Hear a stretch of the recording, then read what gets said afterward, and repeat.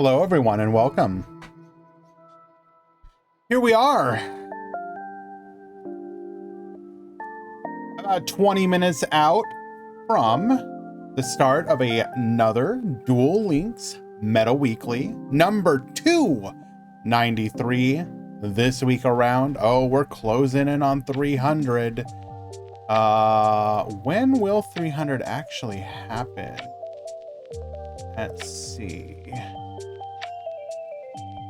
What date will it be in 7 weeks?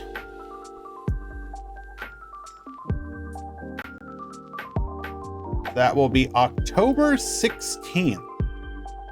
So that will be, what is that? So the 2nd of October will be the first Meta Weekly post Rush Duel World. So that'll be 2 weeks into Rush Duel World.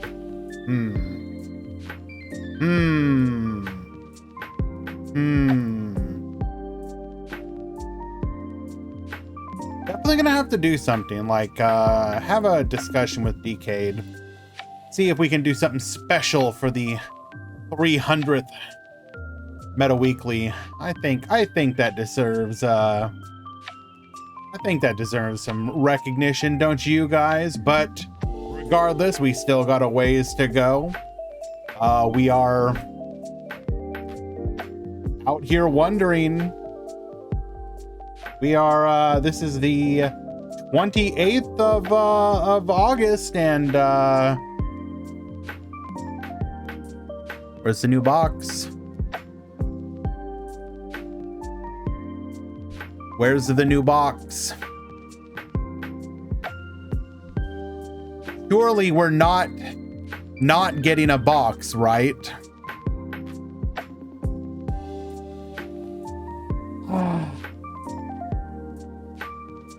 It has to. There has to be a new box. There has to be a new box. I refuse to accept a world where we go 2 months without a new box.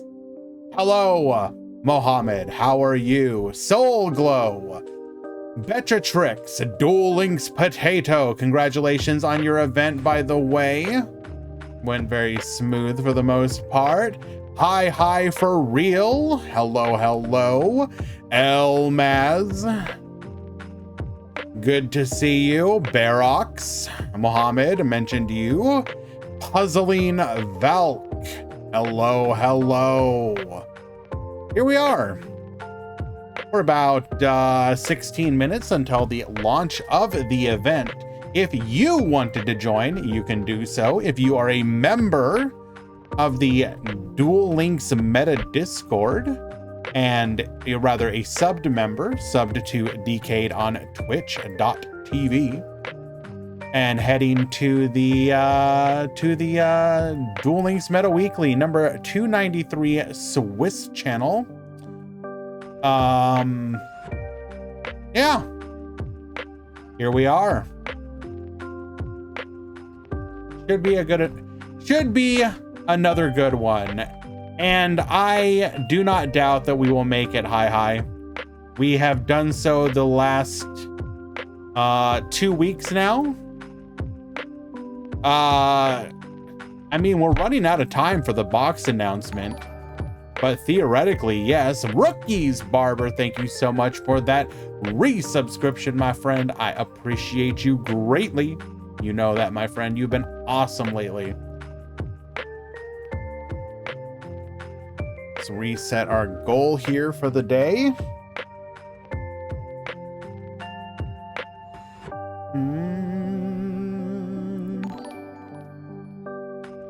Shiny Sophion also joining in. Hello to you as well. So what's been going on? I finished up my first playthrough of Armored Core 6 over the weekend. Let's see, how long did that take me? That was a little shy of 17 hours. As far as I'm aware, there are 2 new game pluses, although they should go by much quicker. Very, very good game. I enjoyed my time with it so far. There are some real rude bosses in that game. Wait, I'm sorry. Golden Kappa train?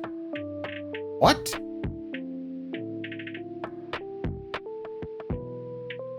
What? Earn an exclusive Golden Kappa emote for 24 hours. Why would it be for 24? Lame. Okay, that's bizarre.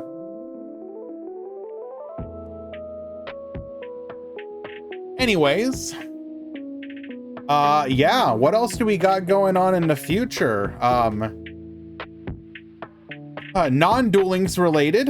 I will definitely be checking out Starfield. Guys, is it wrong of me that I'm actually thinking about buying the $100 edition just to play early?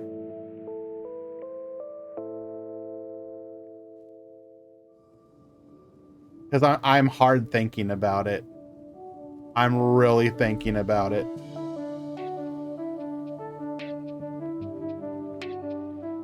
I'm thinking about it.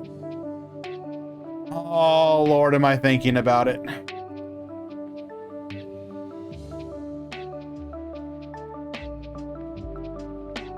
I think it's supposed to be like 5 days early, which is kind of wild.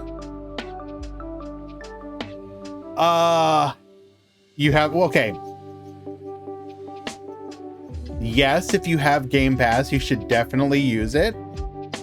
I think my approach though is like, if I'm keeping it real, like I want to own my game, even though, which is weird when you think about the fact that you don't actually own games anymore. So it's like, I want to more own my game than I would in that scenario. But regardless, yeah, we're still waiting for a box announcement. We're out here just begging Konami. So you have announced the pickup box, which God help us if this is the only thing you actually release during this time frame. We are hard running out of, like, technically speaking, we can get an announcement up to like a day before. So like we could technically get an announcement tonight, tomorrow, 30th. But like, we are fast running out of time to actually get an announcement for the box. Is it coping time? It is always coping time, my friend. You should know better than anyone. I will happily embrace the cope. What else has been going on? Hello, Serena. I have been keyed in on, I mean, this isn't exactly like exciting, but I do really want to try this Silent Magician version of Magistus Raging Pendulum.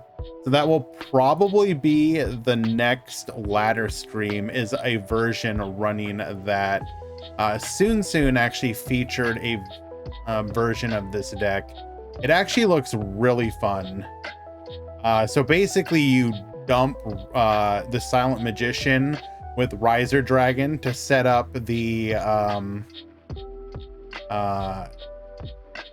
set up your Trishula play for the next turn, but then you use the Nina Ruru or whatever to add the Silent Magician back to your hand to then summon out, have the extra negate, you know, something like a Book of Moon or whatever. You end on, I believe, Iwas as well. I believe you end on Iwas, Riser Dragon, Silent Magician, and the Double Dragon? No. One other. I can't remember. I have to look at the combo again, but yeah, that's definitely going to be on the agenda. Hello, Guy Bassis. Welcome, welcome. We're just a few minutes out from the start of the tournament.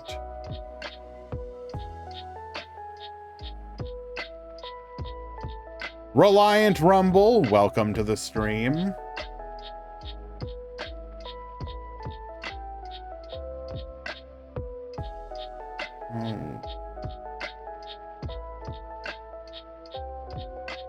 What else we got going on? Shop maintenance. I mean, wouldn't they normally announce that?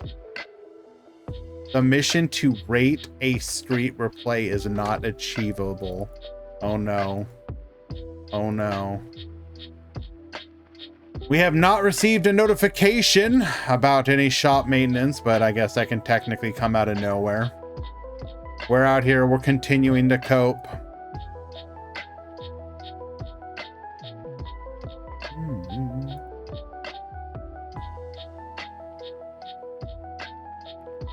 Okay. And we're gonna take one quick little break here, guys. I'm gonna go make sure everything for the tournament is ready to go. So stick around, I will be right back.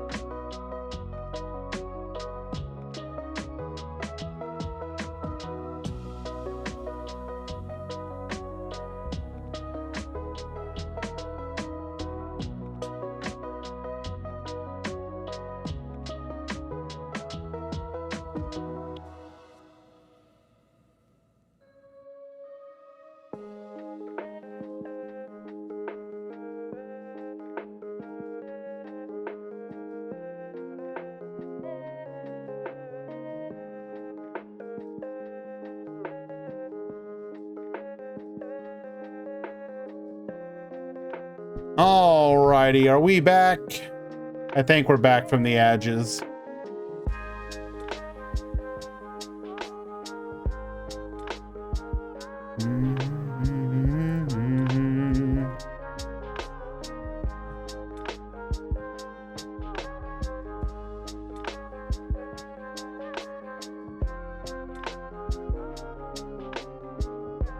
Thank you for your understanding, though, guys. You have the goo. I'm not sure I believe you.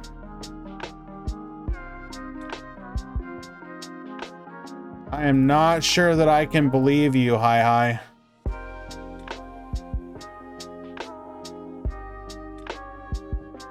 Hello, Wolf. Hello, Dark Wolf. How you doing, my friend?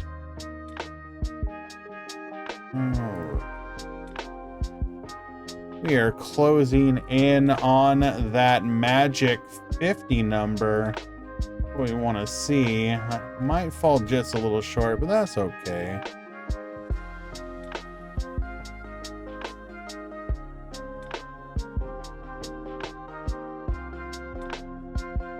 Ah, yes. Messaging at the last second, asking for help. Lovely.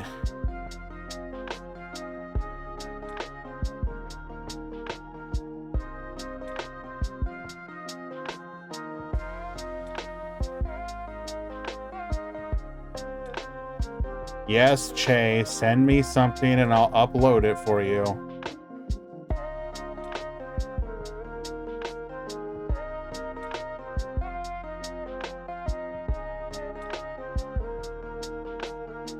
You guys get to enjoy the behind the scenes stuff here.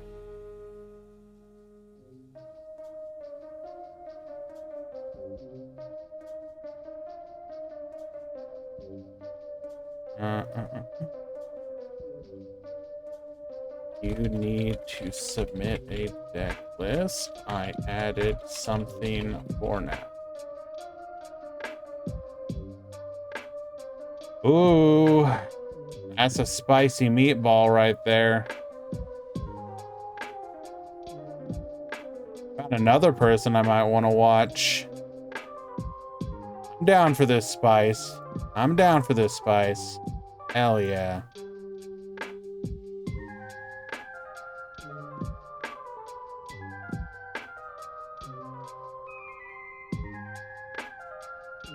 Alright. And download you.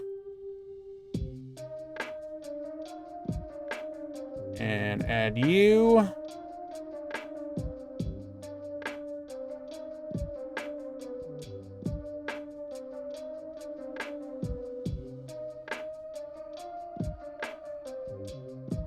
Oh, and you changed your... Okay. Okay, you know, sure, no problem. Let me just update this on the fly for you. No problem, bro. I got you.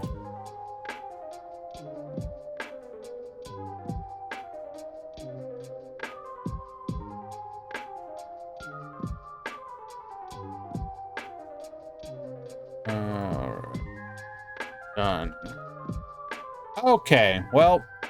Anyone else, you're probably getting screwed over if you don't submit something in the next second.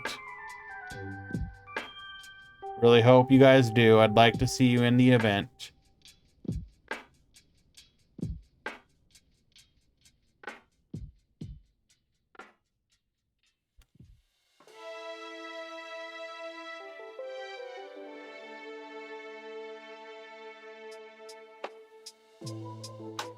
Okay.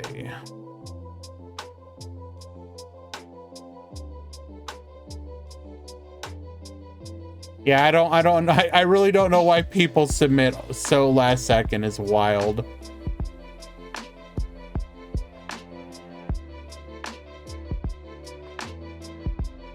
But we have hit the start time of the event.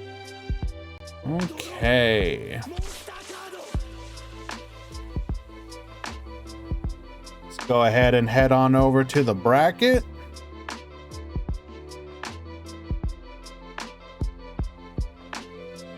That is 8, 6, 4, 32, 9, 45. Did we really only have one drop? 18, 32, 6, 24, 30. No. Oh, that's not bad. Only one drop.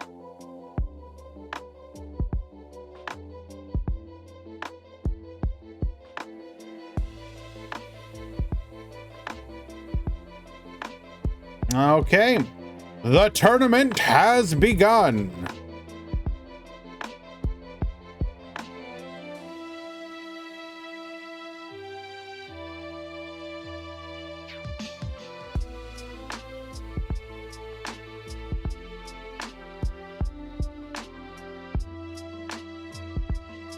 Thank you for your patience, everyone.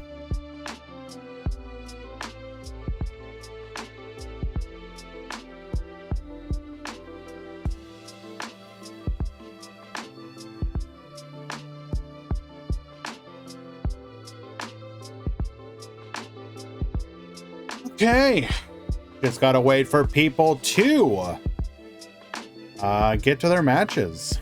Let's go.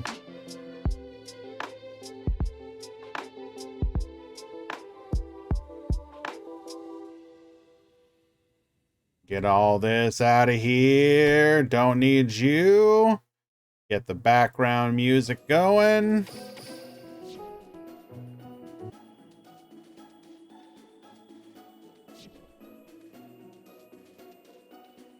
Yeah, a little less than last week, but that's still okay. It's still in the amount that I feel good about doing the Swiss for, because with this number, Top Cut Simulator, we do that, and we do that.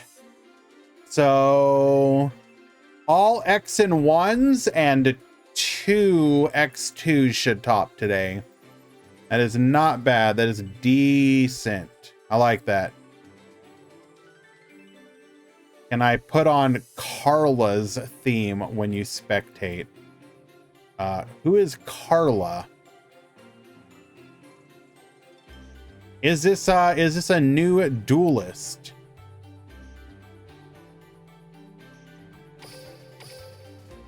Why do we need Carla's theme?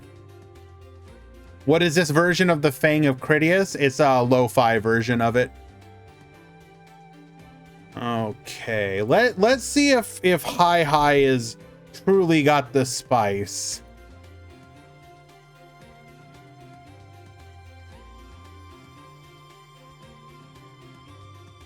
I'm not sure if I'd call that spice, but it will leave some kind of taste in your mouth. Okay.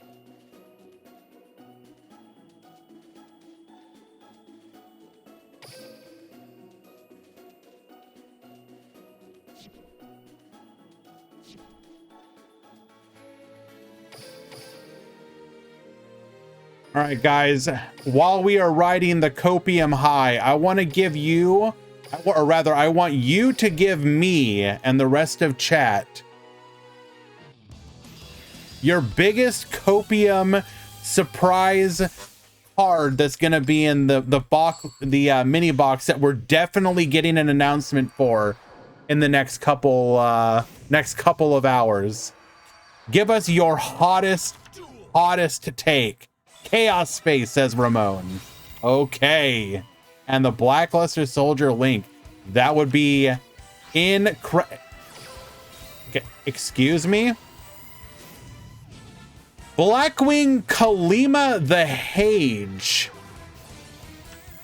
During your opponent's battle phase, if you control no monsters, you can banish this monster from your graveyard, then target one synchro monster in your graveyard. Special summon that target, but banish it at the end of the battle phase. Excuse me, what? PC Gamers, thank you so much for the raid, my friend. Excuse me? So if our board gets nuked, we have the ability to bring back, I guess, our Riser Dragon to wall off. We're gonna dump the Wisdom Eye here, modulate our level, Blackwing Zephyros the Elite, return to the field by putting the Oath Dragon back to our hand. So we have Trishula and we have Dweller effect. Okay. We are getting Silent Honor Arc. Save this. Oh my lord, I would absolutely lose it. Cosmic Cyclone, we're gonna start things off by hitting that Dragon Pit. Get it out of here. Most likely doing this just to trigger our skill here, I would guess. We need to dig for some way to deal with the Riser Dragon here. We are currently under threat. Hello, Eli. Thank you so much for the 9 months. Monkarude, still waiting for Kitty Cam Prage. Still waiting for Song Dono's Prage. One day they'll come, trust Prage. One day. One day. We're doing well, Icy. Thank you for asking. Oof says we're getting Shockmaster. Okay. That is extreme copium right there. Would you like the ability to lock down your opponent's ability to play cards? Yes? Then Shockmaster is the extra deck monster for you. That said, Silent Honor Arc, I could absolutely see coming. And that would be cool. How much would Water Stonks rise if we got Silent Honor Arc? That's what I want to know.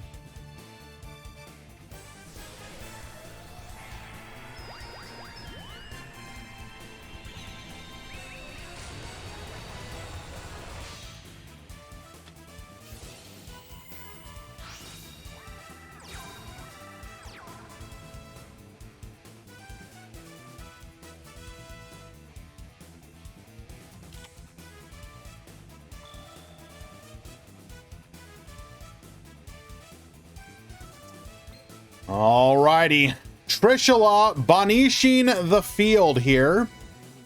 So we do lose our ability to make our plays. We are forced to accept double back row. And what the hell are these sleeves and mat? That's actually kind of cool. I like that. It must have been added recently. Hello, Brutal Wares. Yes, we're doing well. Thank you so much, my friend. I need more copium guesses though, everyone. So we're getting Silent Honor Arc. We are getting Onomatopoeia. Okay. So we're getting, that's going to be the selection box we're getting. We're getting the Blackluster Soldier Link and Chaos Space. Stealth Kragan. So now we're suddenly in a water box. Activating Ice Dragon's Prison. How thematically appropriate.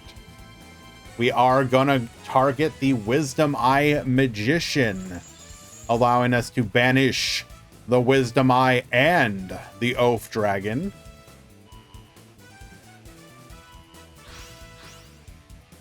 We're getting, okay, plus the tune cards. Cool, cool. So we're definitely getting that.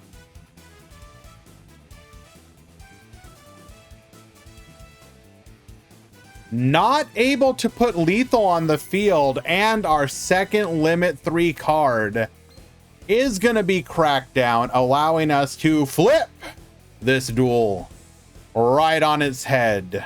You may have trished me, you may have put me under Dweller, but it doesn't matter. I have the power of the limit 3 trap card.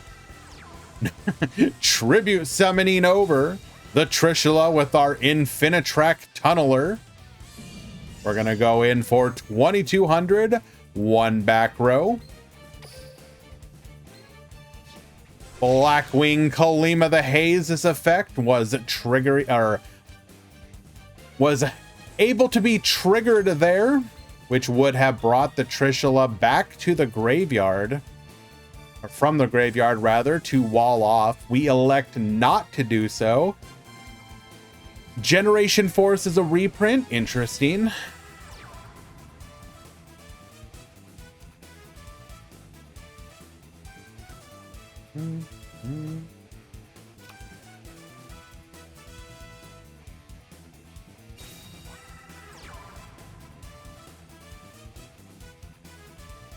Open up the dashboard.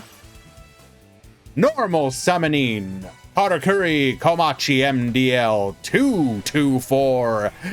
Codename Nanishi. Level 3 tuner. Would have allowed us to also additionally summon one of our Harakuri monsters. However, we did not have that. So we will instead go into our Karakuri Steel Shogun MDL 00X, codename Burrito. We're going to special summon out a Kunamzan, allowing us to beat over the Noble Dragon Magician set in defense. We will now activate Kalima's effect, which will wall us off and give us one more turn to try and come back.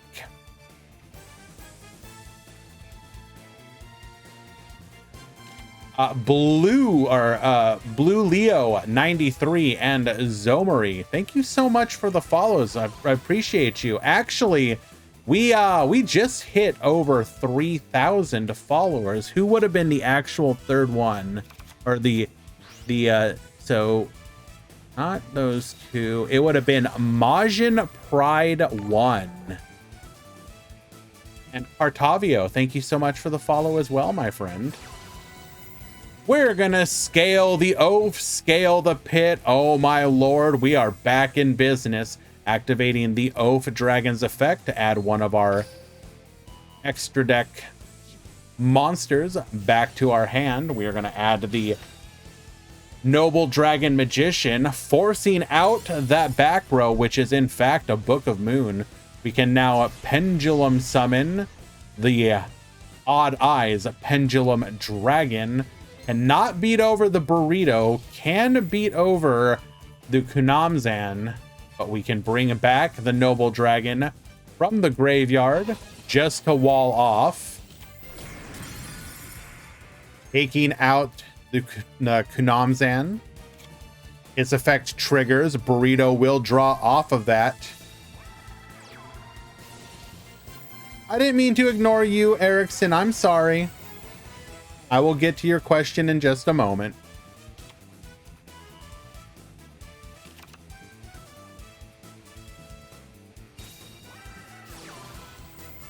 You couldn't ask for better than this. Ninishi and Shichi, the Karakuri Merchant. Together, these two are going to be able to get us into our level 5 synchro plays. Probably just a matter of mopping up at this point. What do I recommend for returning players? That's going to very much depend on what cards do you already have on your account. So for example, you say you're a returning player, like the easiest suggestion, because I would assume that you have the Destiny Hero stuff, would be to pick up your copy of Dystopia and go from there. Because like realistically speaking, you can build the new Destiny Heroes for like literally just pick up Dystopia and that's it. Technically you do want access to like the Ferocious Flame Swordsman, which is selection box only at the moment, I believe. But even then you can technically work around that. You don't have the warning. Well, you don't have to have warning points. Play any back row. The deck is literally like 50% monsters, 50% back row. So put whatever your best back row is. You're good.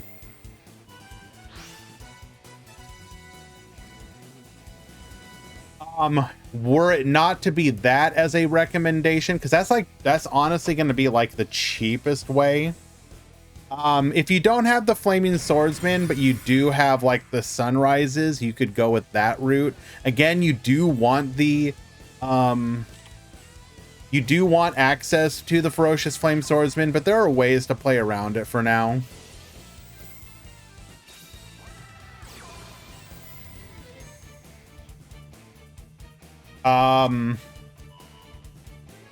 Other recommendations would be,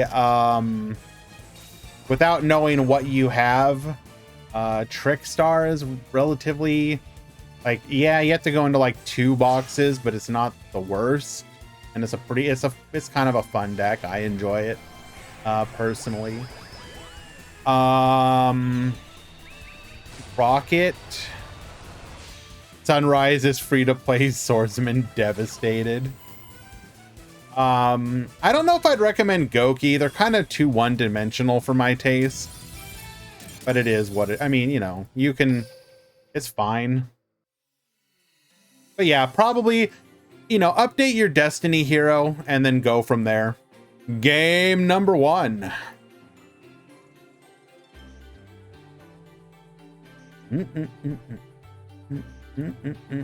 And I am told that Eli has got a nice stream queue for me. Let's go check this out.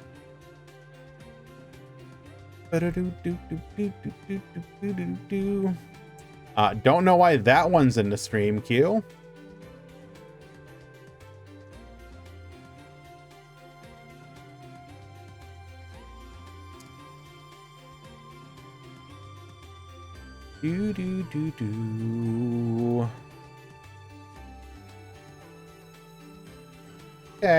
Okay, there's a couple in here that I like.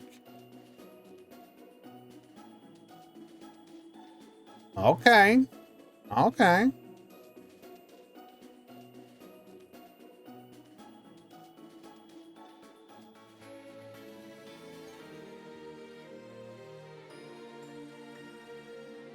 Any puppets? We will find out momentarily.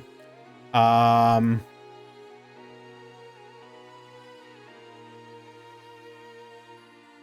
right.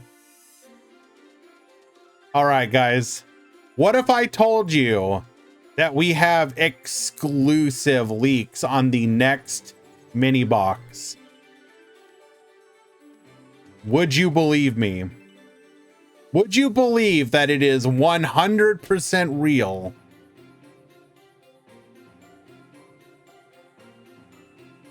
You would not believe me.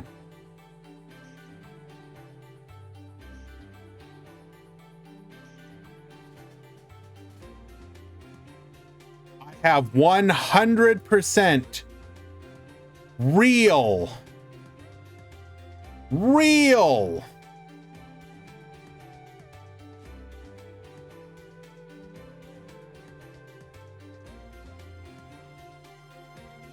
No way that this could be fake.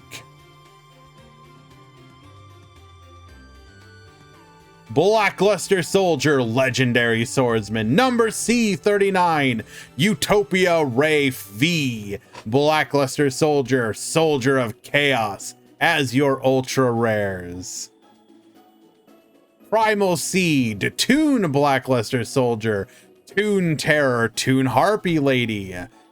Stel, the Sky Blaster Musketeer, Generation Force, number C109, Giant Red Hand, V Salamander, Adamancipator Researcher, and Adamancipator Risen Dragite.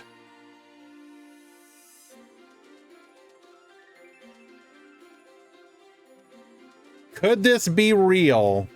Who knows?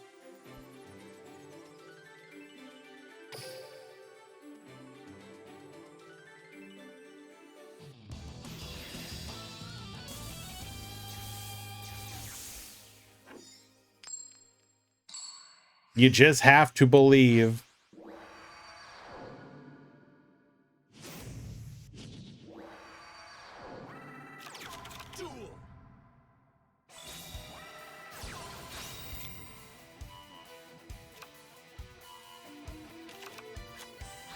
Alrighty. Game number 2 between Che and Moisture. Currently, the Karakuri are up. The Xyz generation seems a bit sus.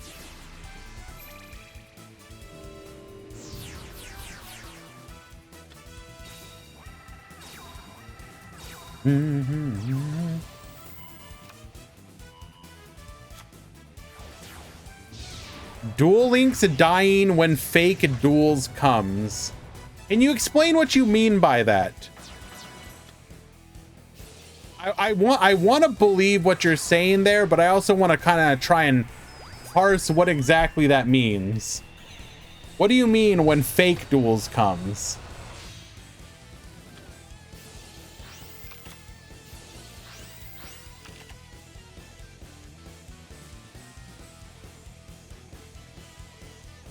Rush duels is fake duels. Aren't all duels at the end of the day fake duels? If you really, really think about it. All right, we had Dweller last time. Now we have Beatrice, Roach, and what level 7 synchro can we quick synchro into?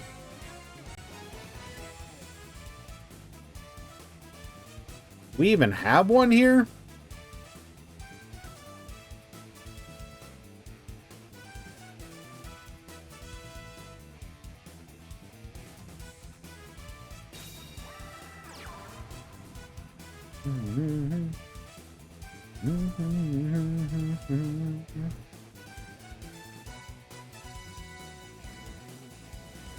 Isn't summoning a Link 1 based off nothing cheating? What do you mean based off of nothing, by the way?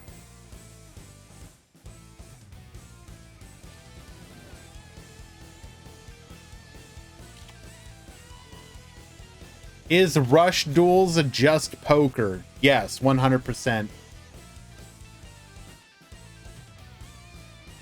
There is factually no difference between Rush Duels and poker.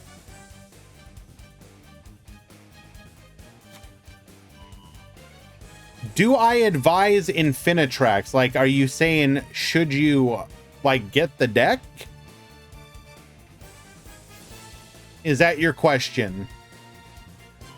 Because I would have a couple questions for you in return. Question number 1 would be, do you already have the previous Infinitrax support? And are you asking, should you get the Brutal Dozer? Because the answer to that is 100% yes. You literally only need to pull one Brutal Dozer from the selection box, and the deck is very, very good. Or, okay, let me put your expectations down a little bit. The deck is quite good. The main benefit that you have playing Infinitrack right now is it's a very consistent deck that can very easily see double back row along with protection for your boss monster in the form of your Outrigger extension, and with less cards in the meta game that can bypass that protection, i.e. you're not going to see Dingirsu as often, then that protection from the Outrigger is actually kind of crazy.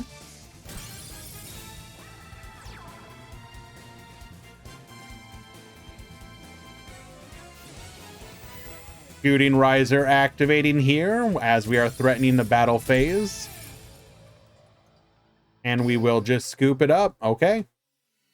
Game 2, go into Moisture. If you don't have any of the Infinitrax, my next question would be, can you actually buy into the selection box? Like, are you free to play or nah? Because, like, even then, if you're willing to spend a little bit on the selection, it's a good deck and it's all in there except for the Liba, I believe. Don't quote me, do your research. But yeah, it's a fun deck. I enjoy it. You get to have the fun of doing combos while also having a couple paths that you can go. I mean, you're going to do a lot of the same combos, but you do have a little bit of wiggle room depending on how you build your version of the deck. It does have synergy with other archetypes like Karakuri, like we're watching right now. You can also synergize it with a couple other machine decks. But if you have nothing, I might advise nah. Has a free-to-play ever reached the KC Cup finals? Yes, multiple times. Is it Zeta that's typically been extremely free to play? People who are more knowledgeable than me about the top KC Cup players. I believe it's Zeta who's been very free to play for a long time, right? Like the duelist from the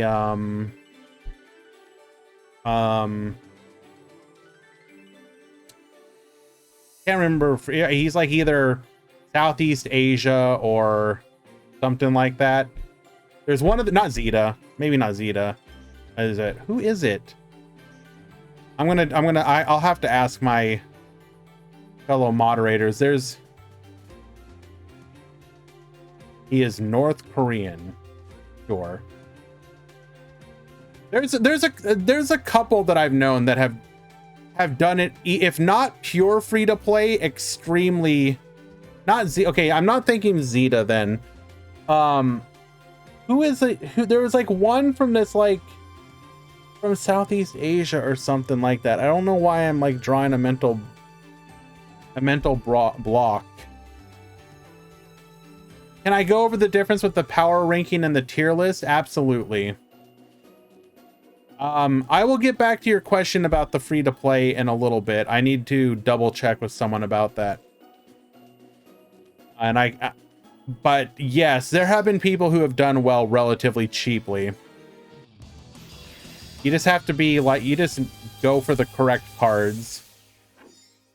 Okay, so can I go over the difference with the power ranking and the tier list? So on the Duel Links Meta website, if you go to the tier list, you will find two tabs. There's the top tiers and the power rankings. The top tiers is going to be the list that is voted on by the TPC. Every 3 months, a certain number of players are granted the ability to be members of the top player council member of Duel Links Meta.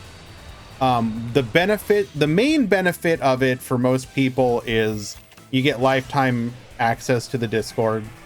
In the past, you also got other benefits, but regardless, point is, each week you vote on the tier list and you will give your opinions on the tier list changes. So like today, for example, they released the tier list.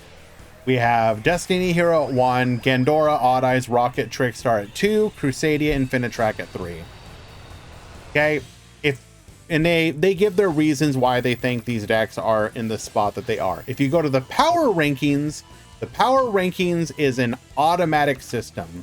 Whenever decks get uploaded to the Duel Links Meta website that are tournament decks, only tournament decks, the last 200 decks, I believe, are used to... yes, the last 200 decks submitted from tournaments are used to basically break down. Also, hold on, can we just... Hello?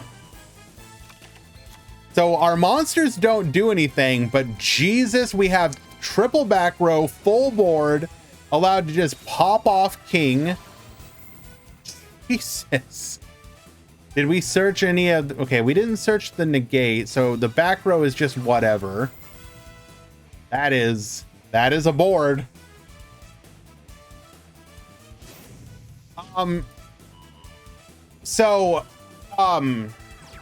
You take the last 200 decks and basically make like a pie, right? A pie chart that you see sometimes in tournament breakdowns. All 200 decks, and you use those to make your percentages, right? So if you've gotten 50 tournament decks that are Destiny Hero, then that would be 25% of the pie, right? Because 50 out of 200. There is a couple other things to it, like if the same person keeps winning tournaments, they will typically reduce the strength of those wins a little bit, because if the one person farming with a deck should not be indicative of that deck being good, but more that player being good. So each deck counts as 1 point.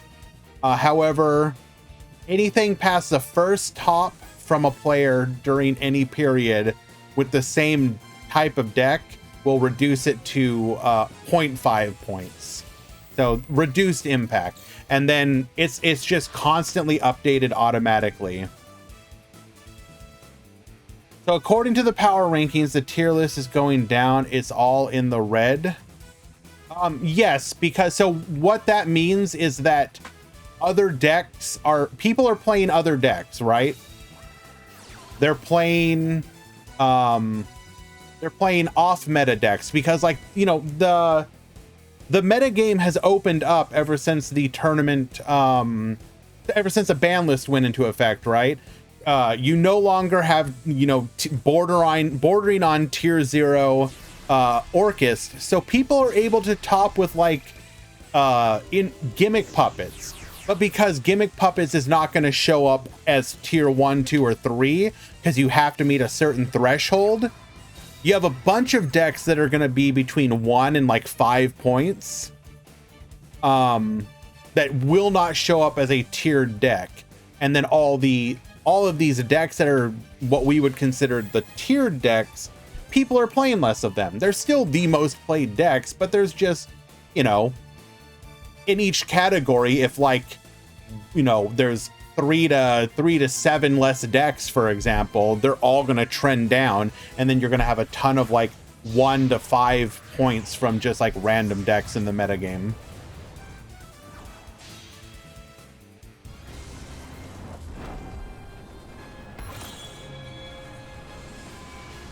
But hopefully that answers your question. Cole, you can always mod call, but yes, I can double check that.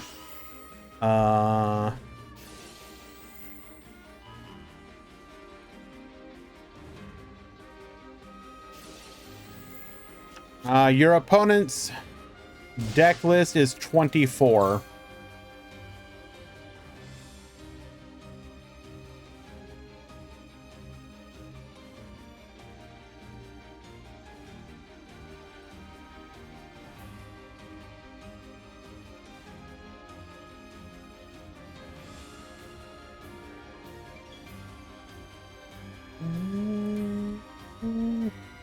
I also do have the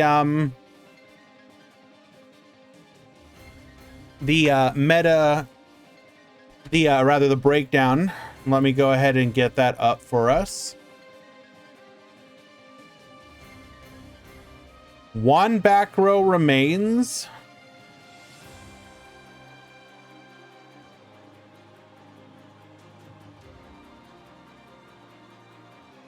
$419. Not threatening lethal yet.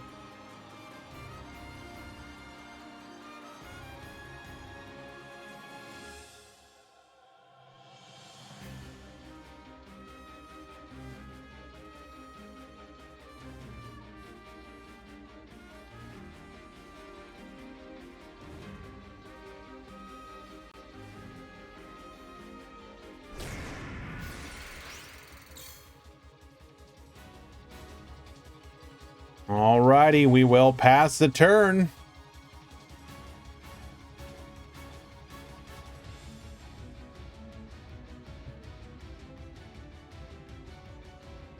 Thank you, Lemon. If you want to stay in the room for now, go ahead. I may be able to get to it. No promises.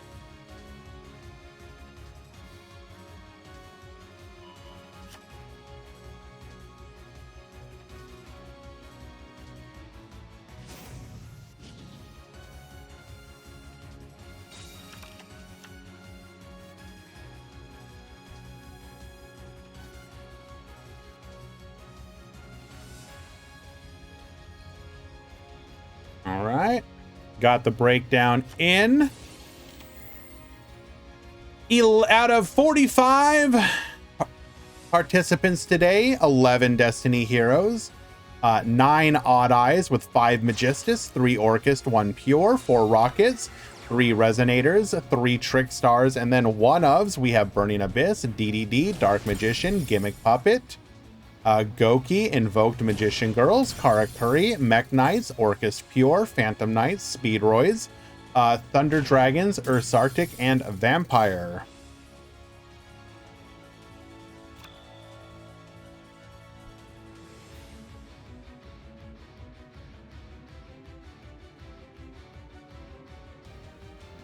Oh, and I'm sorry. Also, one favorite duel. One favorite duel.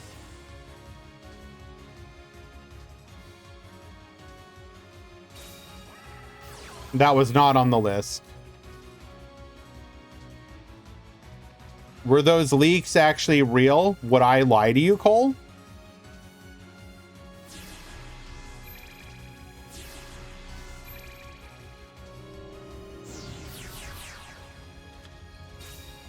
Pendulum summon for 4.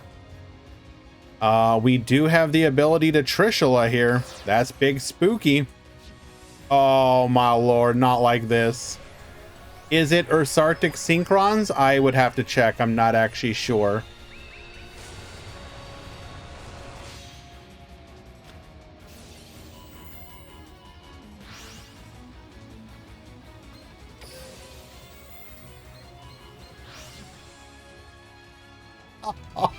Not like this. The comeback of the century. Triple back row. Full board. Moisture managing to break it. While it is unfortunate to see such a Giga Chad deck lose, on the other hand, you definitely want to know that people can break boards in the game. You never want it to be, well, just scoop it up. That's it. Good game. Now, this is going to be a little bit more of a meta matchup, but I definitely wanted to watch... I wanted to watch this match with -1 because he is playing the very interesting version. Well, not interesting. He is playing the more meta version of, or the more updated version of Magistus, Raging Pendulum.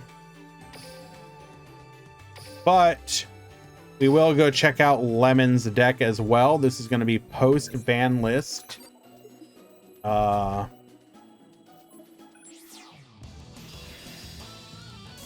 Post ban list Speedroid.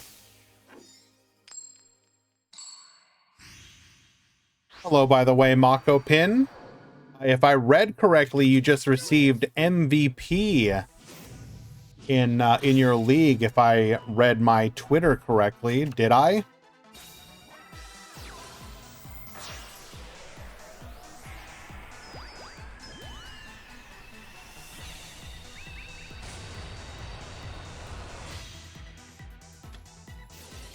All right.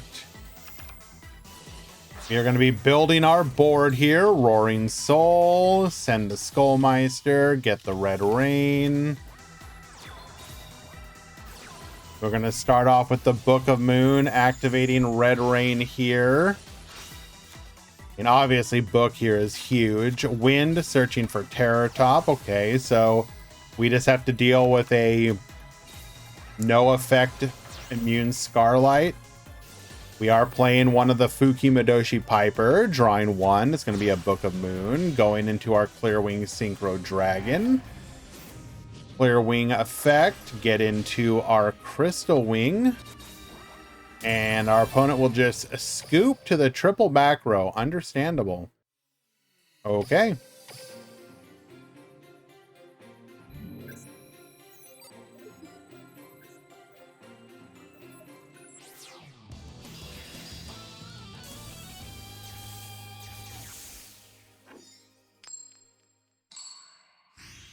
All right, round 1 is complete. Let's go ahead and announce that to the Discord. Round 2 has begun. 4 rounds. Top 16.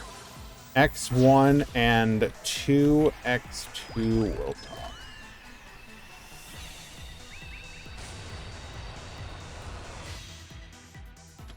All right, so our opponent's going to start off with the same build a Rezo board here, activating our skill, send back the Kaiju, getting the Red Rain. Any other back row?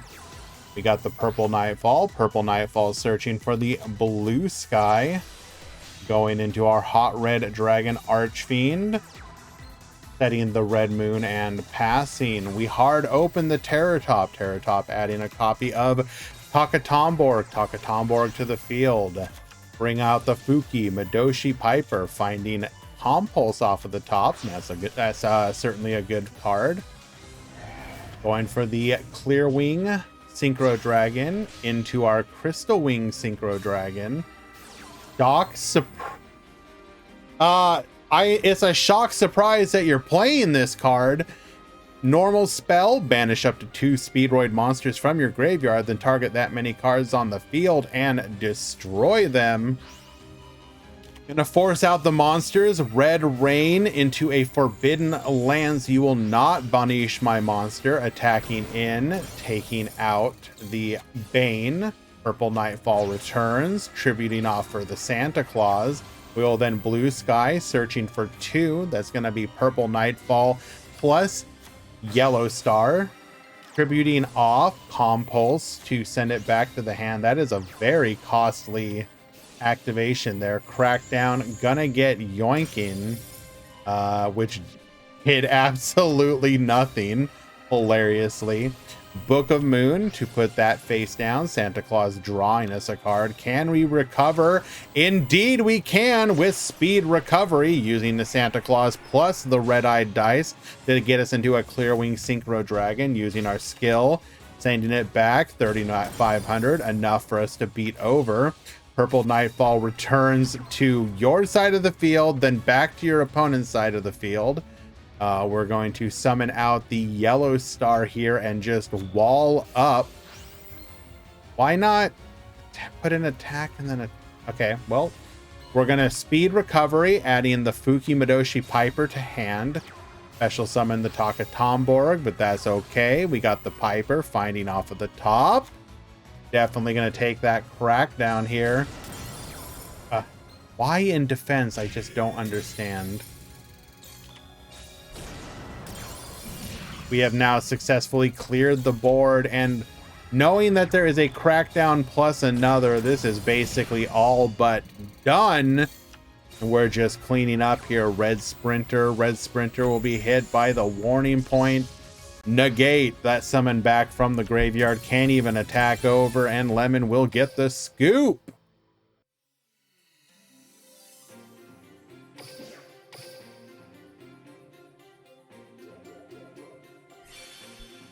Duo victory.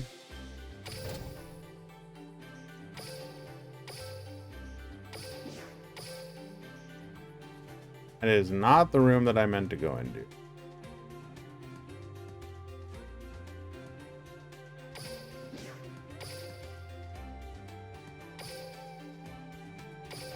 While a couple round 2 matches are starting, we're gonna hop into one of these -1 matches. I want to see if he pulls off the combo. Can I join the room? Exclamation point room.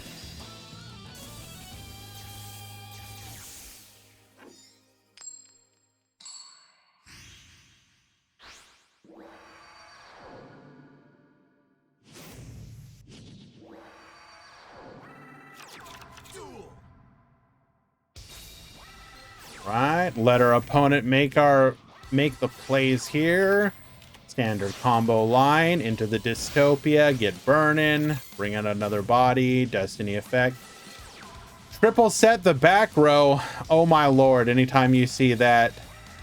Activating Pendulum Call, sending the Noble Dragon. That is a fantastic send. If you have to send anything, scale the Dragon Pit, scale the Dragon Pulse.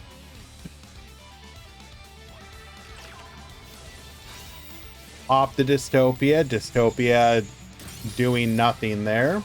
Joker adding a copy of the Wisdom Eye Magician to hand. We will then pop one of those back row. It is a warning point. Pendulum summon 1 and 2. Oath Dragon will bring back the Wisdom Eye while losing both of our... That is absolutely devastating. Losing Oath Dragon and Odd Eyes. Most decks only play a single copy of Odd Eyes. Extra Hero Wonder Driver, Miracle Fusion. We will just immediately sacrifice it off. Oh my god, did we really kill our Dystopia? Didn't we have another monster? We could have used like our decide. Why banish? Okay. In this situation, you should probably not banish your Dystopia, because if you have access to Ferocious Flame Swordsman, you could potentially get it back. Pendulum Call once again, adding another Oath, adding another Wisdom Eye. Why am I taking my jacket off? What are you talking about?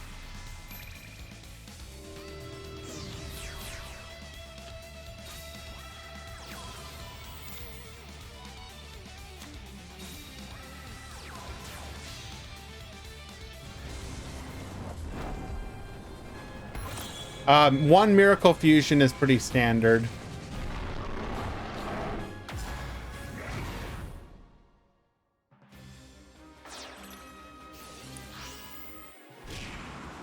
We will full clear the board, then OTK with a 3850. Dark Xyz Dragon. All right. We're just gonna skip to game 3 because I want to see if the Silent Magician gets used.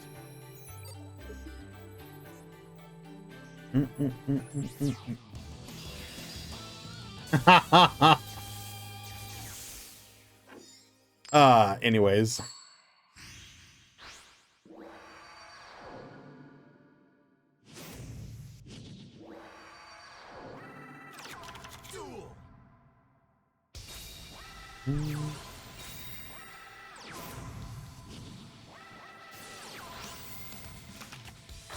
All right, Super gonna be able to build their board once again, Malicious into another Malicious, activating Polymerization into the Dystopia.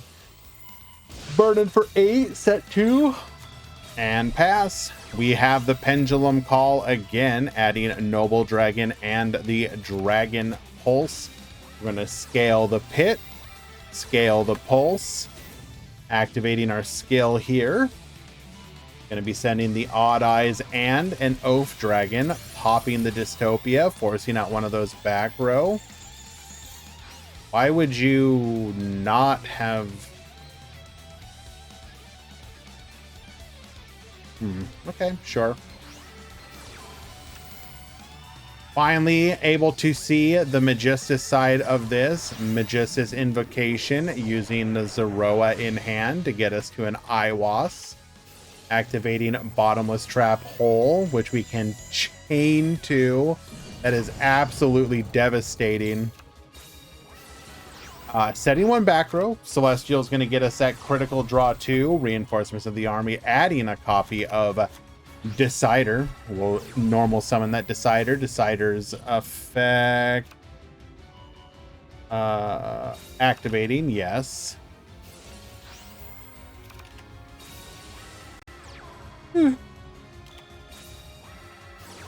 All right, scaling the Wisdom Eye. This will be able to get us to another copy of our Dragon Pit. Pendulum summoning for 2.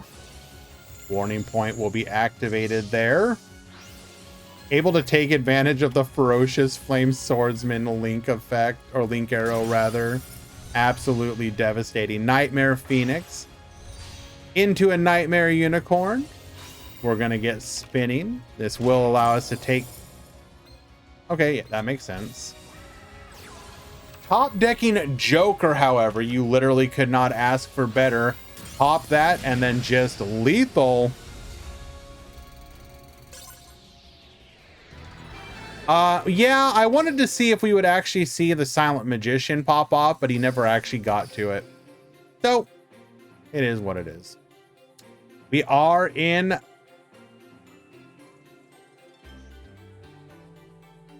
round number 2.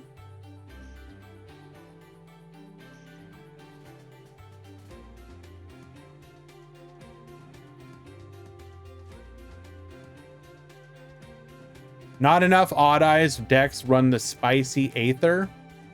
I mean, why? There's so many other good builds.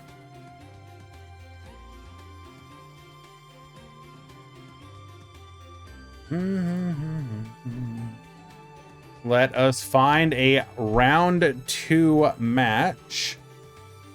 Do, do, do, do, do, do, do, do, do, do, do, do.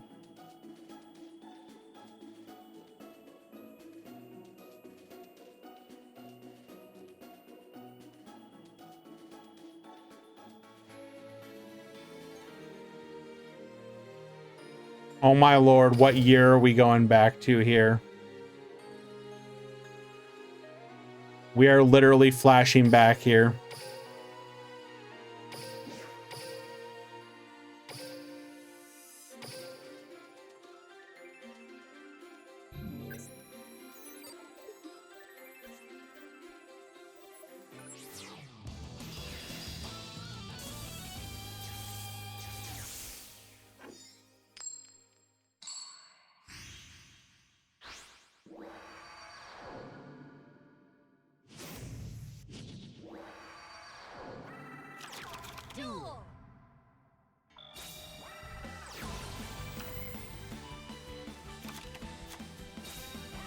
Alrighty, we got La La La at the top. We got Nedex at the bottom. Command of the Doom King. That's right. The first of our Blast from the Past decks, DDD. Fan favorite of a couple of our duelists within the metagame, Nedex being probably one of the more prominent ones that I personally know of.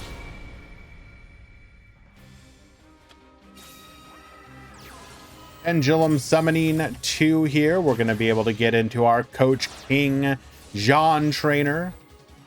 Draw 3. That's going to be a Book of Moon. Another Dark Contract. And another Doom King Armageddon. We will set 2 and pass the turn. Normal Summoning Swap Cleric. You know where this would be going. Book of Moon, putting it face down. Activating, or rather using Mekk-Knight Yellow Star's effect to special summon to the middle column. We will then monster move, freeing it up for the Mekk-Knight Indigo Eclipse. You did not need to do that because could have just summoned the Indigo Eclipse, but I guess just to bait out any potential effect on or back row on our Yellow Star and keep our Indigo safe here. Double set the back row and pass back to you. That's right, Vintage Mechs. Adding Orthos to our hand, we can then use the Orthos to start picking apart that back row. Excuse me? We have Fairy Box, which players can now, I believe, have up to 2 copies. One from an event from before, and then one off of a one of the like login rewards or whatever.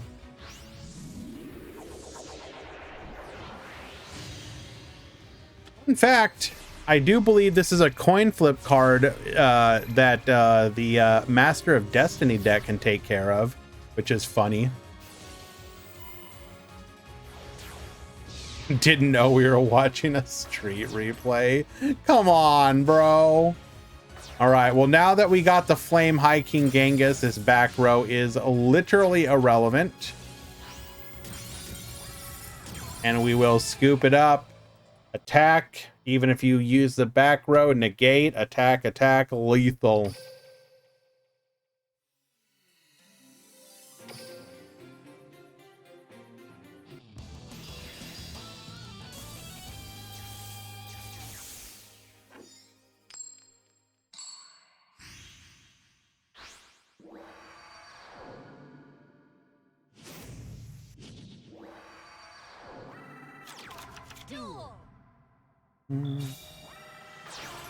Alrighty, La La La getting to go first here. Swap Cleric into Link Disciple, drawing a card, allowing us to go into the Mekk-Knight of the Morning Star. We did not have a Mekk-Knight in hand to activate here. Also, we are activating that way too early.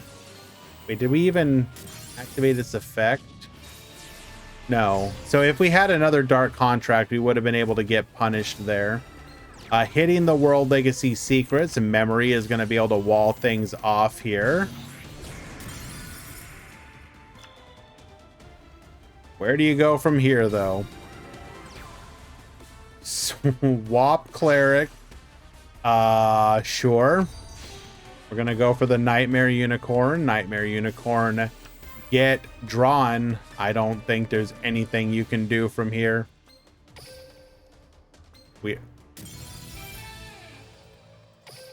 Yep. That sounds about right. Unfortunately, did not get the engine online, and with all the hits that Mech Knights still currently have, the pure version just ain't all that hot right now. It's great when you're able to get the lockdown going, but you do typically need a turn or so to actually do that.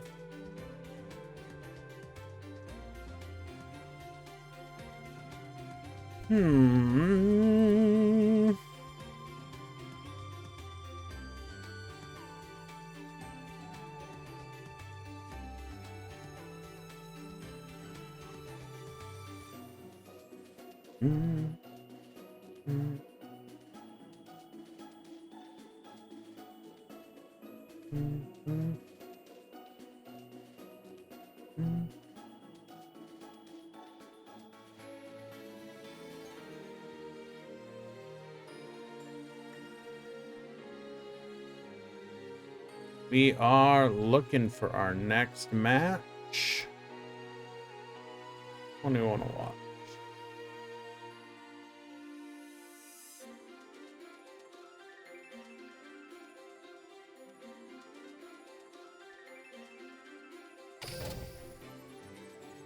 How many Synchrons / Lunalights? I think we have one Synchron. But if we do, it's the Earth Arctic version.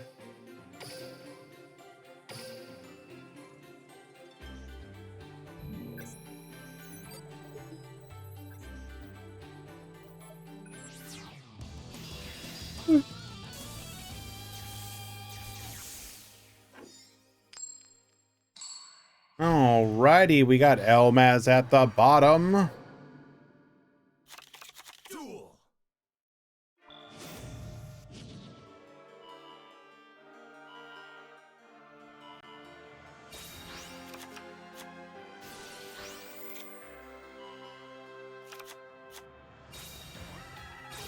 And that is, in fact, Phantom Knights.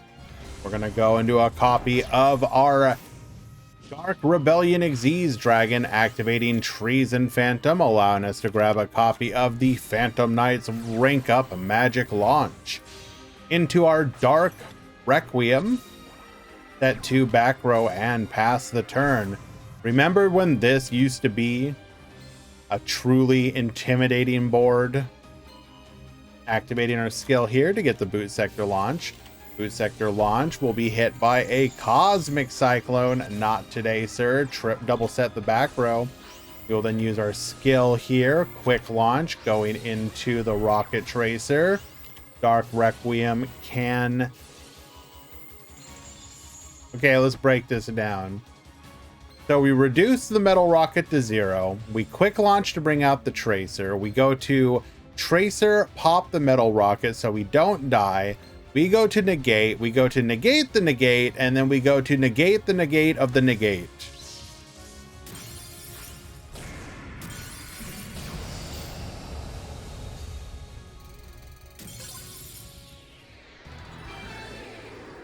It's just that easy.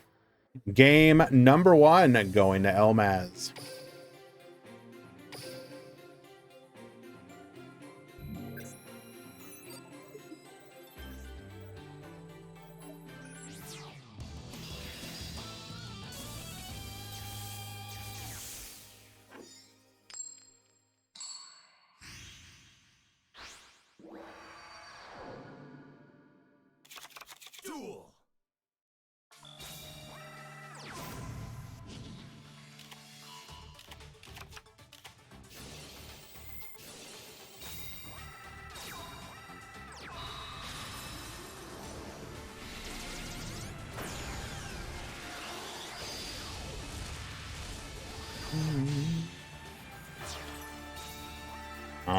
right, so we're gonna end on Evil Swarm Nightmare 1 back row pass. Book of Moon, putting the Evil Swarm Nightmare face down. However, we still have a 1 back row to contend with. We're gonna activate Treason Phantom, sending the Ancient Cloak to the graveyard, getting ourselves a copy of the Ragged Gloves, Stained Greaves, Silent Boots being used for the summon of a Nightmare Phoenix. Lost Wind will negate the Phoenix.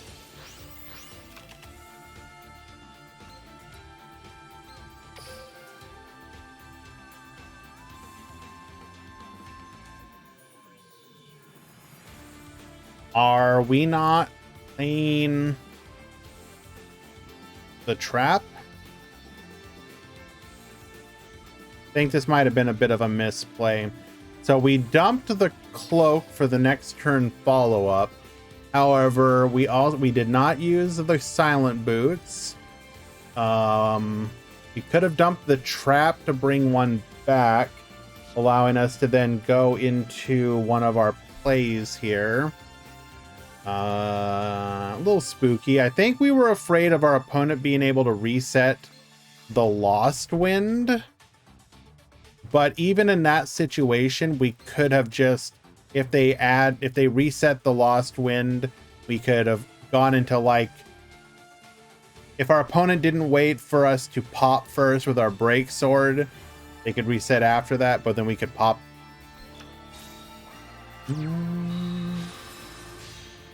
We will go for a Rebellion Xyz Dragon here. Get Reduce in, full clear the board here. And still have to contend with the Evil Swarm Nightmare. Setting 1 and passing the turn. Ice Dragon's Prison, get Bonetian going in for 9,500. Activating Book of Moon here. Ragged Gloves, dumping the boots. And then we scoop. Are we just not playing the...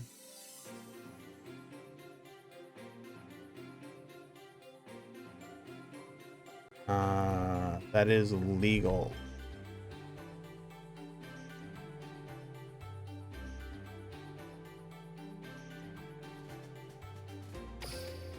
Let us go into game number 3.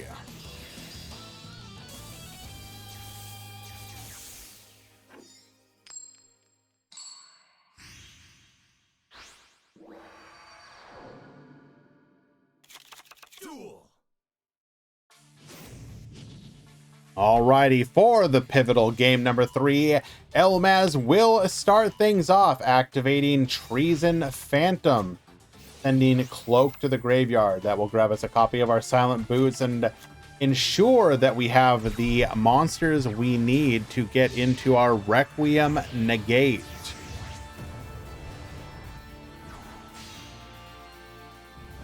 It's all good, Rongo. It's no problem. It happens.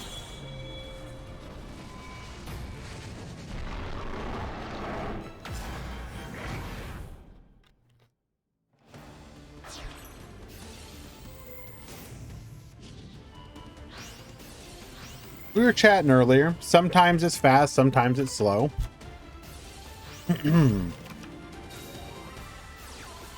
Rank up Magic Launch. This will get us to our Requiem.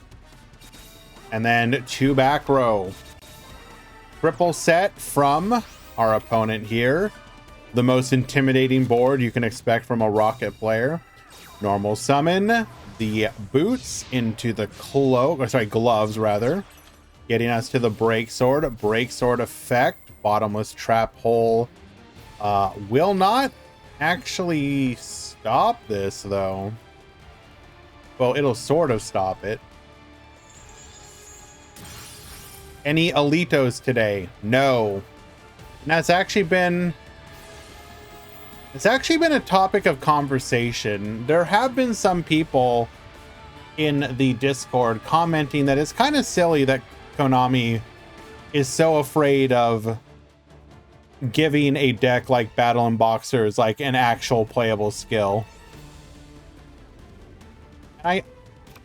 I do think it's an interesting conversation to have. Like, why is, do you think it's you know, there's a couple running theories. Theory number one is Konami looks at some of these characters and are like, who cares, right? Like, we don't really care. We just, the characters are put into the game to be because that's the method of the game's like continued growth. You put new characters, people log in, they spend money for the stuff, the cars, etc., etc. But you as a company don't necessarily care unless you are specifically wanting to push a new box, new deck, etc. Realistically speaking, like, there's no way Battle and Boxers would ever be a good deck. You would have to make the most busted skill. But the question is, should Konami lead Yoke plus Needle GG? You know what, Pilot? I'm sure that's why you're playing that deck today, right?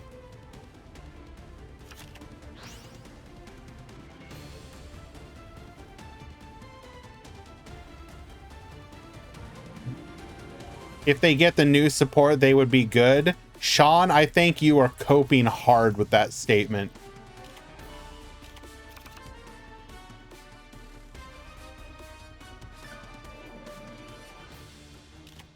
I think if you gave Battle and Boxers literally everything, they would be okay at best.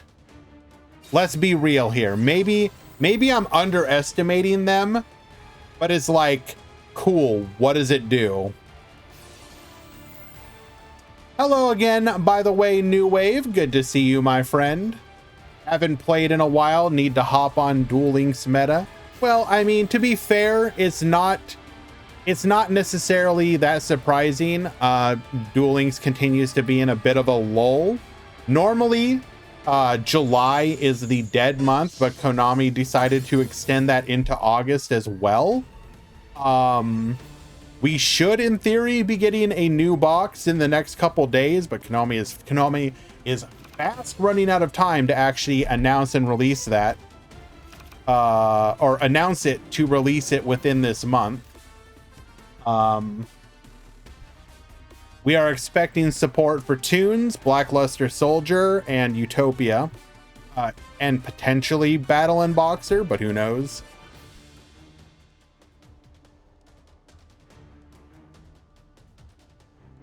Currently, we have the Requiem Dragon on lockdown with the Fiendish Chain.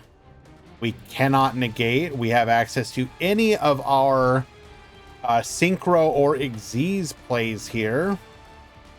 2 back row from Elmaz can offer potential disruption of their own. I'm entering every tournament with Toon once that skill comes out. I mean, it's a... all things considered, that Toon skill actually looks really good for Toons. The problem is you're playing Toons. Thankfully, they were smart enough to at least make it so that the Toon skill can add Toon World twice per duel, because they're like, yeah, we understand you're gonna get Cosmic Cycloned or MST'd or whatever. So here's a chance to at least kind of recover. But it's really going to come down to, will Konami rather actually release good Toon cards? But hear me out, normal Toon Dark Magician. Technically true. All right, attempting to activate Phantom Knight Wing to boost here. We will negate, which will allow us to ice Dragon's Prison instead, grabbing our opponent's copy of Dylan Jarrus Dragon. Get Bonetian. Suddenly, the tide has turned. Not really, because we got 2 back row. The problem is that there aren't any good Toons. There technically are. Like, the Toons, especially if you can normal summon basically every Toon monster, They are good. And in addition, the problem is not that the tunes are bad. The problem is that Cosmic Cyclone and MST exist.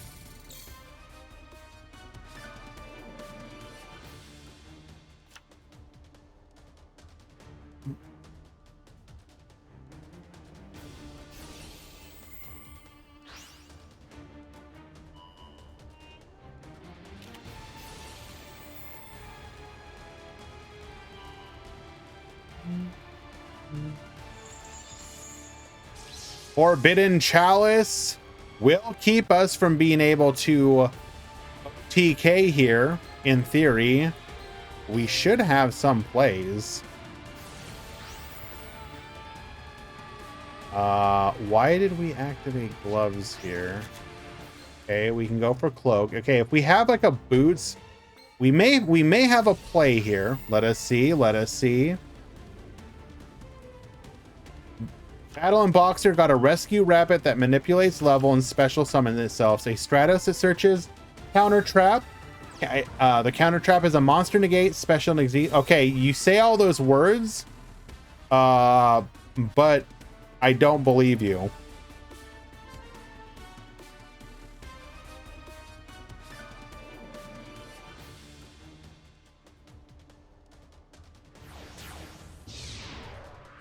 I refuse to believe that you're like, oh, no, you don't understand. Battle and Boxer would be like the best deck in the game. Special summoning. The Phantom Knight of Breaksword. Breaksword, pop the monster. Attack, lethal.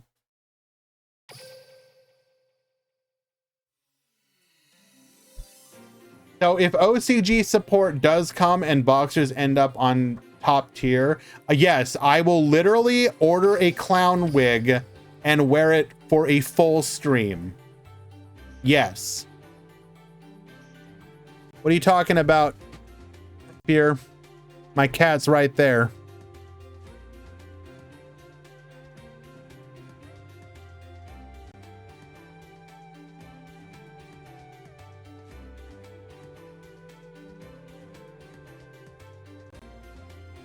She's just hiding from you. She doesn't want you to look at her. She's shy.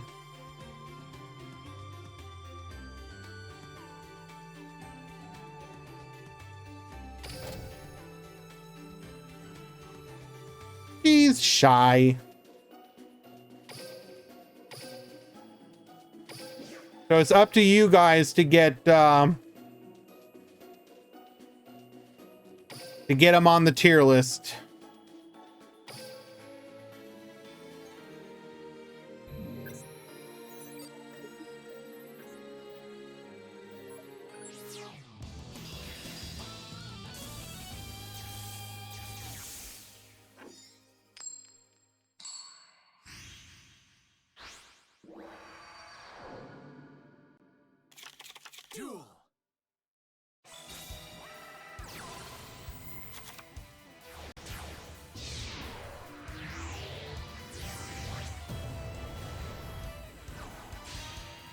Can you see how little she cares about the laser pointer? She is not like Moo.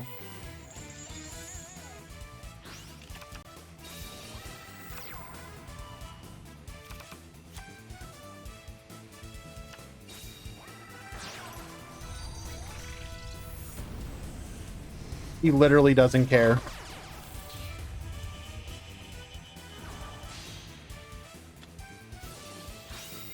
Alrighty, what in God's name have we come to? So we set up a Farfa and a Dante. And our opponent, who is on Vampires, is going to go for Linkuriboh on the Vampire Familiar. Bring back the Vampire Familiar. Adding a copy of the Scourge. Tribute off a Nightmare or link off for the Nightmare Phoenix. Forbidden Lance. Protect. Vampire Kingdom. Retainer Effect. Retainer searching for a copy of Domain. We'll activate Domain here, use Domain's effect, activate Posthumous Army, before going into a Vampire Sucker. Tribute off our opponent's Dante into a Vampire Scarlet Scourge. Hilarious. Vampire Sucker effect, Vampire Duke effect. Hopping the Farfa. Farfa will ensure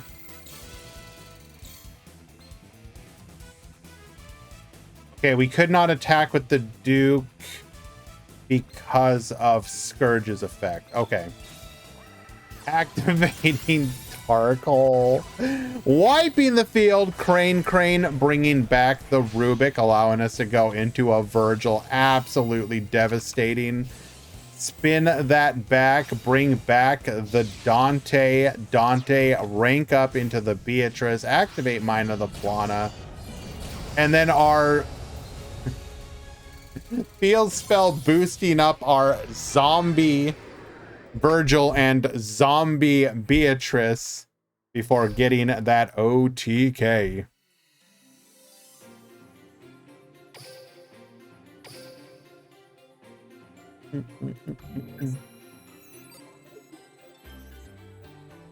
Looks like we're about to have Adges, unfortunately. Sorry, guys.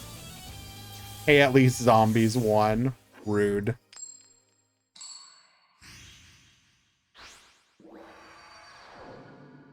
Bad timing on the edges. I do apologize. Alrighty, Allure of Darkness. We're going to go for the Rhino into the Seer, allowing us to then go for the Dante. Dante rank up by discarding the Scarm into a Beatrice. Scarm searching for a tour guide in the end phase to you. Vampire Retainer, Beatrice effect, dumping the Farfa. Fiendish Rhino effect also activating at the same time. Banish the Familiar, set triple back row, and pass the turn back to you. Tour Guide will be our normal summon of the turn. Warning Point will deny the summon from the deck. We're going to go in for 1300.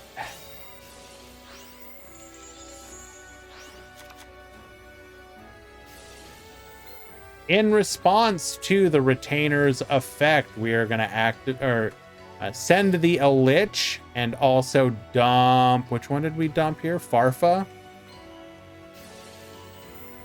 No, activating Dante effect. Excuse me.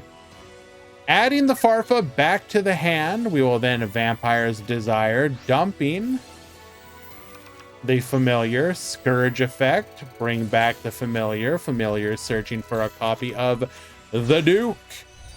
We'll go into the Vampire Sucker, activate Posthumous Army. We can now tribute off our opponent's Beatrice for the Vampire Duke. Duke effect activating. Seer, target Dante, bring it back. Draw a card off of the Grace. We will then dump a spell to the graveyard before going into our Nightmare Unicorn. Get spinning, going further for the Rastaliger. Rastaliger, get Baboostin. Tribute off, and that will be a 4200 OTK.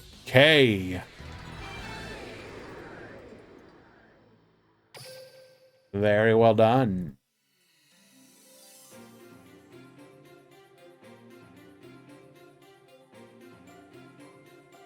Game number 3.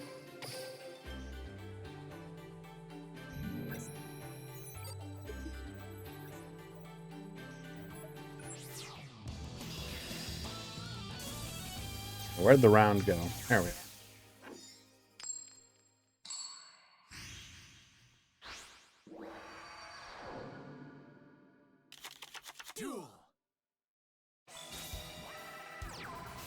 All right, for that game number 3, Seer plus Libic equals Dante. Dante effect, get sending.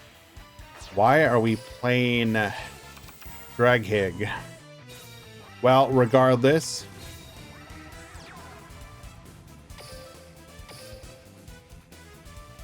so we're placing a Scarm on top of the deck. Okay.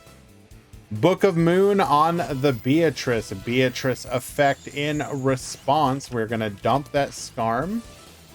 Dante effect, adding back the Libic. We got one back row to worry about. Samurai Skull, dumping the Retainer. Retainer back to the field by dumping the Familiar. We will then go into a Nightmare Phoenix, force out that back row. It was a Cosmic Cyclone. Familiar effect, allowing us to get to the Vampire Scourge. We will activate Posthumous Army. Because the Beatrice is face down, we cannot tribute it off. Gozuki effect, Seer effect. We'll bring it back, the Libic. Not quite lethal here. Arm will get a search during the end phase. That is absolutely devastating. Tour Guide, allowing us to make a 1-card Dante. And if we have a name in our hand, we can also get to our Beatrice. Gonna burn for that 450. Not insubstantial. Mind of the Plana into the Beatrice, and we just have lethal on board. 2,500 plus another 25 and lethal. Yep. Vampires almost had that there. There was just enough floating on the Burning Abyss players board to survive that lethal push. Hello? Duel Links, you good?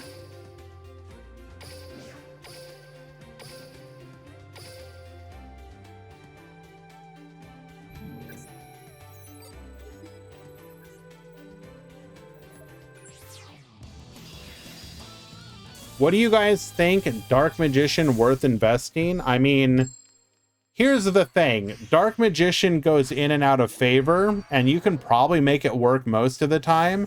But if there's one thing you can be as sure of, Konami will make sure that at some point in time, both Dark Magician and Blue Eyes will be playable decks. So it's probably a pretty safe investment.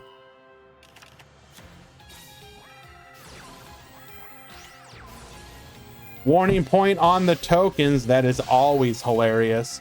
We will attack in, destroy Book of Moon during the end phase. Why are we booking the Candina?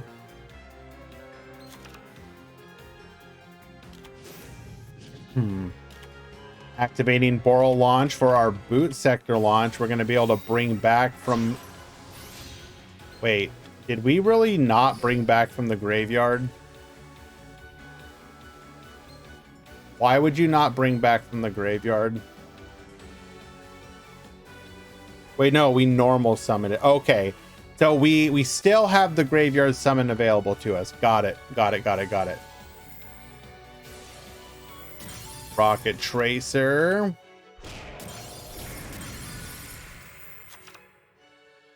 We forego. We could have also gone for a Scarlight there if we run it. Pop the field, pop the tokens, get in for almost lethal, but not quite. Trickstar Light Stage, Book of Moon. Void Ogre will say no to that. Which we will then...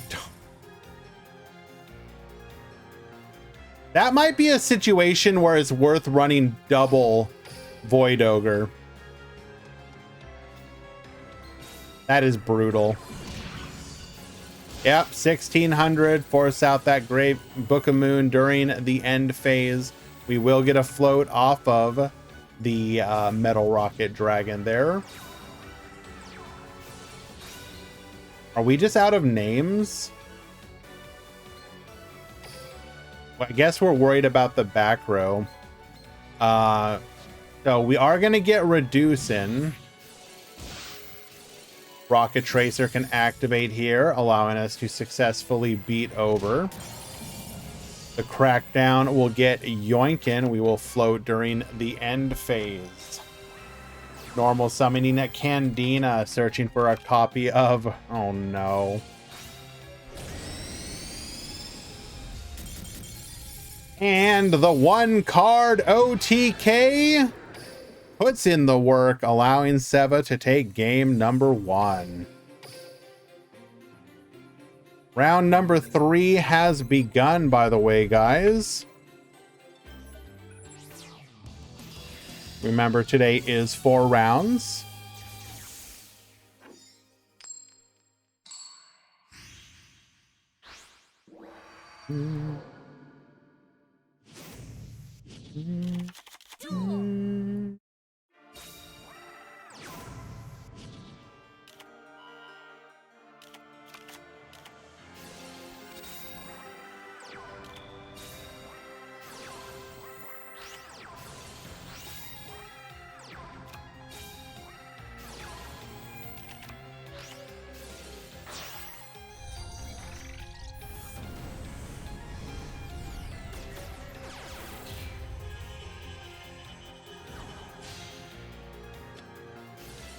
Okay. So where are we? Going into our tokens, getting hit with the warning point, can't make any plays. You're going to activate Shadow Imprisoning Mirror in response to our monster's attempt to activate the booster dragon. Oh, it's already flipped up. Okay. We will be negated, successfully taking out one of those tokens. Normal summon Candina. You imprison me, I shall imprison you. Nobody gets monster effects this game. Sounds fair to me. Well, except for the ones that aren't activated. Gonna go for the Holly Angel, and if you are if you've come to this channel before, you know there is one rule and one rule only. We never skip Holly Angel's summoning animation. To the field, gain 2,000 life points, activating another copy of Trickstar Festival. This will allow us to go for the Crimson Heart. We will then proceed to start clearing this field. In the end phase, everything will be negated. Boral launch. Boot sector launch, bringing out 2 bodies. Negated. And pass the turn. Wait. You really didn't want to make a play there? Okay. We had a tuner and a non-tuner. We could have gone into any of our okay. Sure. We probably have hand traps in the hand that we're worried about, so we're just gonna wall up here. Corobane to the field. Now, fun fact, we can do this because this only negates on the field and in the graveyard, not in the hand. So Trickstar can kind of play around it to some degree. ADP to clear the board. Licorice allowing us to get in another clean 1,600. Boot sector launch. We will then go for the Void Ogre here. Attacking in. Corobane will boost. We just want to get it out of the hand. Dark Hole to wipe the field. Protecting our Link. We're going to IDP, bring back the Corobane. And... what? Okay, sure. I guess it didn't matter. White Princess could have reduced even if we were in attack position, and then the Link would just beat over it. Yep, makes sense.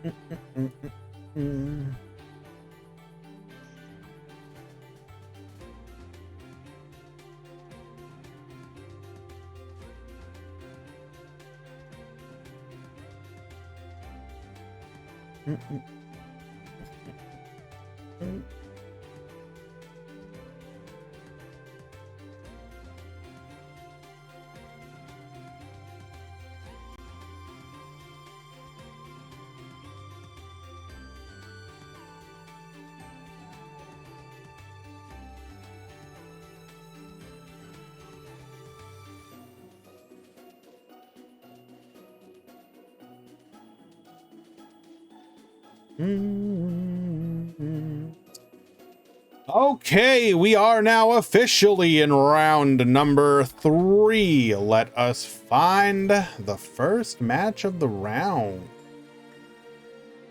Remember, today, all X1s and 2 X2s will top. So you should be playing up until you know there's no chance. I believe in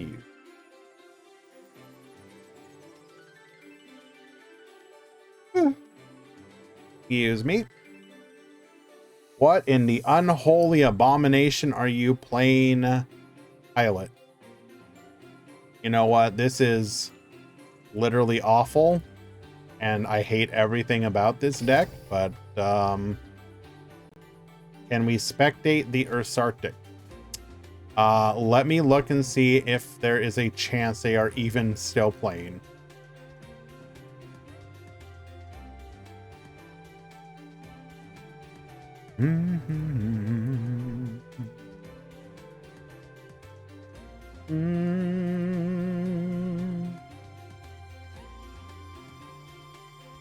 Favorite hero is O2. Unlucky.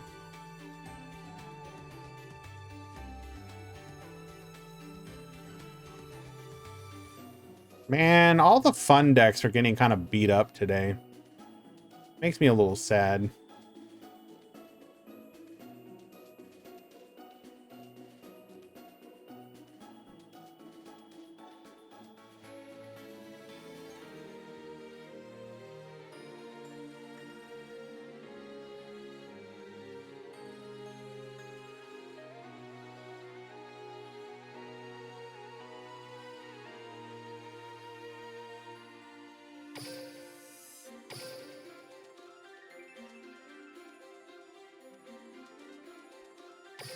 Per the special request, how can I say no?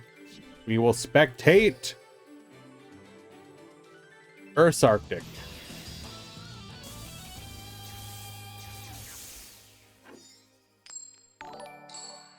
Marco, thank you so much for the subscription, my friend. I greatly appreciate you. Also, we have the cat. Moo Cat has arrived.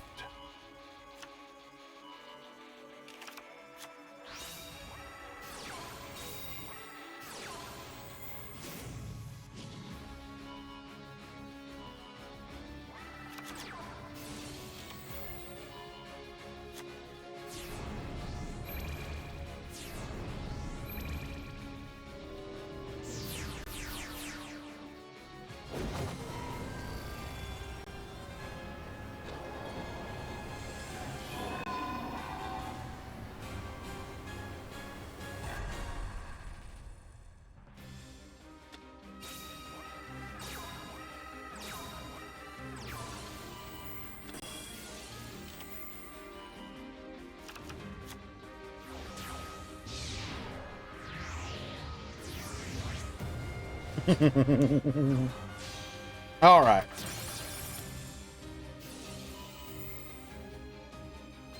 So we have, okay, I think we are going for the full, Silent Magician play here, I believe. So Nino Ruru allows you to add a magician from the graveyard back to the hand. We're going to go for the Megatannis here. Megatannis is going to go for the flip down. We are attempting to interrupt the Shooting Riser play here. This is very costly in terms of monster cards in hand and on field, but allowing our opponent to get to Riser would be devastating. So we do flip down. So we cannot get to Riser now. We will just pass the turn.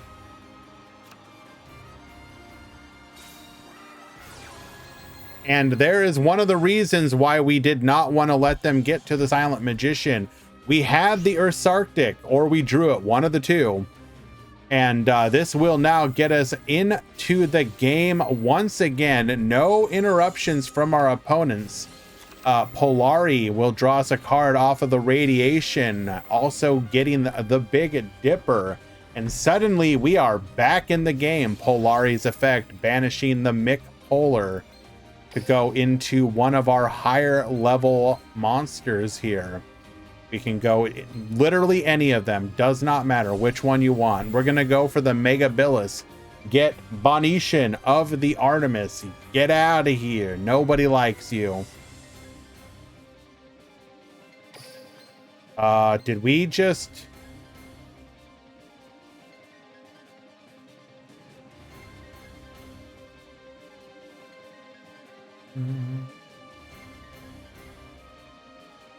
Oh yeah, no, that neg was absolutely worth it. You kind of had to do it.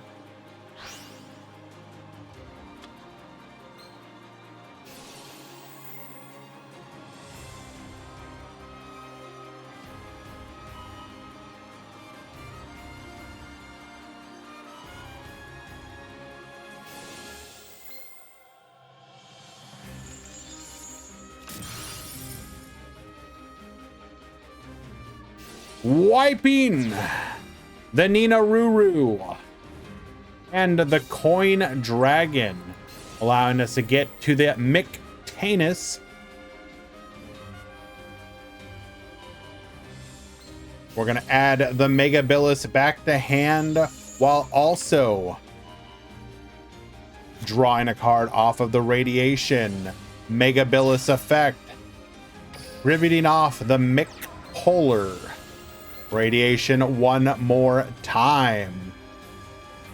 It's sad Draco Slayer could never counter Odd Eyes. I mean, here's the thing. We don't have enough of the good Draco Slayer cards. Like, what does Draco Slayer do?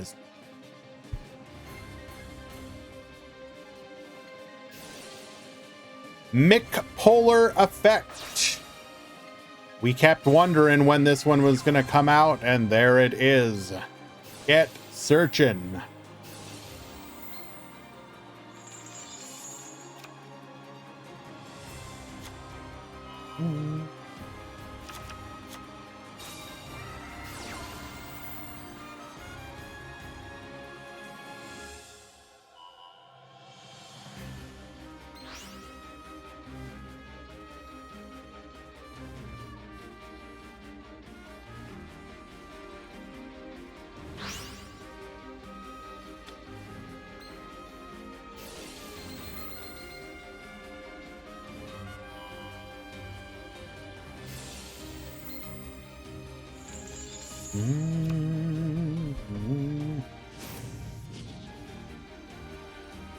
Healing our opponent's Odd Eyes. Pendulum Dragon will then attack in. Attack 1.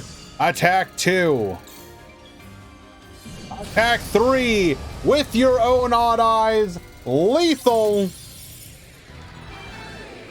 Zaga Zaga taking game number 1.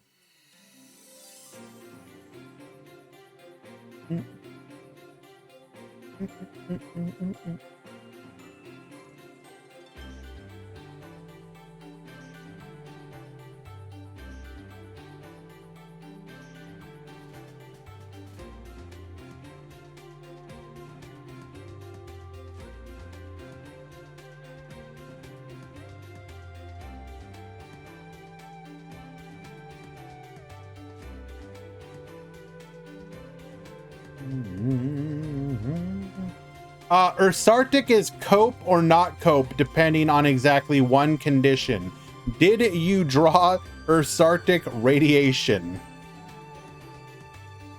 Please. Do you think any of that happened without radiation? No.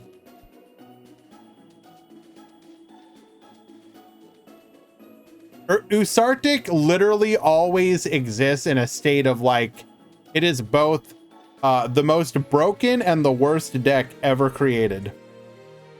It's like Schrodinger's archetype.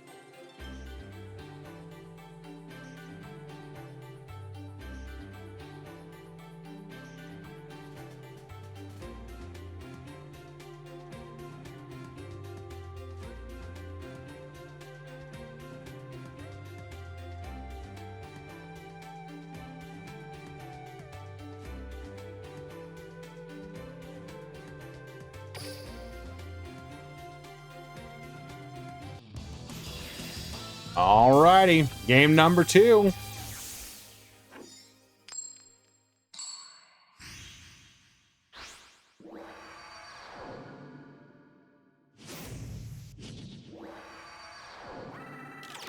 Duel.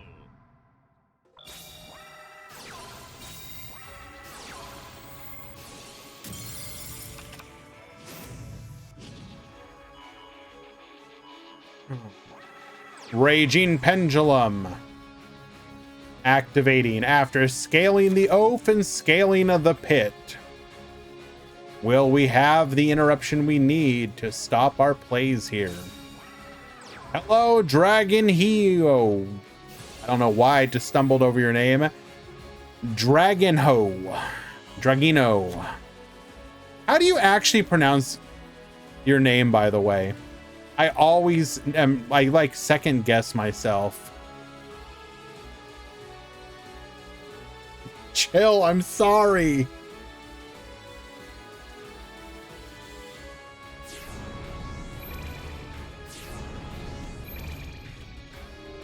Drag high meow.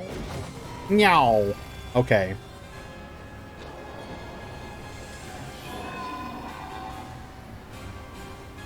Shut up, CM Schofield, I swear. Like, okay. You say that, Hans, but I struggle with those names as well. Do you really think I'm gonna get those correctly?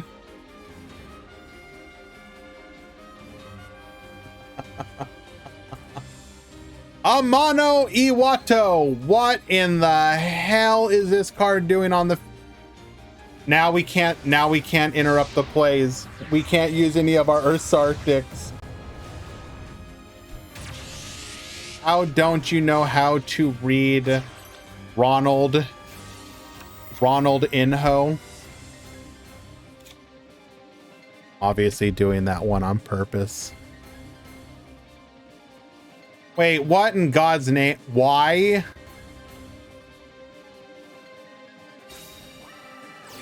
Why? Why? Why? Why are you playing Go Go Go Goliath?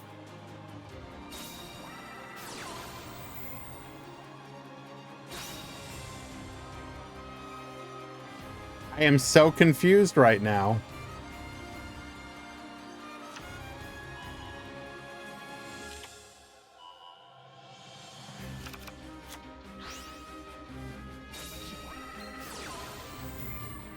Okay, but why did we go into go?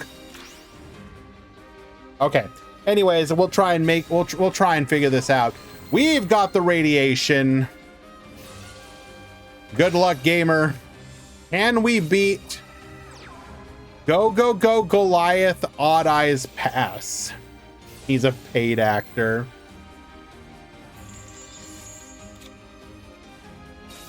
And at this point, Zaga Zaga is basically going to be able to just completely combo off.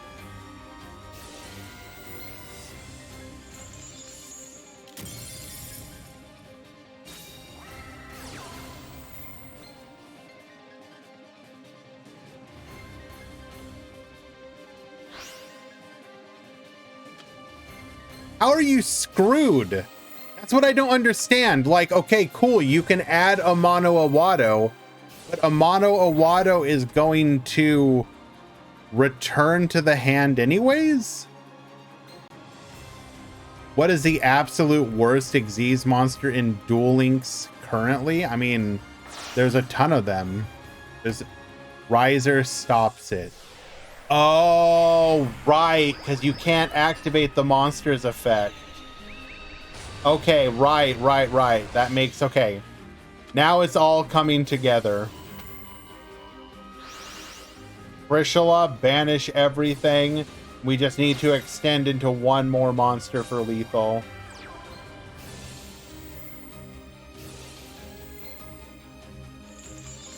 Okay, that makes a lot more sense now.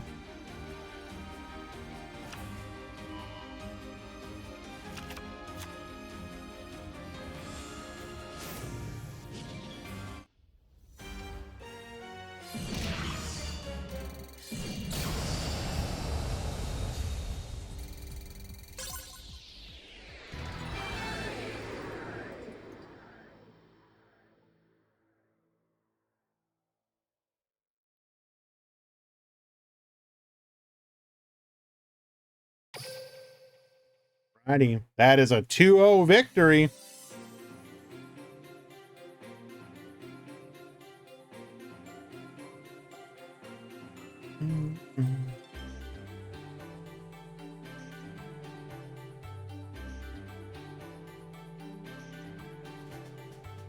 Let us find another match.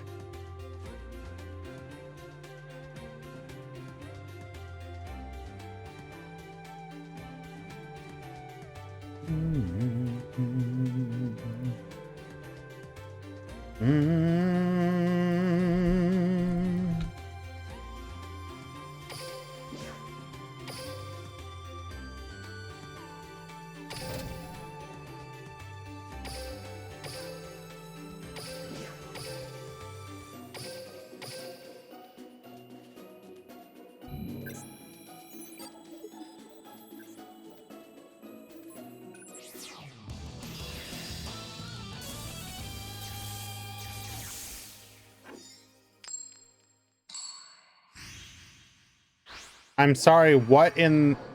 Okay, this is actually game number 2. Okay, I was wondering who... So I do apologize. This is game number 2. I clicked on the wrong one, so we will watch game 1 after this one.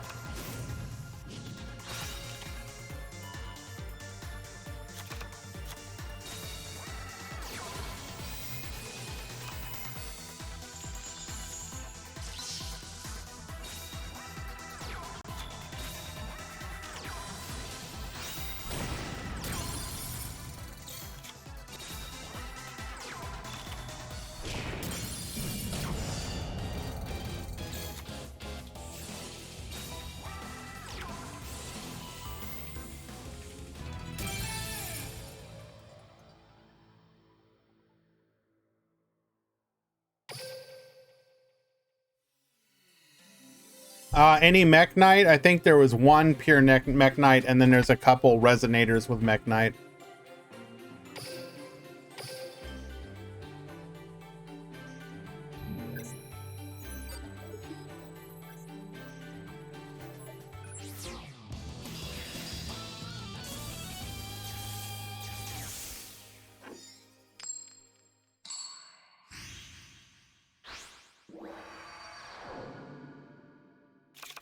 Duel.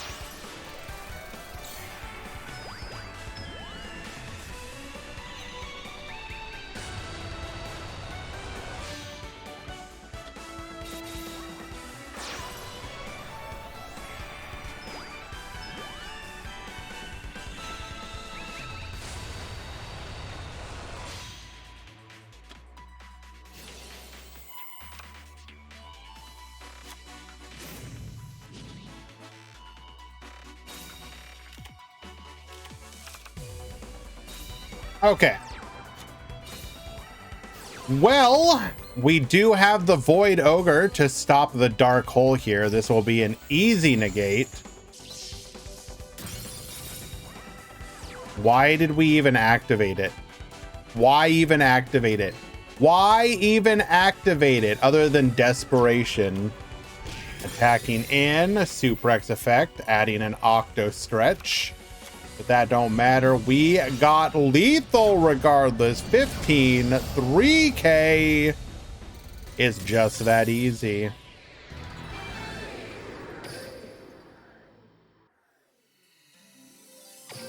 And game number 3.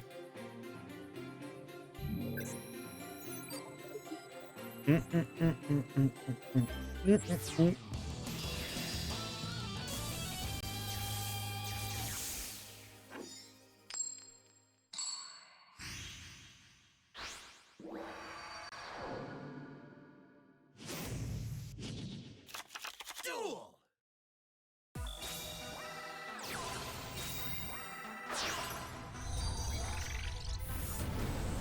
Breakdown is available with exclamation point breakdown. Click on it, find out all the juicy details contained within. Alrighty. Goki rematch, allowing us to get to our Goki Thunder Ogre. Excuse me. We will go ahead and summon the Headbat, allowing us to get to the Master Ogre Headbat effect, adding us a copy of the Octo Stretch. We really cannot beat Goki Master Ogre Pass.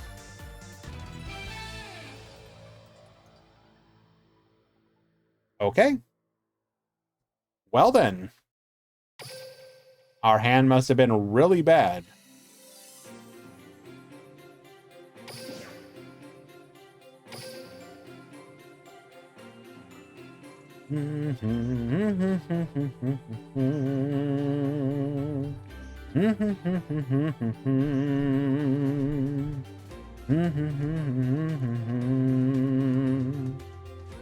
What matches do we have left in the round?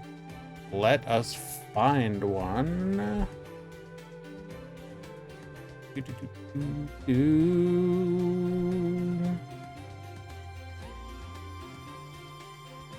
I'm down to cope. I'm down to cope a little bit.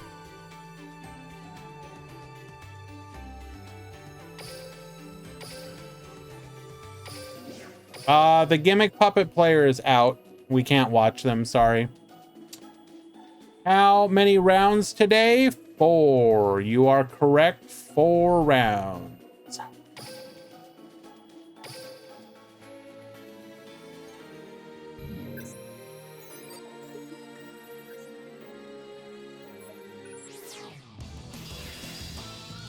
Do I think I could take lead yoke in a fight? No. Any single one of the battle unboxers could take me, like, without even breaking a sweat. Let's be real.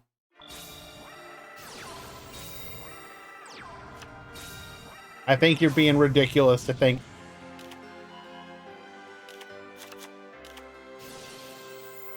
I mean, we're talking about, like... Okay, I want you guys to name the one monster you think is like the one you could actually beat. It doesn't have to be just Battle and Boxer. What monster do you think you could actually beat? Marshmallow. Okay, that's a good one. Tour guide from the underworld.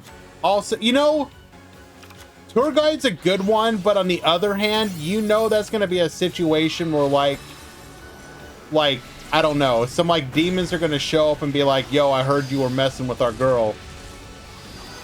We want to have some words with you, boy." Injection Fairy Lily. Not gonna lie, Rongo, I think Lily probably solos you.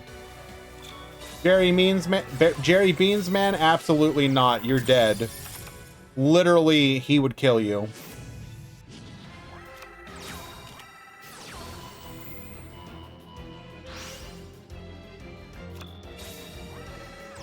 Cosmo Farm Girl? Nope, wouldn't work.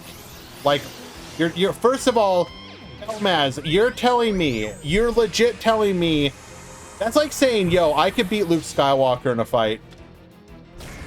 Do you actually legitimately think you could beat Luke Skywalker in a fight?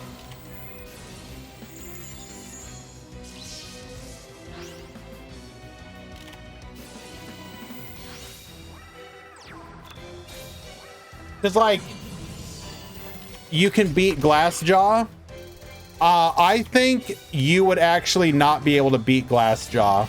I think you would actually lose. Gaga Child, that is a good... You know what? Okay, Gaga Child is a good answer, except in the situation where they actually have access to magic. If they have magic, again, you lose. I'd kind of like to snap Thousand Eyes Idol's legs for jokes. Okay. But would it be a situation where like you'd like go to break it and then like, oh God, you just actually released like Millennium Eyes Restrict, and you know, then you get to enjoy the body horror of actually being physically sucked into Millennium Eyes Restrict, and then whatever existence you have left is just spent as like, you know, part of this like creature. Poke it in the eyes, all 1,000 of them. Good luck with that.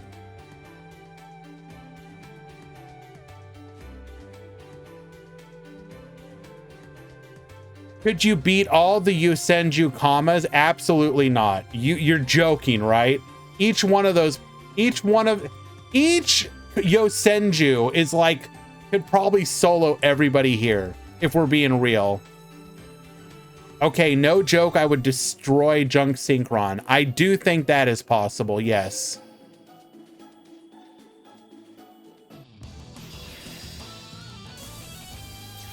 Who would win in a fight?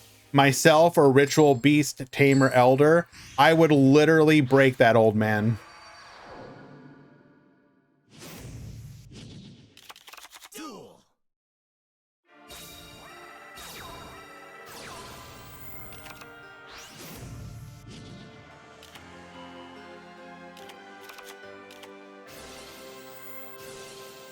Dystopia solos this entire chat.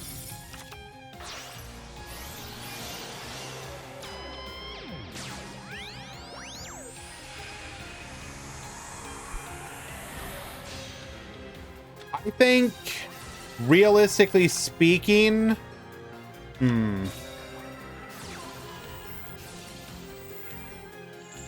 activating Book of Moon here, we will negate. Do we have...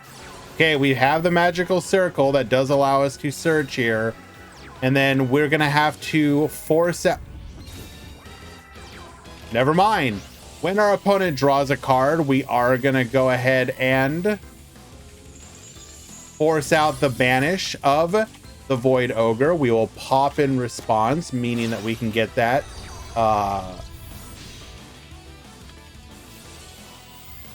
Whoa. Metal Rocket Dragon. Wiping out everything in its column. Eternal Soul. Ice Dragon's Prison. This will be able to banish if we have a Dark Magician in hand. So because the Eternal Soul doesn't actually target, we were able to still summon out.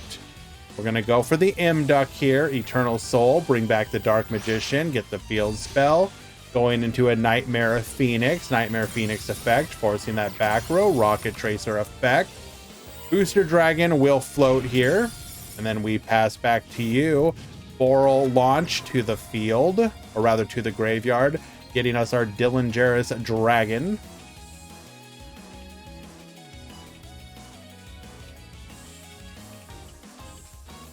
Who would you rather face? 10 second donkey-sized Odd Eyes Pendulum Dragons, or 1 Odd Eyes Pendulum Dragon-sized second donkey?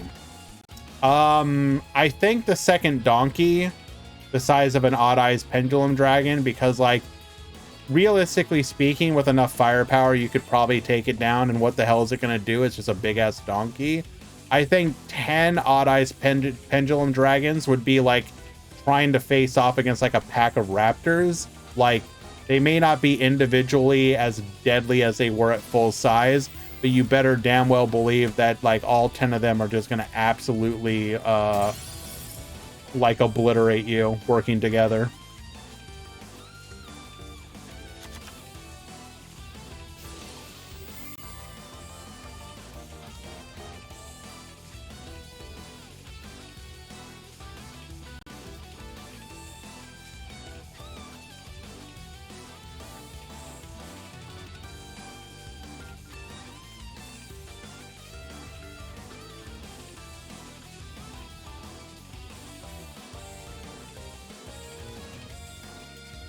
Like, I think where the discussion gets actually more interesting would be like some of the original like normal monsters.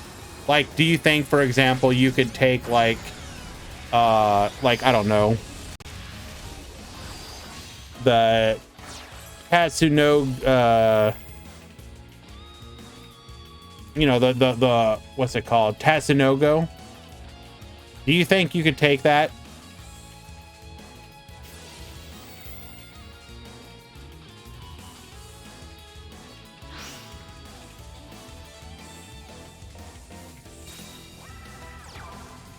You think you could take Komori Dragon? I highly doubt that.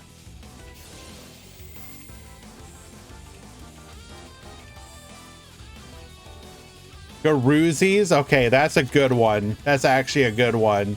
Because if you think about it, that's just like, what is Garuzis realistically speaking? First of all, can we have a conversation about like something about this card that I've had a major problem with for a very long time?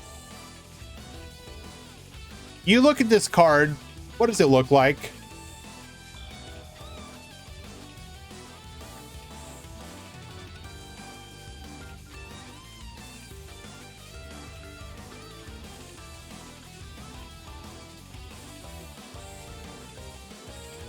Can someone explain to me why the hell this is a beast warrior?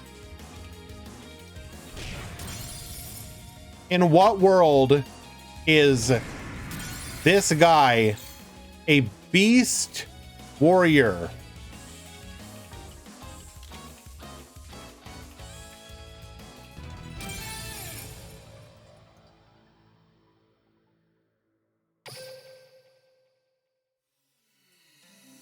Look up Bean Soul Jersey.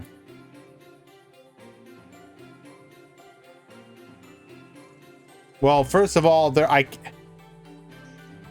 okay. Is this a Rush Duel card?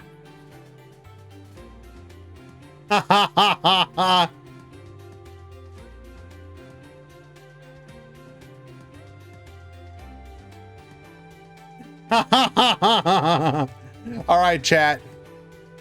Could you take this guy?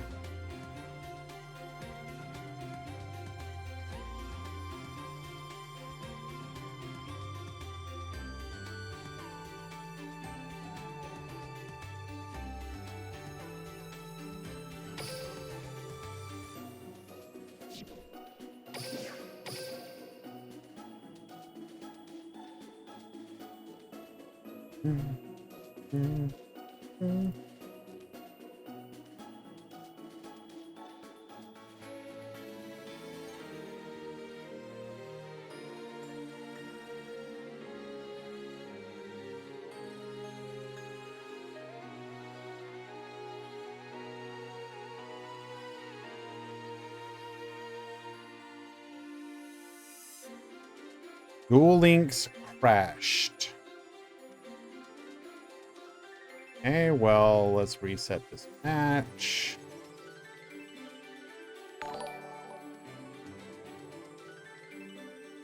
Trap Dexter, thank you so much for the follow, my friend. Appreciate you. Okay. Let us investigate this quote unquote Duel Links crashed. I think you probably just DC'd, but I'm told game 3 we crashed.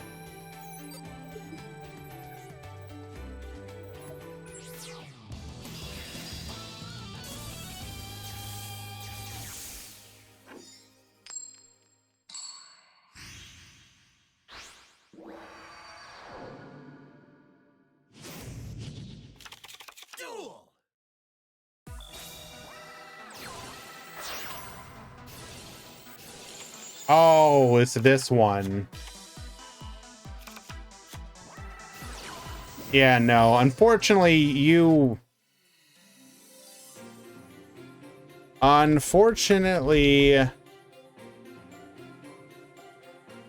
this was just a DC. You did not crash until your turn.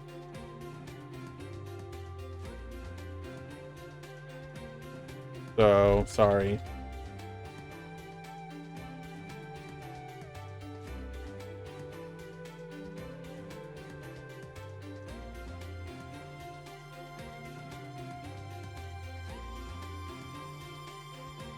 Yeah, I feel bad for you, but that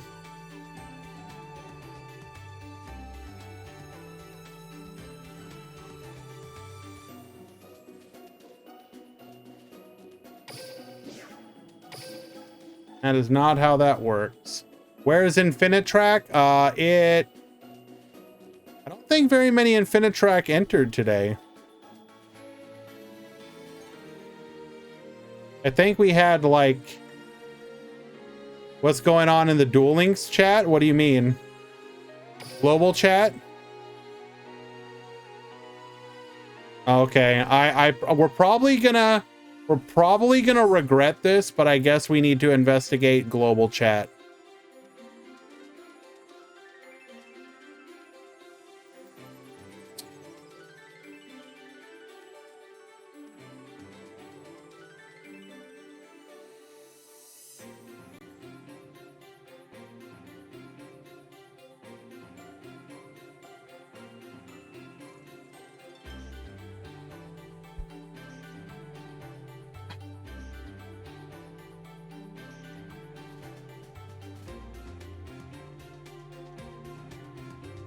Okay, then.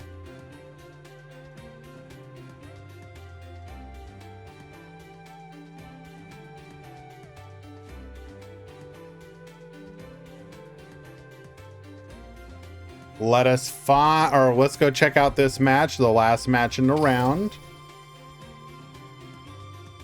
You know, while that was kind of like more than a little upsetting, there's also a part of me that's like kind of weirdly like, you know, there's people out here still using Duel Links global chat. And I think that is somehow kind of special.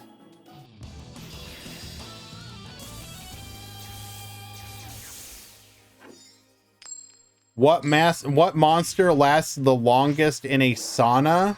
Are there any creatures that are immortal or just like a concept? Because I guess like Dyson sphere, because like it's gonna last the length of the sun's lifespan. Although you would need to have a sauna big enough for a Dyson sphere to be in, so maybe not. I have a feeling that the moisture creature would probably also be a good one. Because, like, realistically, what's going to happen?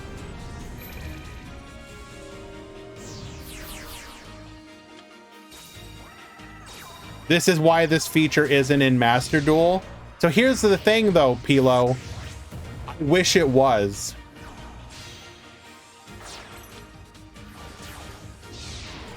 I absolutely wish global chat was in Master Duel, because for one reason and one reason alone. Think about all the content that the YouTuber content creators make out of just the most random stupid stuff in Master Duel because they're like hungry for content. You don't think you would see like a Farfa videos about like, I went into the Master Duel global chat and here's what happened? Or have like, you know, MBT gonna go in there and like, let's have a discuss, you know, we're gonna have a discussion. Farfa did that with Dueling Book. Yeah, exactly. Like they would all eat that stuff up. And don't lie, every single one of you would probably click on that video because you'd be like, oh, this is gonna be good.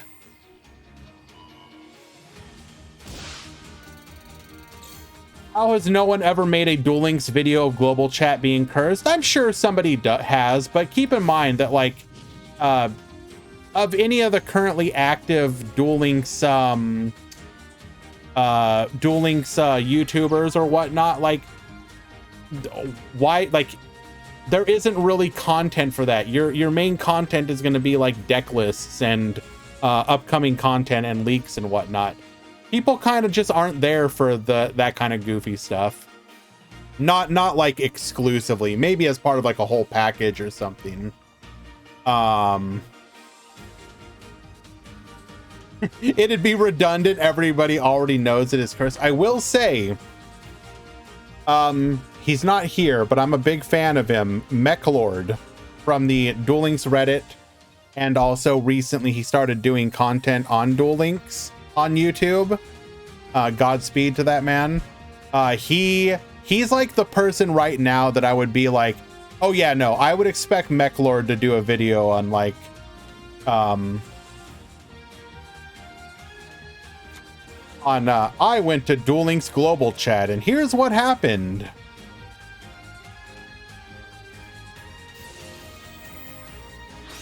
No, I adore Mechlord. He's good people.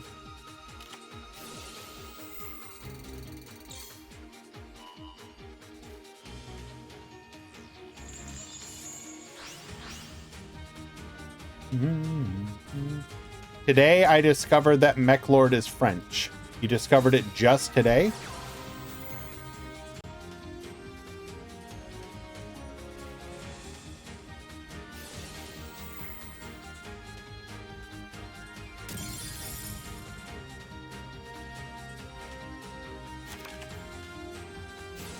Ooh, alrighty, this dystopia pop is gonna have to go hard.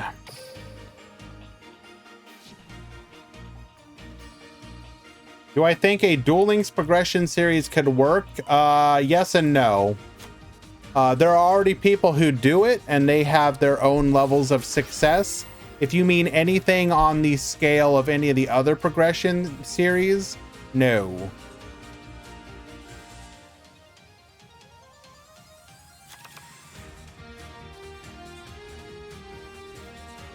The problem is that you do have to remember that we are the, you know, the Duel Links is the smallest of the three different ways that you can play Duel Links or play Yu-Gi-Oh right now. And so the content that it appeals to is not as widespread as you know, the other ways to do it. So rather than try and force it, people are better off to focus on the stuff that actually does do well. Duel Links is the stepchild. Unfortunately, a little bit, yeah. We do potentially have... GG, thank you so much for the follow. Appreciate you. Rush Duel is... The one really nice thing about Rush Duel, in theory, is that it gets to be a chance for a reset, right? Because every single one of the big Yu-Gi tubers is gonna take a look at it again, because like you have the excuse of let's check it out because it's Rush Duel, and it's like, you know, one of the ways that you can now play Rush Duel in the West in a meaningful way. And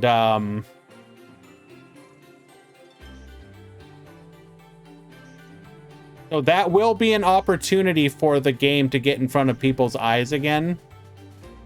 And so on that front, I do think that is where Rush Duel has the potential to do a lot of good for the game.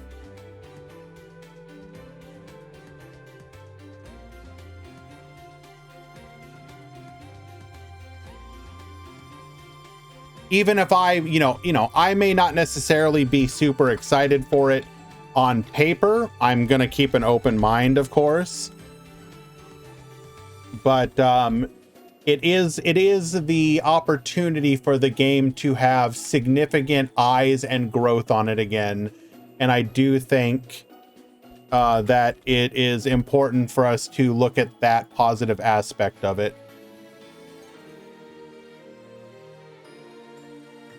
If Duel Links is the stepchild, what does... Okay, so first of all, I should clarify that, you know, it's funny to make jokes and whatnot, but for anyone who is a step... Like, we should be careful about using othering language like that. So I do apologize. But specifically, what does that make cross-duel? That would be like... What's it...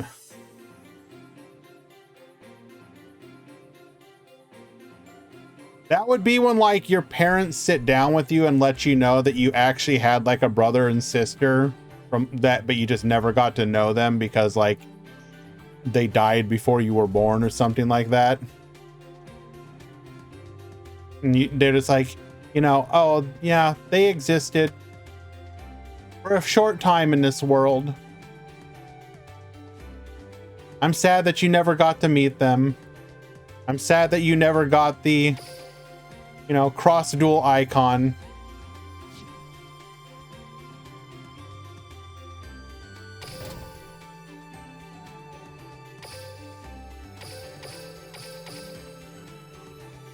Alrighty. Round number 4.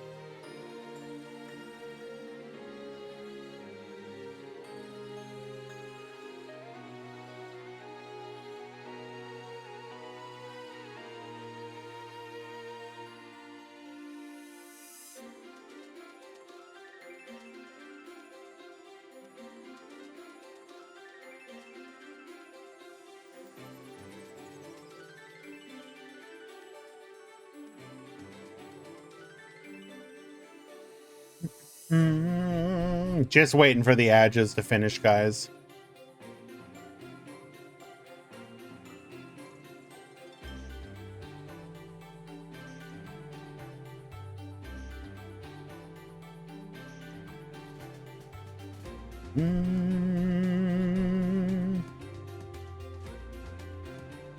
All right, looks like we are done. Let's go ahead and find our first match of round number 4.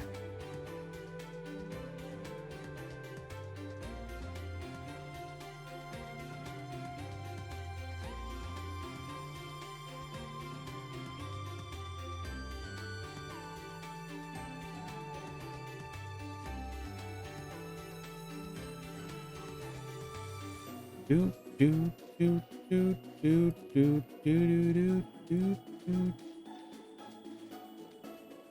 All X and 1s and 2 X2s will be guaranteed to top.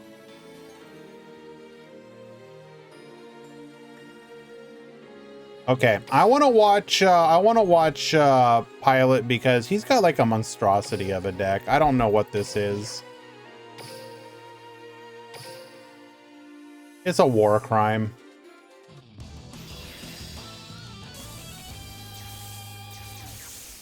How many gems are in my box? Like, I don't know, 4,000 or something.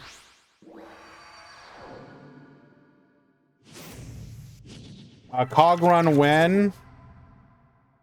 Well, it'd have to be either tomorrow or Thursday, I guess.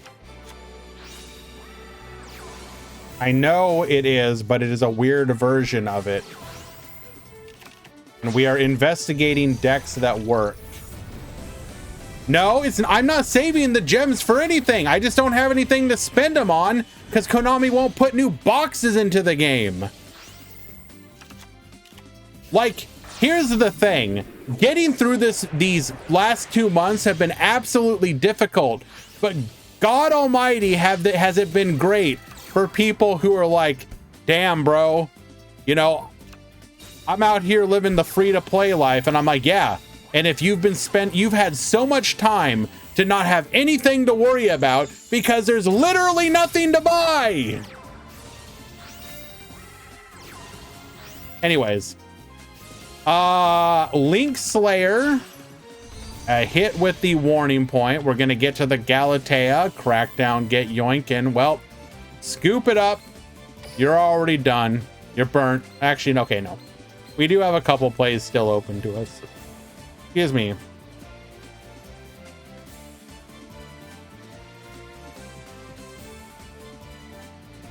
Well, okay, Serena. Okay, but my point is that even if you're free to play, all the gems that you've been earning, you don't have to worry about like, oh, what's coming in the near future? Should I save my gems for it? No, because there's nothing to save for. Anyways, imagine being... Here's the thing though, oof. I get everything, so I'm gonna get it. And I love being able to subsidize that with gems. But I just want something to get. I want something to get. I want anything to get. Just let me get something. But Konami's like, no. No. Stop. We don't want your money. Don't go off on a tangent. What do you think this entire stream has been? Yes, I am also attempting to cast the stream, but every once in a while, do I have 3 of everything? No, but close. Like, here's the thing. The way that I approach whaling, if I get like every ultra rare, but 1 bad ultra rare that I'm not going to play and there's like 100 packs left in the box, I'm not going to go like, well, I've got to have 3 of everything. I can't stop now. No, of course, I reset the box. I'm not stupid.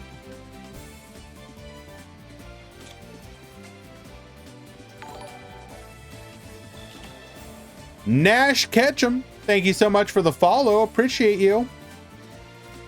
I'm returning back to the game since 2020. Worth building D heroes now? Absolutely. Just keep in mind that while if you have all the old D hero stuff, the main thing you need to make the skill work is Dystopia.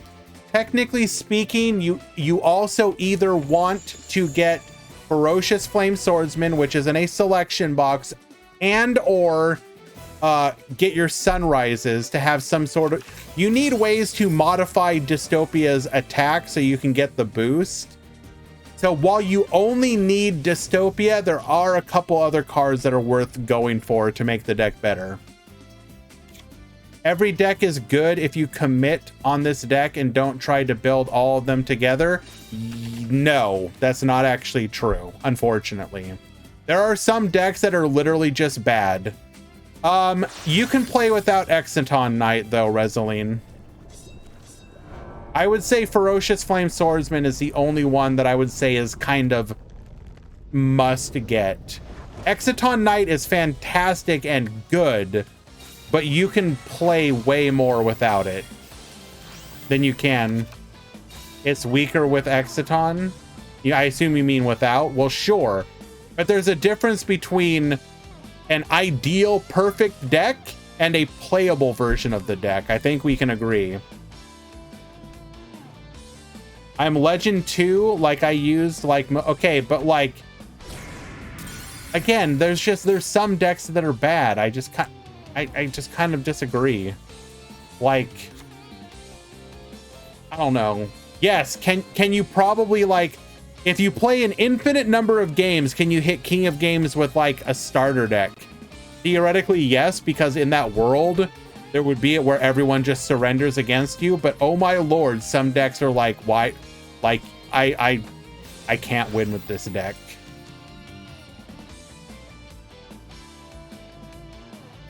Well, I don't mean just starter deck, but like, you know what I mean. If you, let's pick a deck, for example. Like, I don't know.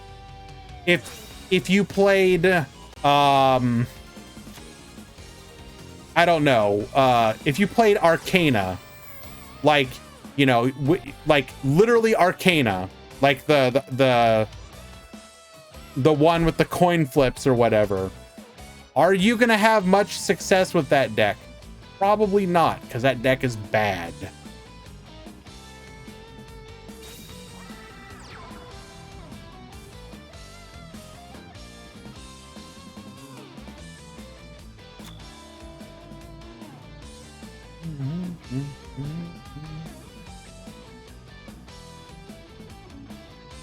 Green/yellow baboon turbo. Arcana Force was good in Legacy. Okay, Benex, you're joking, right?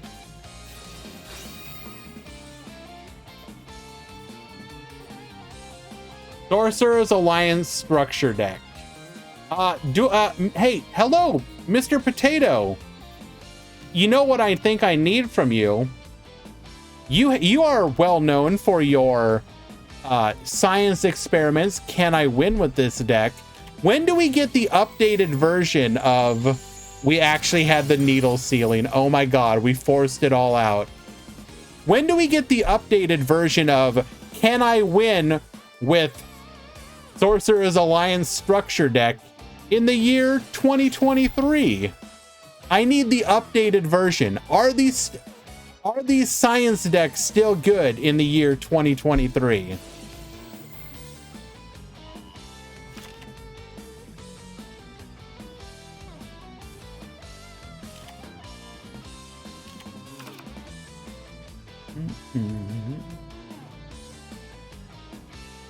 Win with the Traumer structure deck. I don't think anyone can do that. Hello, Altarius.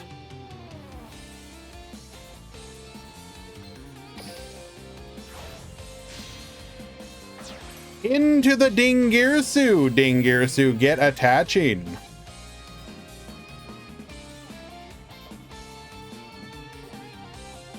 We are... Do we have enough to boost to lethal? I don't think so. We're at 34. Okay, wait, hold. We can put lethal onto the field. World Wand to bring back the Orcust Harporer. 34 plus 17. And to add insult to injury, one more back row.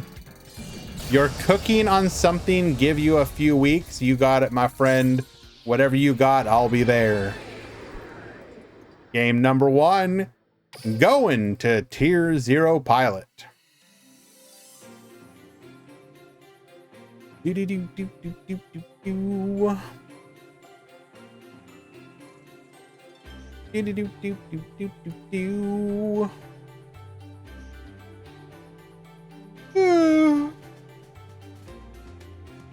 Oh my god, we're getting... Why y'all gotta be weird?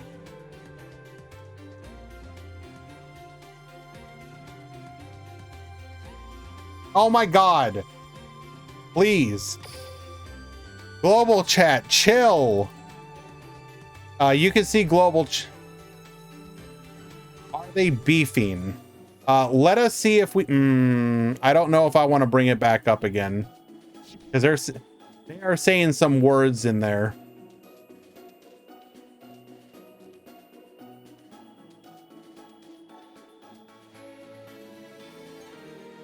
Sips cognac. We. Gangsta she. WTF. Amogus. Hello, Ramon. Thank you for joining us.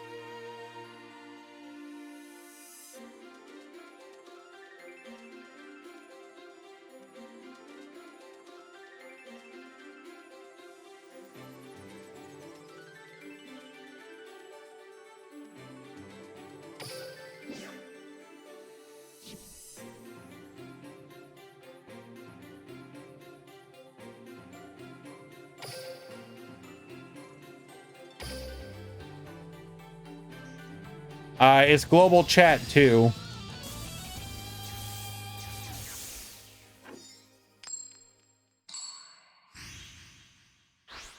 Everyone knows that global chat 2 is the real chat.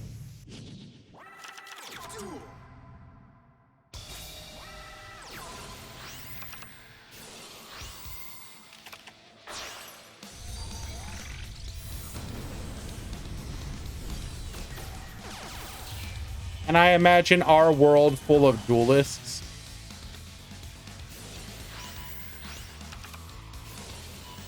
Okay, guys, I want you to, like, imagine that, like, the rules of, like, duel monsters actually existed in our real world. What are some, like, of the dumbest scenarios where people would duel that you can imagine? Like, pretend our world is normal, except that actually dueling people was, like, a thing.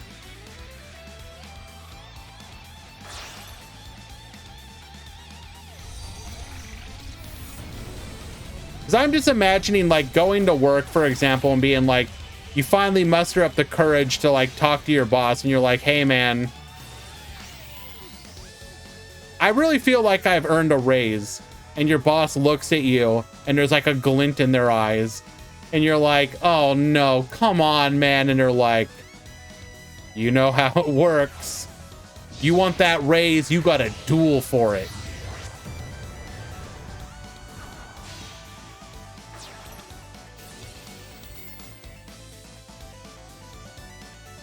Yes, and you literally cannot refuse.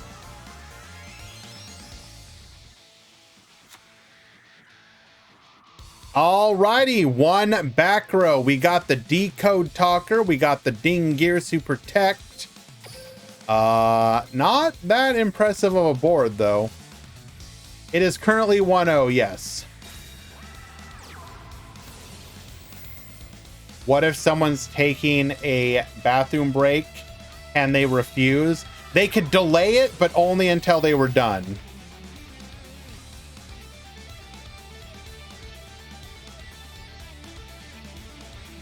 I think it would have to be something like, so a normal person is allowed to force a duel, what, once per day? Do you think that's fair? But then, like, police officers can duel like any number of times as long as the people that are dueling are like a suspected criminal. So, like, you can't duel everyone. You would be able to choose one person per day to duel. Oh my God, we're actually able to get to plasma.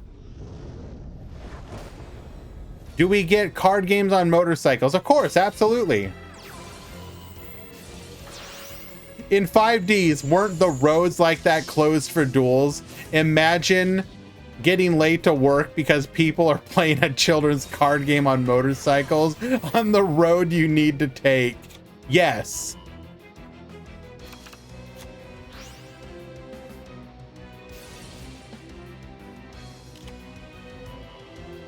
And yes, that does mean that duel school would exist. Yes.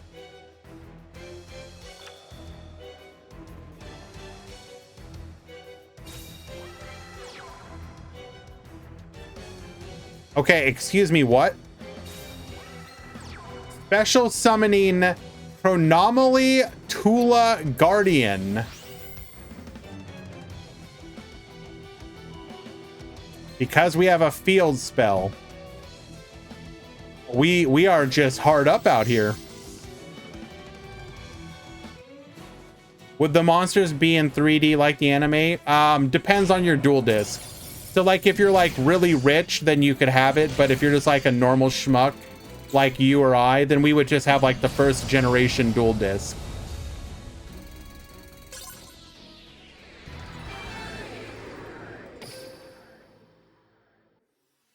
Yes, baby. You want up here, Tinkerbell? Come on. Come on, baby.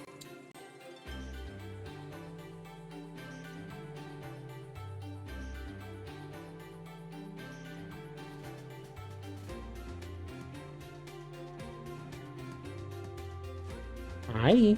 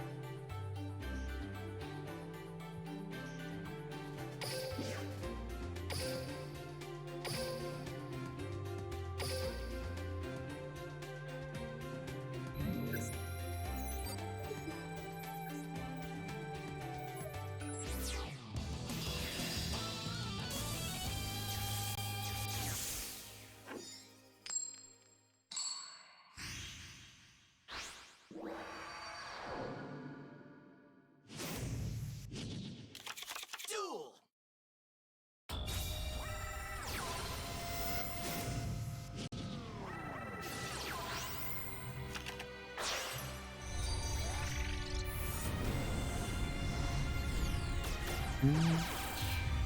Yep, my hand is now no longer my own.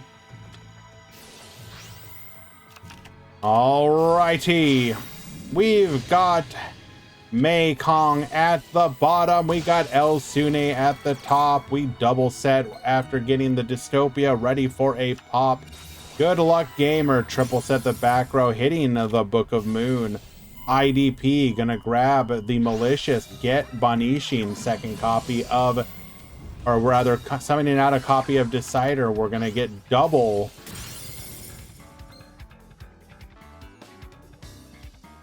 Oh, okay. In response to the summon, the second one will fall to the bottomless trap hole. Say goodbye to the Kaiku. One back row remains. We're going to tribute off for the Apprentice Illusion Magician. Warning point to negate. Absolutely devastating here. Set one back row and pass the turn. Celestial attack in. Attack, attack, lethal. So literally, if we had just kept the Dark Magician on the field, we would have been good.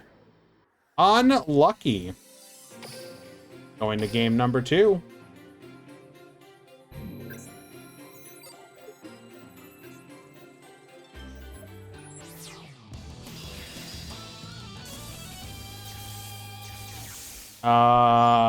Luca, just 1 second. Let me translate that.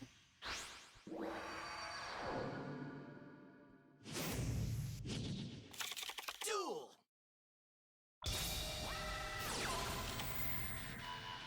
You have a pertinent question, Harrier. Why isn't Profear banned from here yet?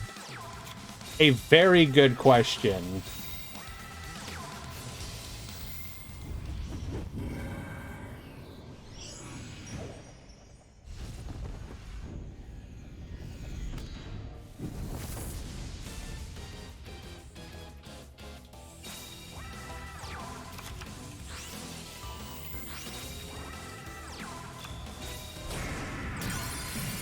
Hopefully Google Translate got me good there.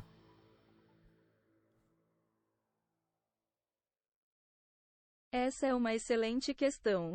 Eu deveria consertar esse erro.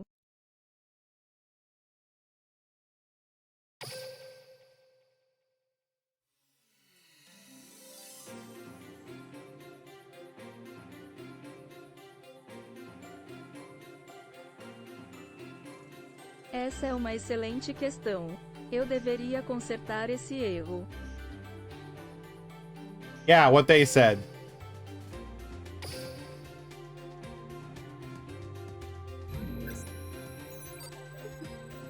Hello, Nurgard. Welcome.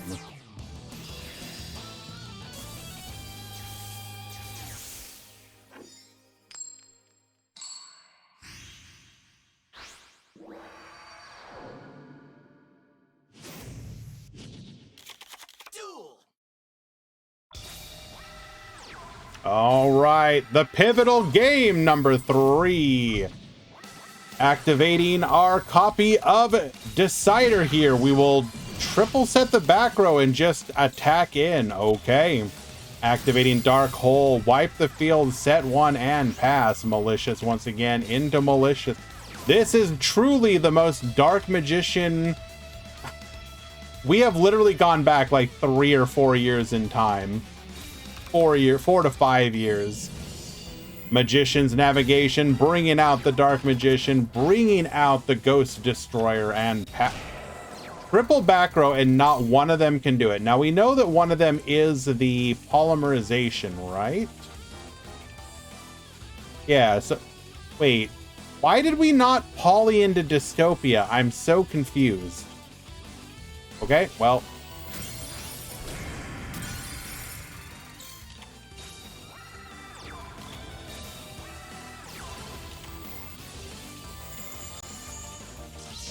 Warning point on the rod. Book of Moon to stop this. Navigation to negate. And we know that last one is in fact the poly, so we will just be able to attack in.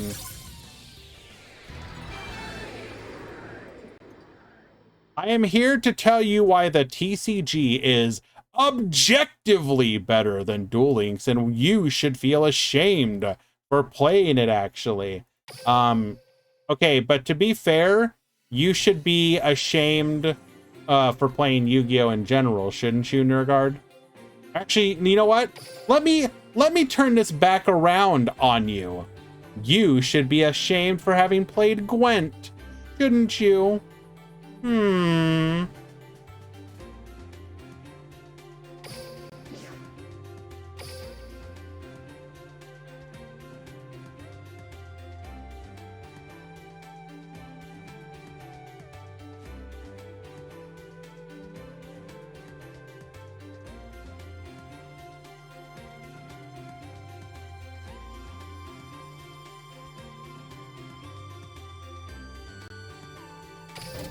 By the way, guys, if you are also obsessively, compulsively a fan of the Tearlament archetype and believe that Tirara meant strongest, then you should definitely go check out Nurgard's latest videos on how to continue to beat the scrubs at your locals with Tiara meant strongest.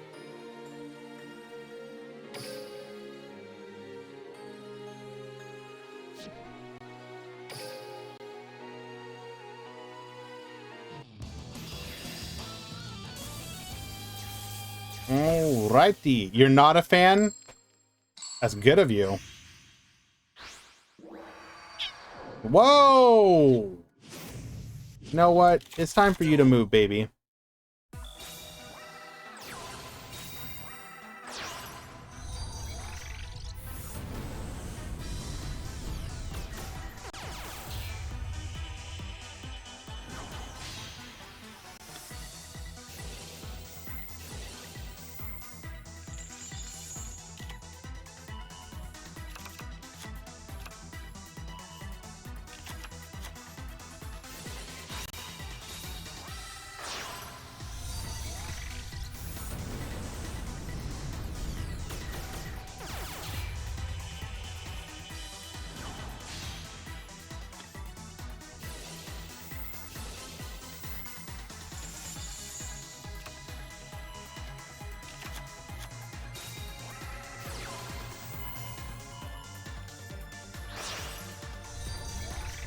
Damn, Nurgard, are you flexing on us?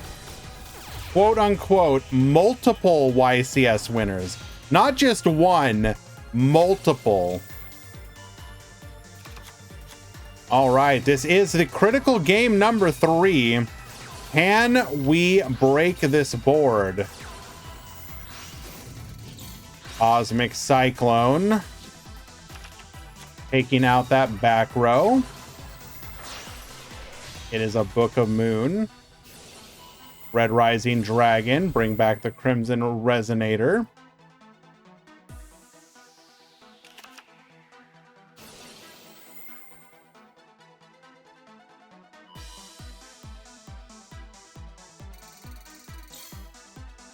Well, like, let me ask you this, guys. Would you rather have a locals that has bad, average, or top tier players? Because I don't know about you, but if my locals actually had tons of highly skilled players, I think that would actually make me like want to go less.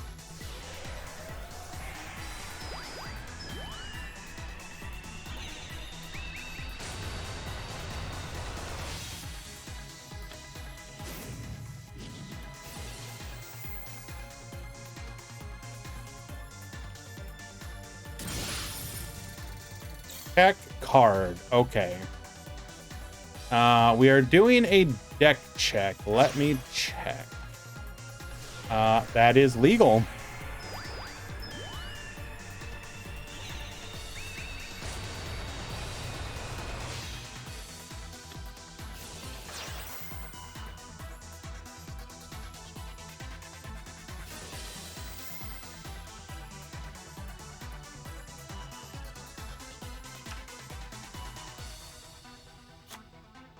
I would be more hyped if my locals had no creepy 40-year-old guys.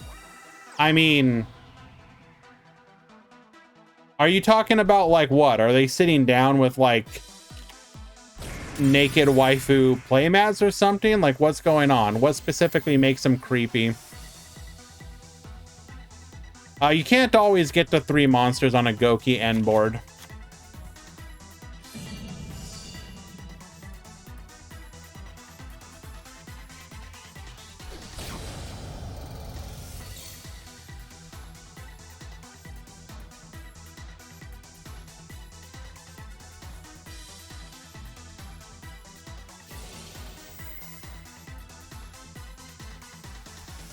Like if they sit down in front of you and they've got like their anime waifu playmat and they're playing like I don't know, trap tricks or something, like what are we talking about? Have I heard about that guy who was banned from a Magic tournament due to taking pictures of players' cheeks? Butt crack. Okay. I personally don't have fun beating up low skill players. They always look so sad and defeated. Well, obviously, like, okay, I think it kind of depends on how you approach your locals, right? Like if you go to your locals to sweat, that's one thing. If you're like, I've got my pet deck, like, you know, let's say, you know, I go to my locals and I'm like, Needle ceiling, wiping the... We have suddenly equalized the duel. Except we had a normal summon left, and we're gonna die to a red...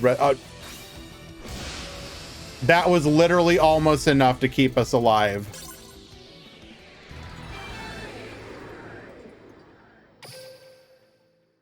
Like, you know, what I think of is like, I envision being like, I really want to play like my Tri-Brigade Lyrilisk deck. I can go to my locals and play that, and realistically speaking, I would like to have a chance to, you know, do well with that because it's fun. I don't have to sit there and sweat. I can have fun with it. Then you have people that like, one of the reasons I stopped going to my locals for a while was, you would, whenever, you know, you would go to your locals and like, everybody's just playing the best decks of everything.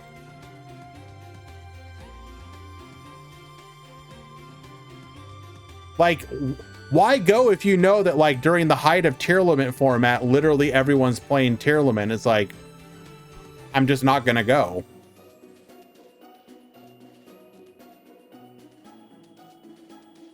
Like, it wasn't fun.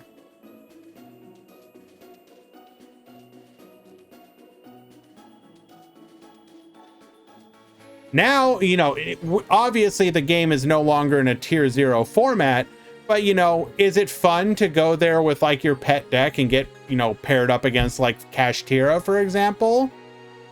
Nurgard, you probably would have loved my locals at that time, because like literally, I would say at least 50 to like maybe even like 50 to 75% were playing tier limit. It was either tier limit or Sprite, basically.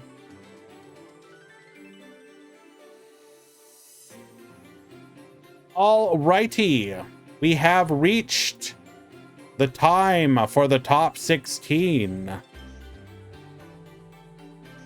Only one X1. It should have been two. However, it does look like our 1x2 player today will be Necromancer.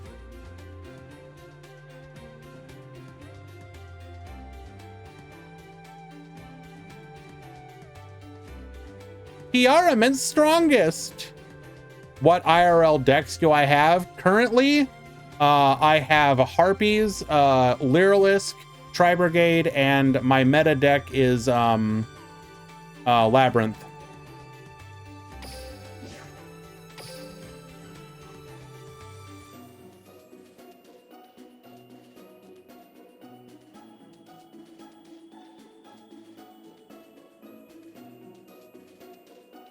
Top 16 has begun. Necromancer is the only X2 to top.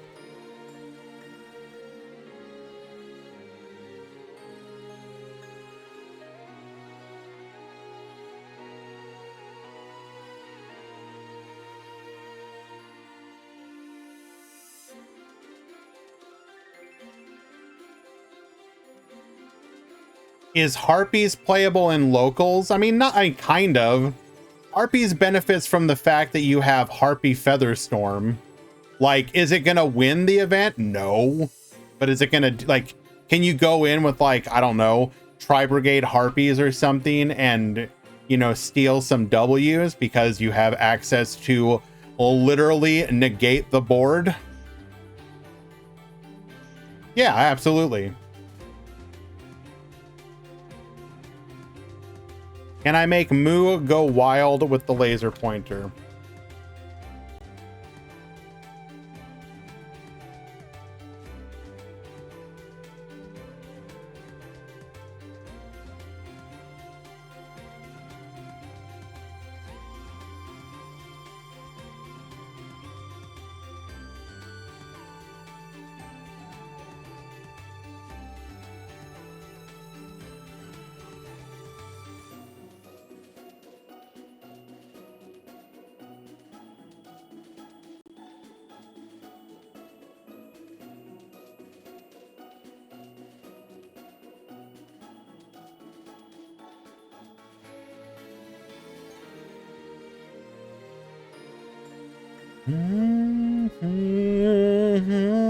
You know what the funny thing is about that cat? He is like, I don't know, 15 years old or something. She is a getting on in the years cat, but she still got that energy in her. She got that tiger.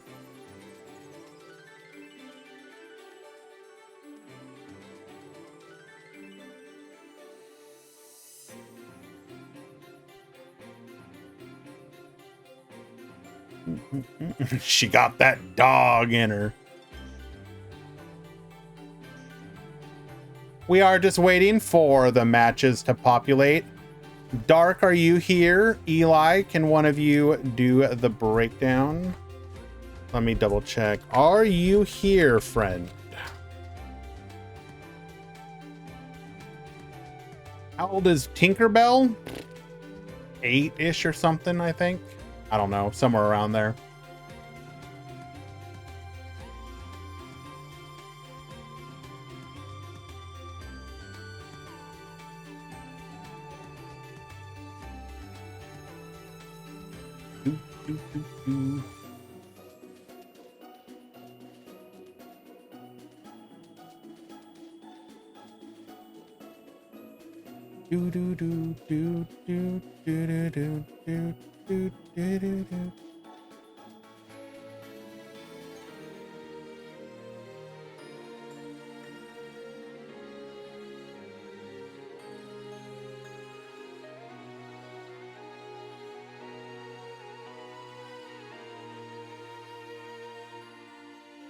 What's the average lifespan of a cat? Like, it depends on the breed, I believe, but I want to say it's like 15 to 20.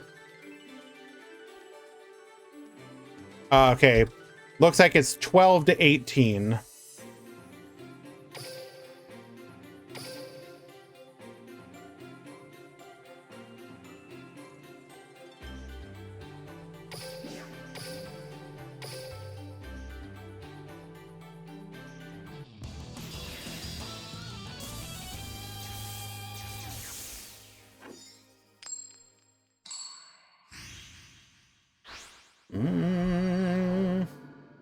Last locals, I lost round 1 to a buddy, so I played versus Witchcrafter round 2.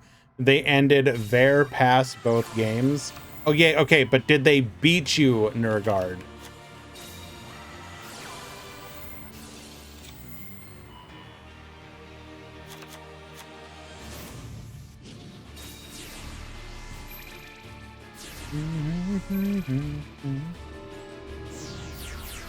Okay, better question. What were you playing? Okay, we are watching Nedex versus Kaitos. We got Nedex going first. We're going to be assembling our board here. Talents took their waifu. Well, that's just rude.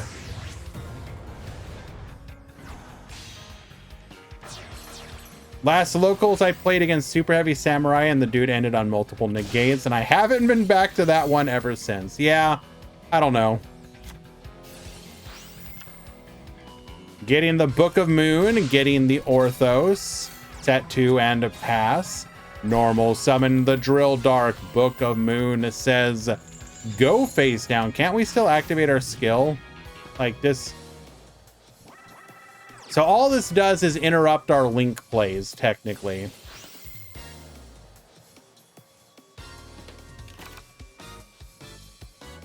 Yeah, that killing off Super Heavy Samurai was a very smart move.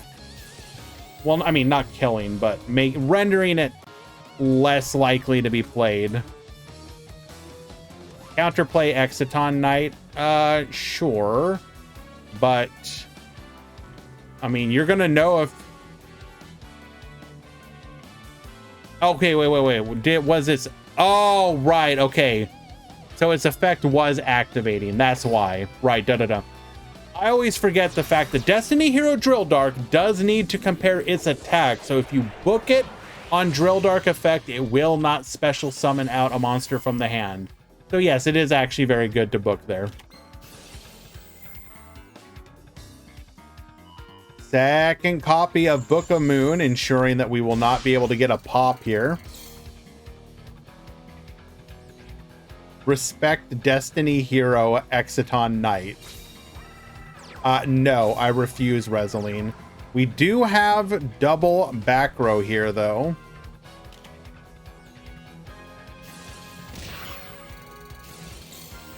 How many Prismas does this guy have? All of them.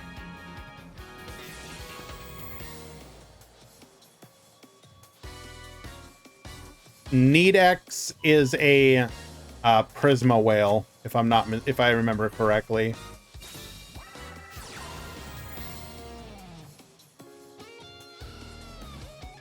Where would we put Exiton Knight in a selection exclusive tier list? Like upper middle of the pack. Have I said what's in the top cut yet? Not yet. Dark is currently breaking it down for me. Only for DDD? Okay, that makes sense. I mean, to be fair though, whaling on any deck Prismas is kind of crazy. Gian Trainer is exclusive? Yes, or was. Actually, isn't it still exclusive? I'm pretty sure it's literally still exclusive.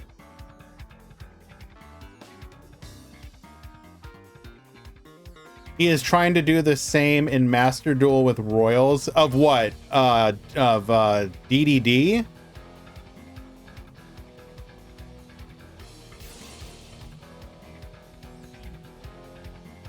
Oh my lord, why?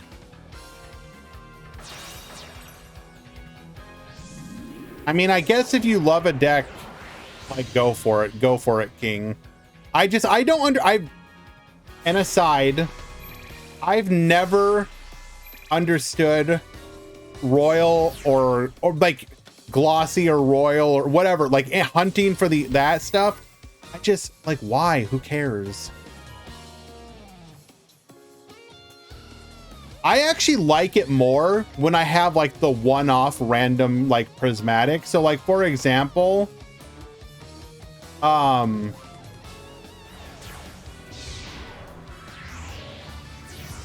have a prismatic Alistair the Invoker, right? Just one.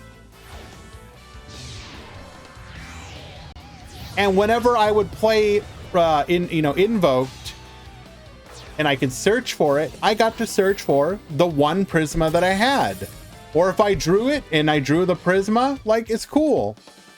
But like, I don't know.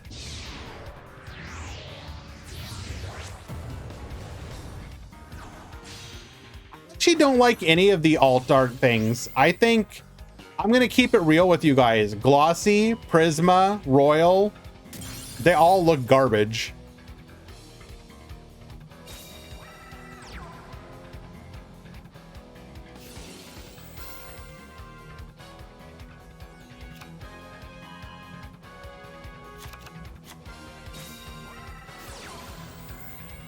I understand if people like Royal Rares.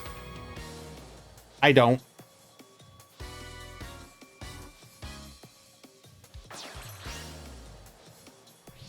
I think they're mid.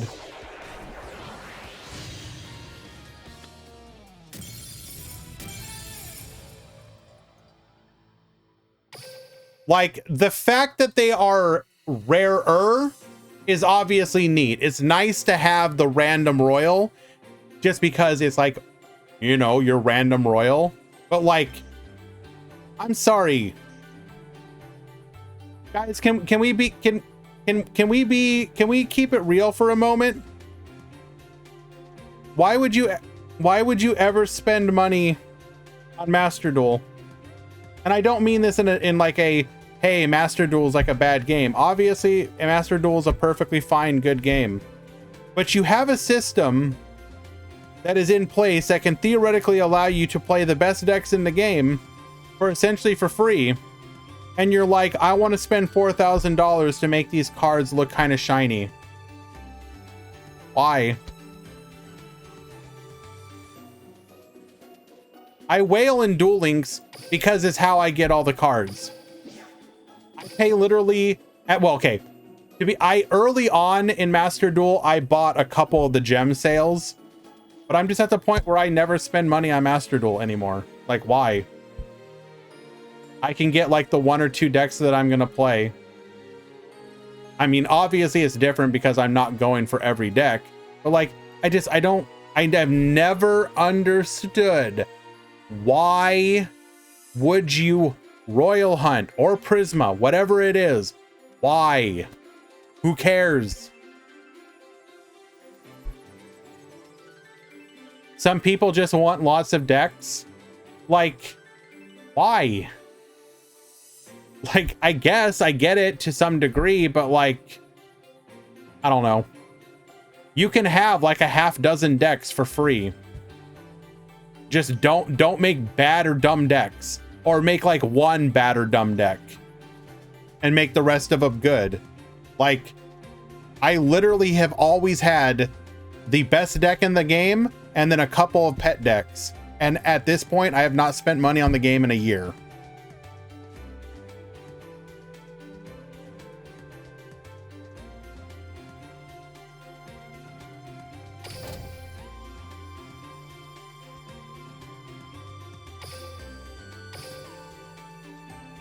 Did I leave the room? Why did I leave the room?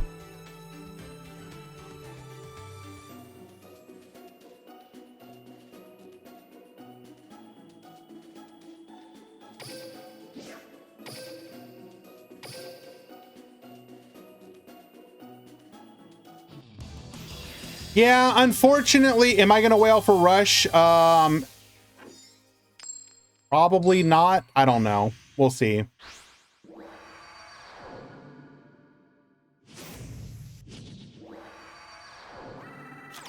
Duel.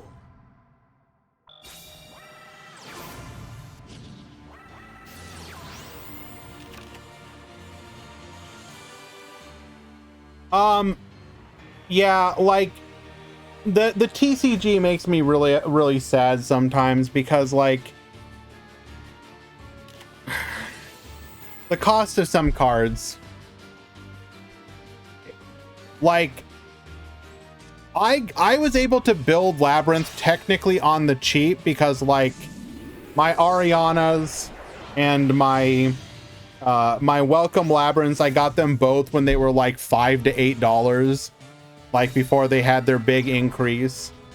You know, I picked up my Lady Labyrinths for like $10 each. I picked up the big Welcomes for like, I don't know, $10 each. Obviously the price had gone up a bit when the deck was actually like looking good.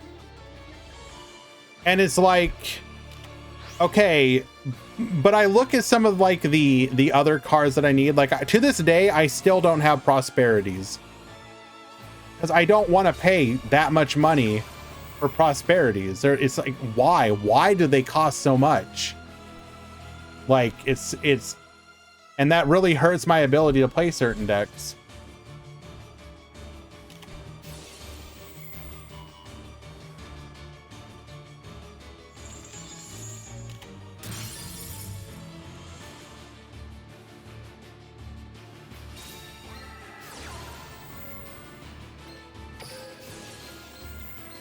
Book and MST expendable die is going to activate here to take out the dark contract at the gate. We will get the draw.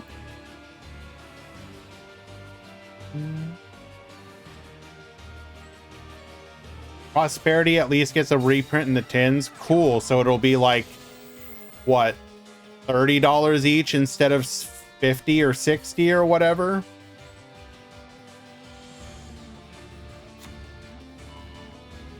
And it's like, okay, once you get that, whatever that card is, like you're like always running this deficit on cards. It's just annoying. The other upsetting thing is just like the price of some of the extra deck monsters. Like to this day, I still don't have the Chaos Angels for my Labyrinth deck because it's like, do I really want to spend like 300, like, well, how much would it be? Like $240 or whatever it is for the 3 Chaos Angels? No.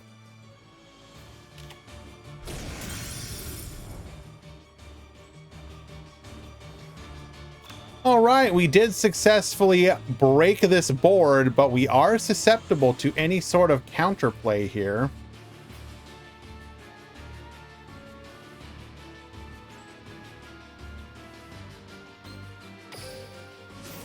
We do theoretically have access to Celestial Draw 2 if we can get our hand clear.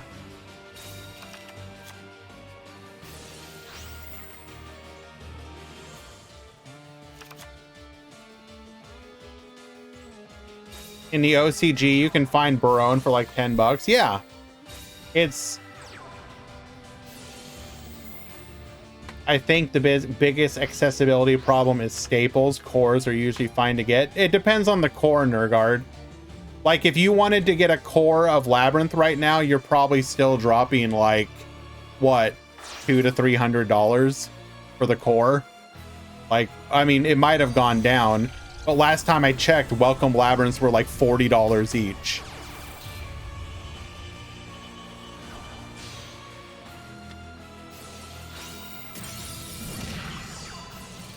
All right, we do break the Genghis here. Not enough to ensure lethal.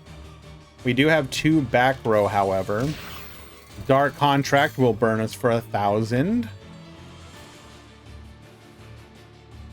OCG has a bunch of other card games to compete with.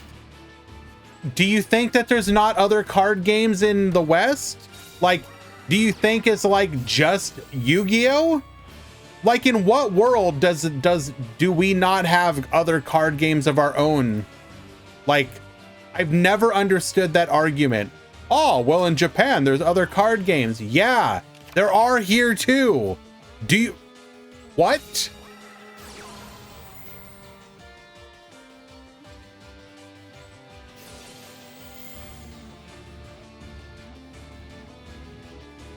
They're shutting down Gwent. Nergard, you know, I'm gonna keep it real with you, Nergard.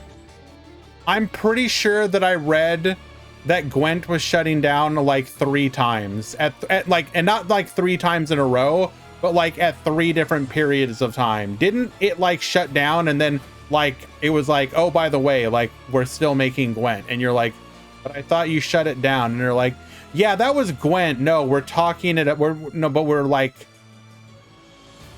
No, I swear to God, they like announced that like they were quitting Gwent, and then like, I don't know, something happened and then they kept doing it.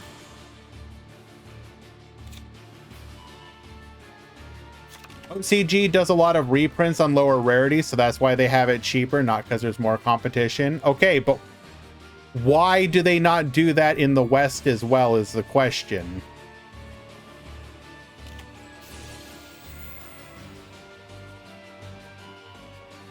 Activating Ring of Destruction. You will not be able to use that monster as part of your skill, as Konami is greedy.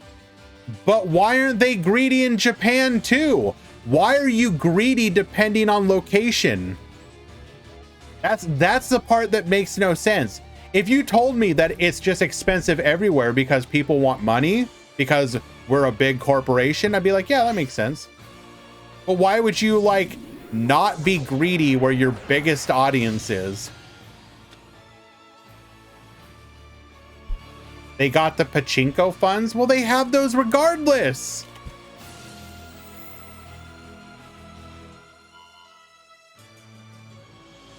Healing the opponents, a Dragon King Beowulf will open us up for lethal on the next turn. We will get the scoop. Konami Europe just built different. Okay. Okay. I don't know. You know, obviously we had that conversation a while ago within the community about accessibility of the game and whatnot. And, you know, obviously the price of getting into the game is not an insignificant factor. And some people will say stuff like, well, just play like a suboptimal deck. Here's the thing. Playing Yu-Gi-Oh! Suboptimally is like the worst experience out of any card game ever.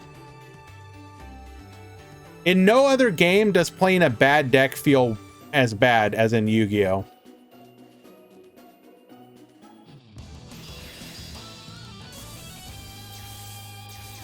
Because you just get stomped. Like, at least if you, in other games, if you play bad decks, you don't realize that your deck is bad until, like, you know, mid to late game. You actually get to you actually kind of get to play the game a little bit and like have the illusion, you know, even if you want to call it the illusion of a chance. I think that is not insignificant. I think it is worth at least thinking that you have a chance, even if in the end you aren't actually gonna have a chance.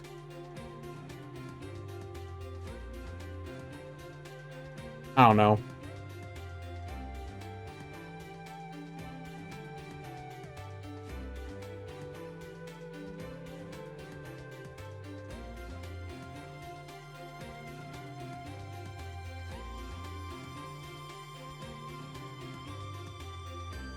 That said, I thank you, by the way, Dark, for the breakdown. I appreciate you.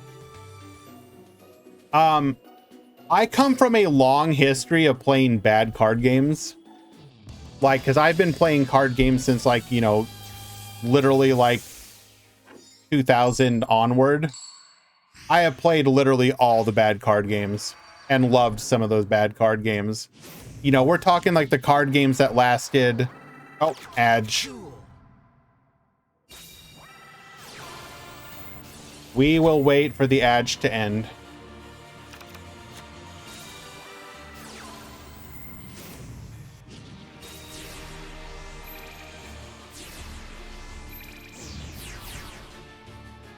Pendulum summoning 1 and 2. We do have the Thomas here.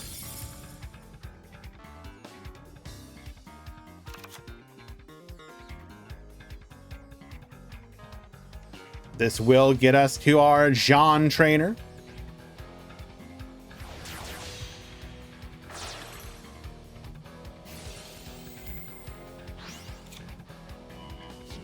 Finding a DD Crow.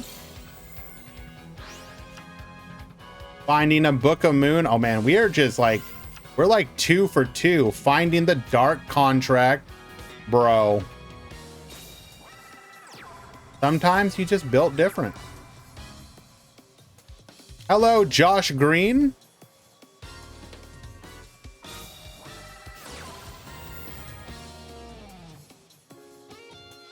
Hello, Yami Kisara.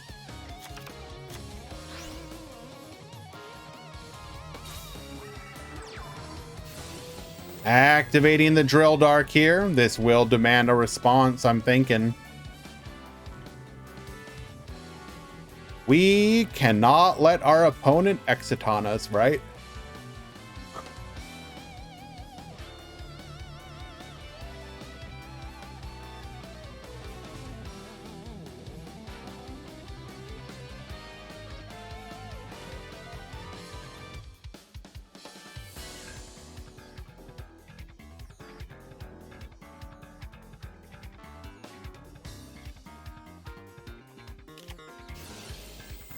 This will bring out our Book of Moon.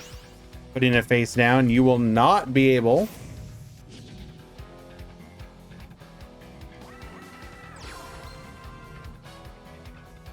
we do have Crow in hand, but we cannot respond to the activation of a skill.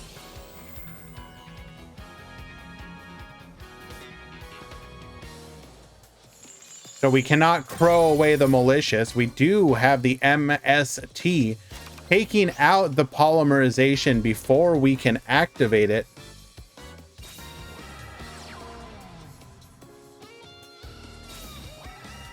Setting 1, setting 2, and ending the turn.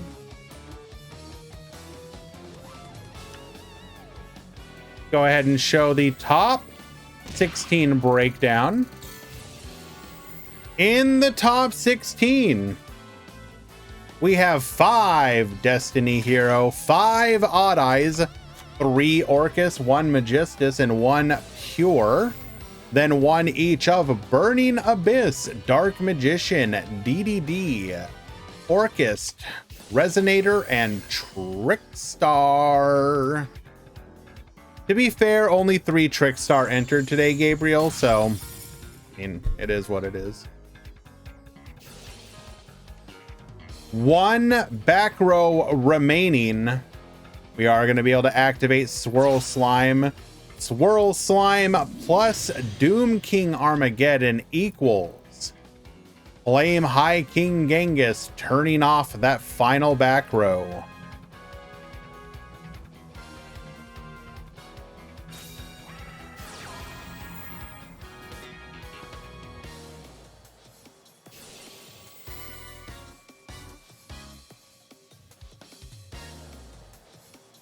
It is almost assuredly quite over for Kaitos. Activating our Dark Contract with the Swamp King. Any fusion from our deck, it will be the Beowulf piercing damage on all of our monsters. We are beyond Giga Dead here.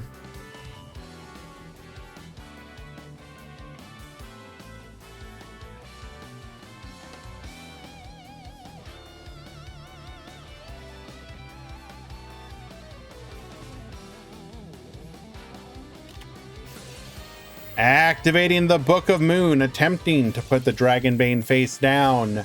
Flame High King Genghis says no. Negate. Scoop it up. Nedex takes game number 3. Moving on to the top 8. Well done. John Stewart, you are correct. Every card in that deck that can be Prisma is a Prisma.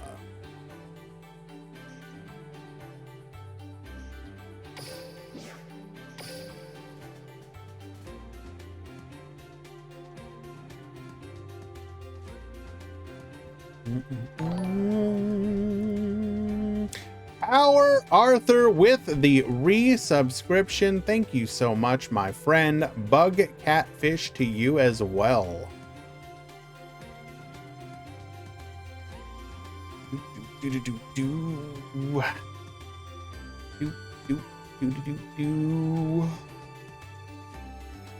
Oh.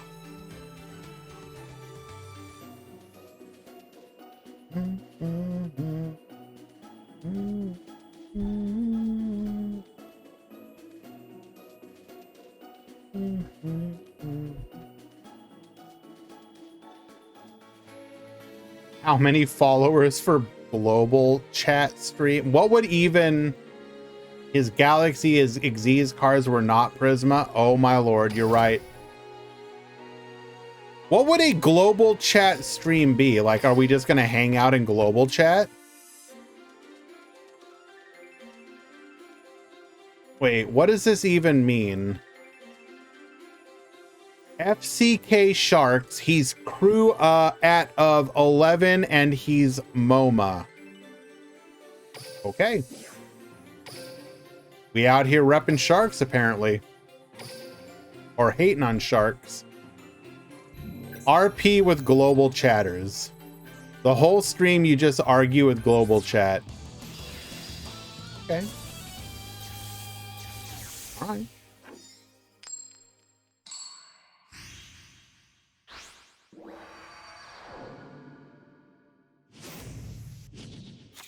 Duel.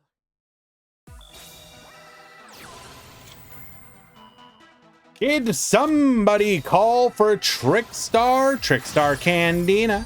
Adding a copy of Festival. Festival into our tokens. Tokens into the Crimson Heart.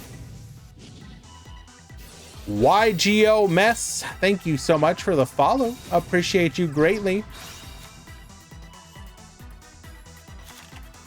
1 back row versus 1. Oh, that is absolutely devastating. Are we really main decking Crow? Damn, bro. We are able to bring...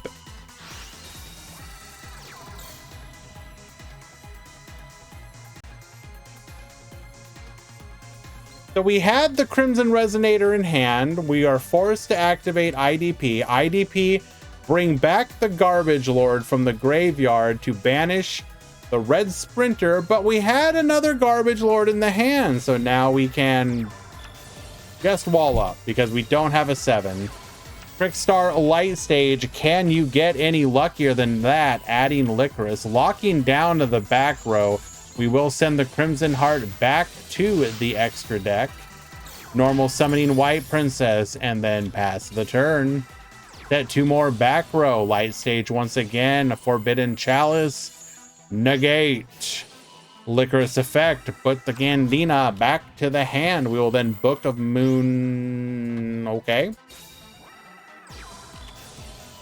Light Stage into a dark hole. Wipe the field. Candina effect and lethal on board. Valk takes game number 1. What does DDDD stand for? I don't know what the third one stands for. I assume that what CM Schofield said is correct, though. Light Stage is a really, really devastating card. I understand now why they put it at 1.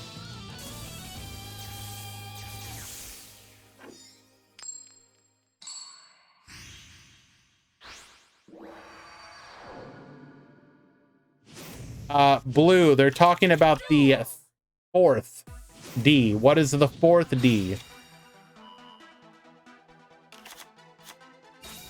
Julie Silvera. Hello, help. Okay, we had Crow in the opener 2 games in a row against Resonator. What the hell, bro? Our hand is really bad, though. So we're gonna get to play the game? Question mark. Oh my lord! We literally extended into a needle ceiling.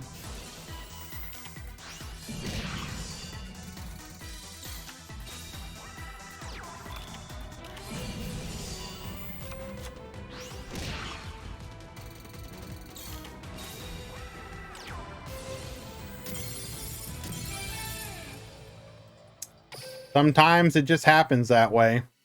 This is just one of those games. Yes, this is literally just one of those games. Sometimes your opponent has it all.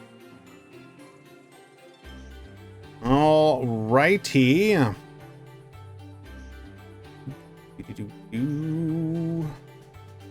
We are moving on to the top 8.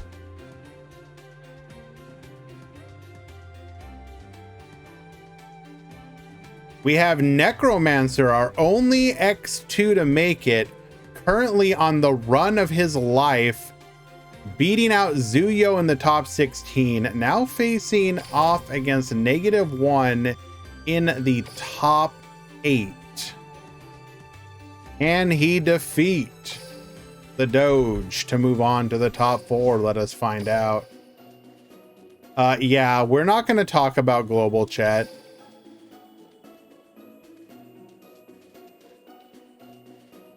Quote, you a effing snake shark, you talking behind my back. I see how it is, Lil blank blank.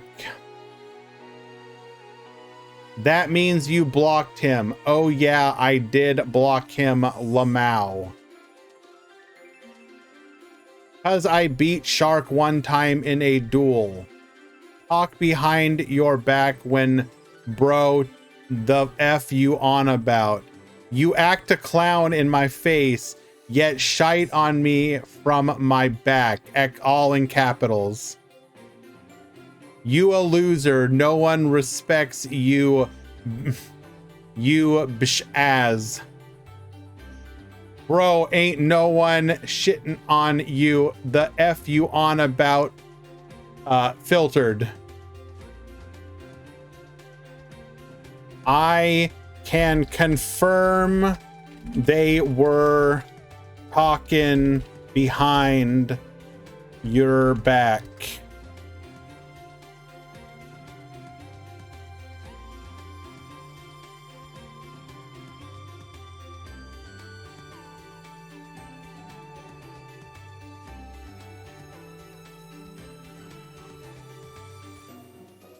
I heard it. I was there. It's real.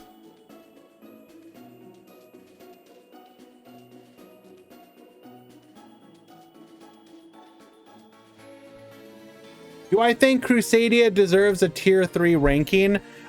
So keep in mind that the TPC is judging stuff besides just tournaments as well. Crusadia specifically has been going extremely hard in like Team Wars, or some of the other Team Wars style events. Like it's going like 5-1 like runs and whatnot. So does it deserve tier 3? I understand why they put it there, yes.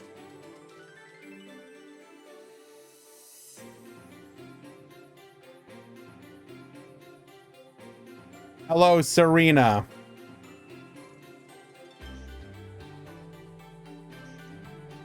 Don't trust a shark. Anyways, it's literally in the name.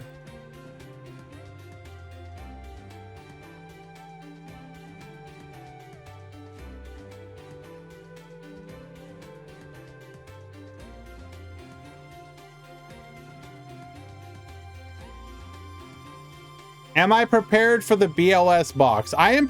They could literally release any box with new content. It doesn't matter what it is, and I would be ready for it. Just give me a box. Give me literally anything new.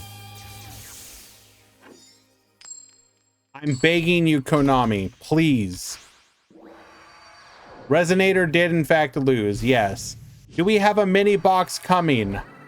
Yes, maybe, no. Yes, maybe.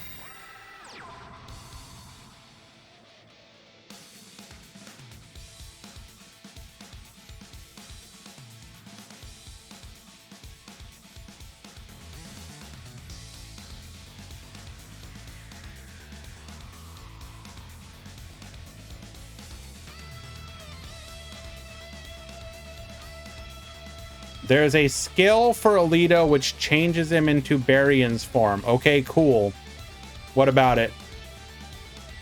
I think Konami are trying to hide their leaks better. Yami Kisara, what if Konami just released new content?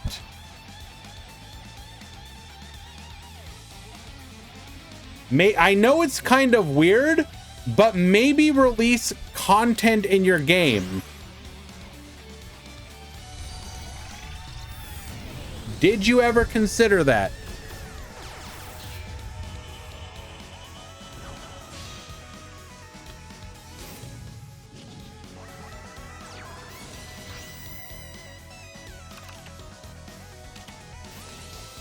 Like, I absolutely don't understand Konami's logic of, we're just not going to put stuff for you to buy in the game. Oh, okay. So you don't want money? Why? It's weird. Goodbye, Moo.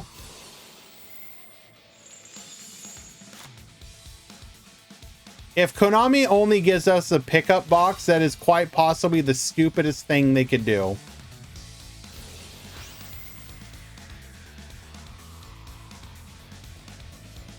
Because that will mean literally 3 months without new content.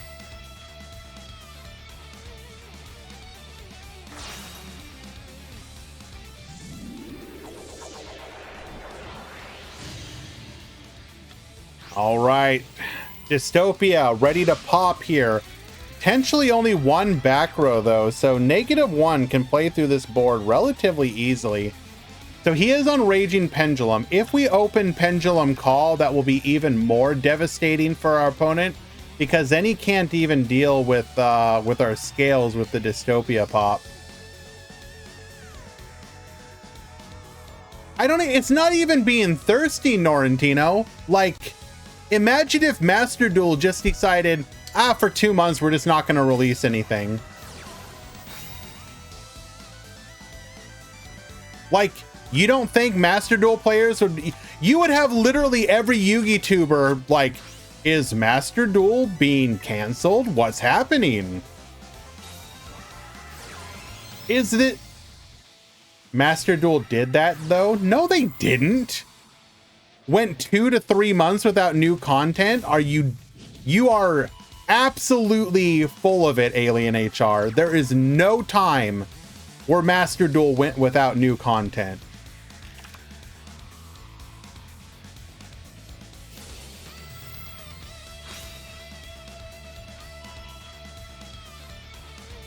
Did Master Duel have a skip month? I don't believe they had. In the beginning, they were slow. What? No, they weren't. I literally was there, bro. The only thing Konami was slow with in Master Duel is the ban list. Early Konami's ban list was horrible. They took forever to do anything.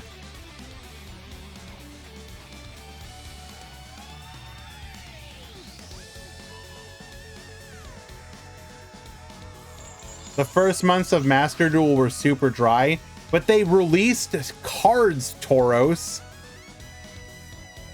The only thing that sucked about early Master Duel is you were just left going like, okay, I guess I have to play against Drytron again and not get to do anything because they won't just ban these stupid cards. They didn't release Master Rank till recently, so no content. That's not what we're talking about. We're talking about cards.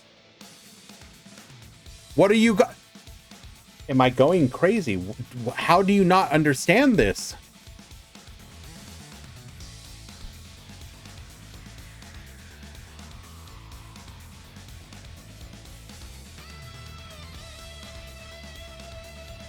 We have literally not gotten a new box for 2 months now.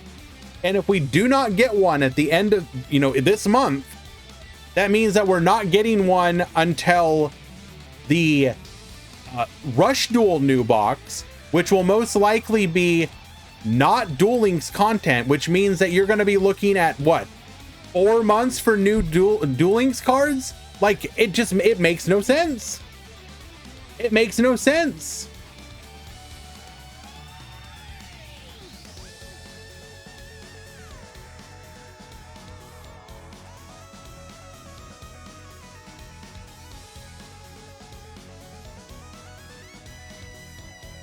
We are big thinking how to deal with this board here.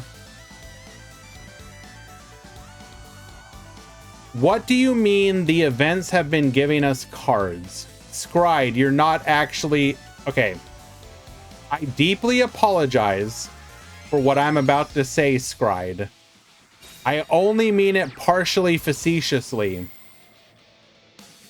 Are you... Is there something up? You don't actually believe that is... Okay, let me ask you this, Scried.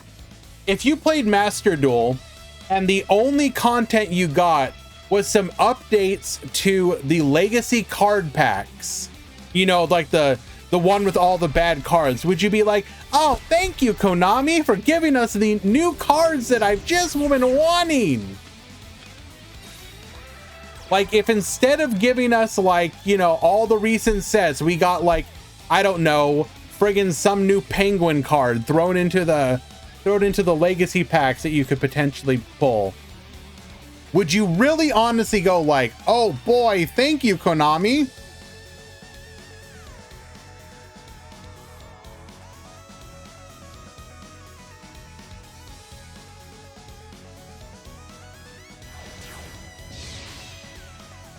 We're gonna go for the Riliona here. Riliona effect.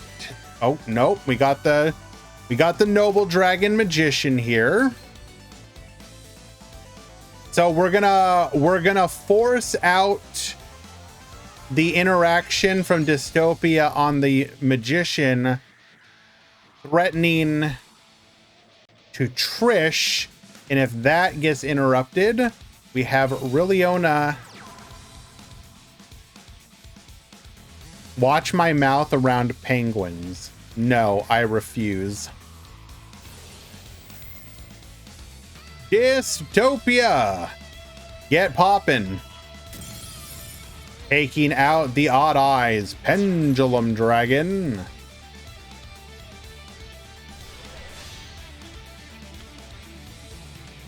Come forth, Shooting Riser Dragon.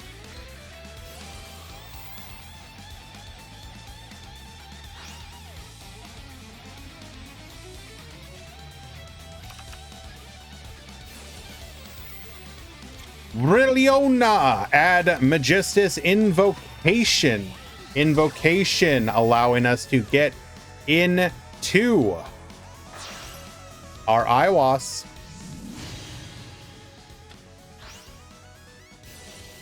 Iwas effect, get Yoinkin.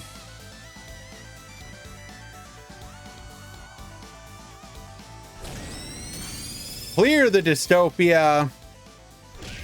Clear the Wonder Driver and pass back to you.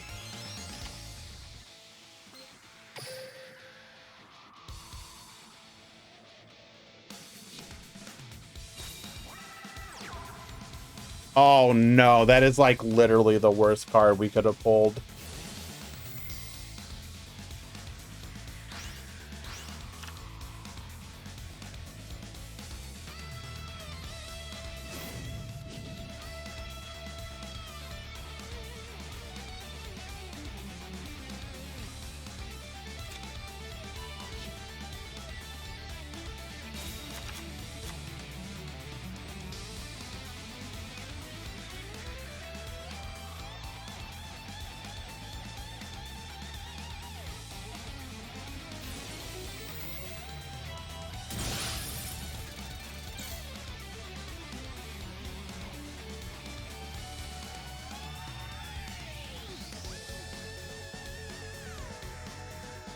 Popping the Iwas, allowing us to get our Sunrise back.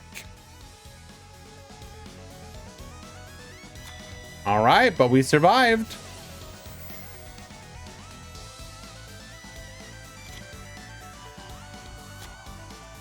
Hello, logs.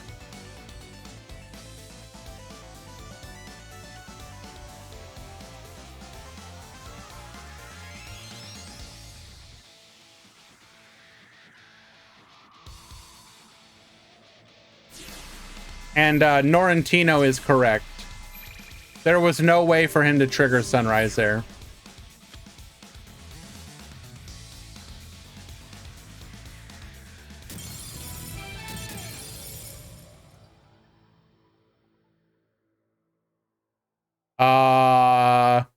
Did we misclick?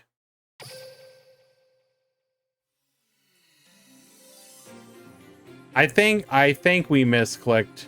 I think we said no to summoning the Odd Eyes. We said no to summoning from the hand. That's unlucky. That's unlucky.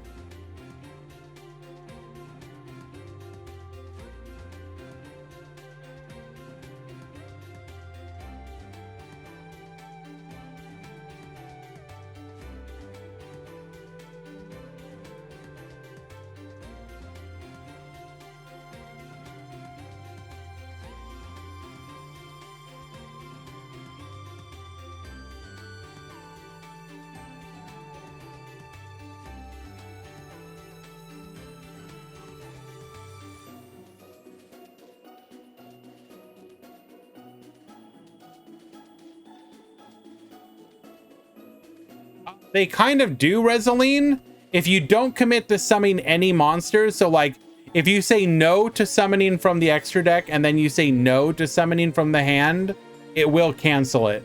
But if you say yes at any point, it commits to the summon. So if you say yes from the extra deck and then no from the hand, you can't cancel it. But if you say no, no, it will cancel it.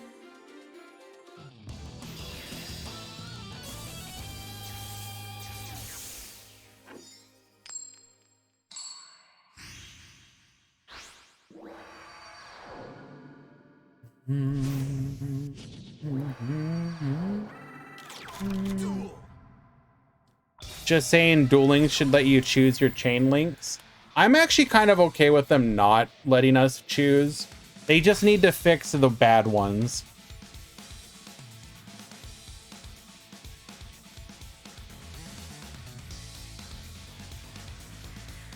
Like there's a few ones that are like incorrect.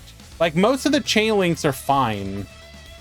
Like there's like no outside of like exactly like Sunrise and Liquid, like would I prefer if we could choose our chain links? Like here's the thing. Look at the timer. You really want us to have to deal with chain links as well?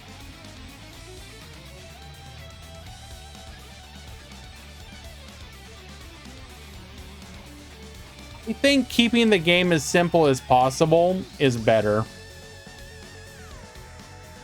I think, for example, like, I was fine with them not letting us choose our zones until it actually mattered with Mech Knights. And there's also a part of me that's like, what if they just never introduced Mech Knights or anything column related?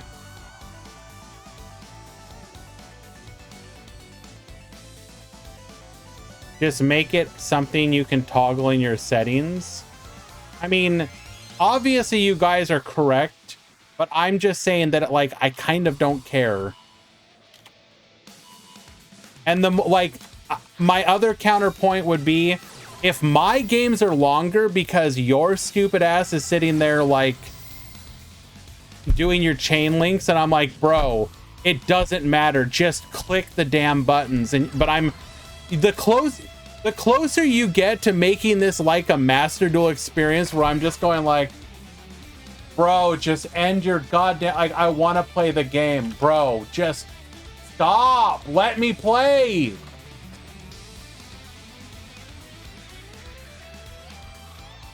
I think you risk reaching a point where it's like, imagine Duel Links actually gets to the point where, like, you have Master Duel style, like, combo lines where it's like literally, okay, so I'm just gonna put my phone down and I'll be back in 5 minutes. Like, are we good?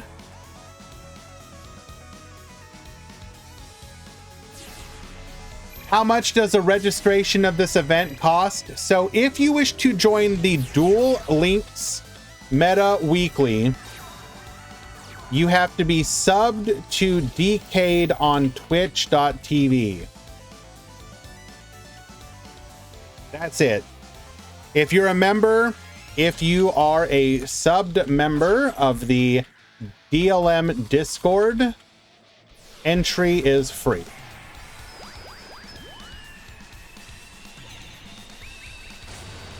However, if you, in addition to that, if you are looking for other tournament series, there are lots of free options. Go to duellinksmeta.com. Click on any tournament article, and how to join will be at the top of the page. Find events that match your time, region, etc.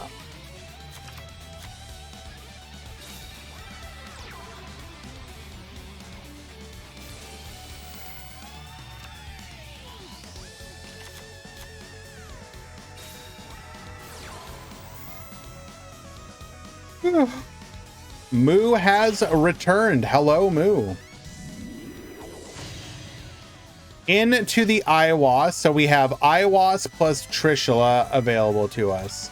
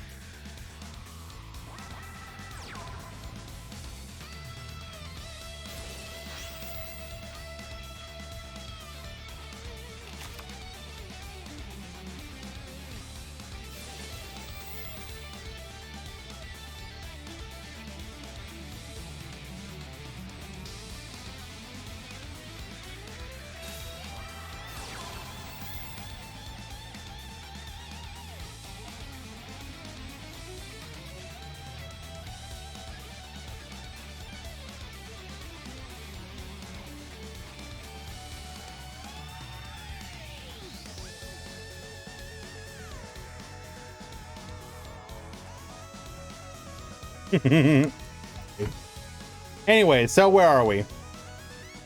Activating Book of Moon here on shooting riser effect. This will turn off our Trishula play. Zombie Stein is good. It's not good, but it's not bad. It is technically a negate for any deck that can make a rank 8, but the downside is pretty high. I wouldn't specifically dig for it though. Hello, JVC.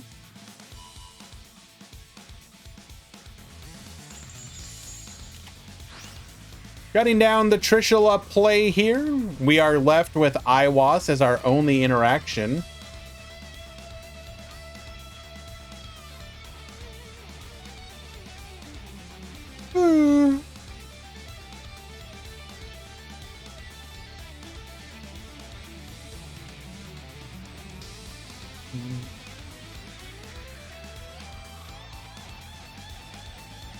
Poaching, what if he didn't know it turned off Trishula? So you're telling me the guy who is activating Book of Moon in response to Shooting Riser's effect doesn't know what Shooting Riser does. Okay.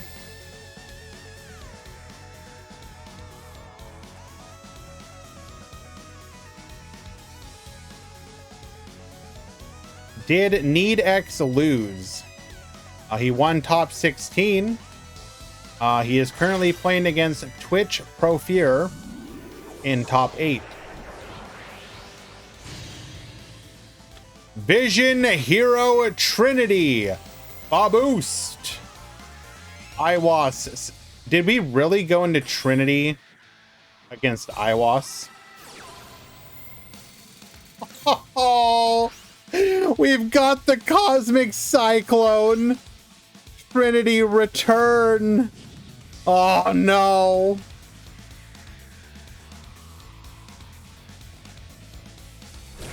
Trinity.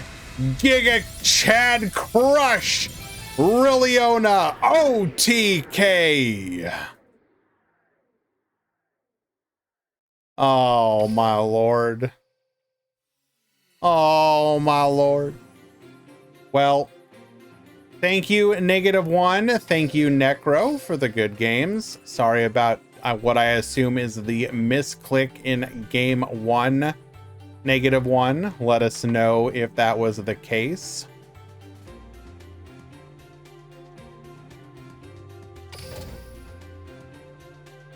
Let us return to the drama of global chat. Quote. Now they're talking about Master Duel. I'm playing Labyrinth on Master Duel. Ooh woo. Oh, that's Ramon. Shut up, Ramon.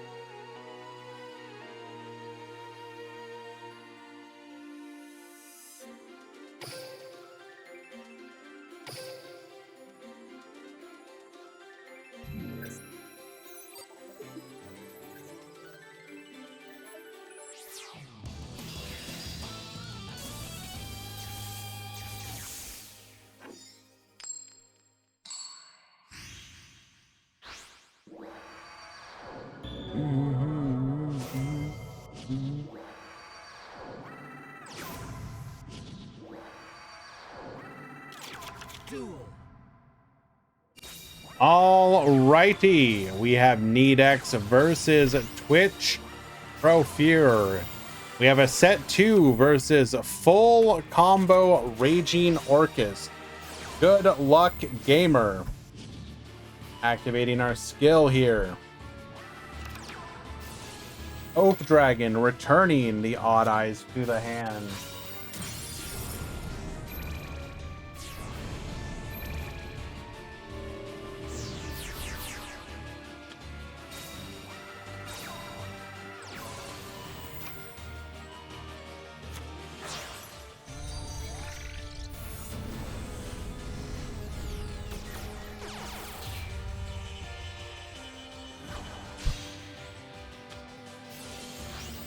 Oh, we were always bullying the cat. Ding Girsu, get sending. Book of Moon will ensure that Ding Girsu is face down. Tributing off for the Odd Eyes Pendulum Dragon. Bring out the Orcus Nightmare. Make the Volo off of them. 3K plus 17. Lethal Profeer winning game number 1.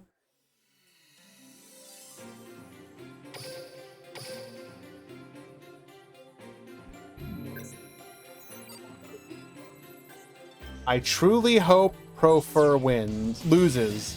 I'm rooting with all my might. We call that manifesting.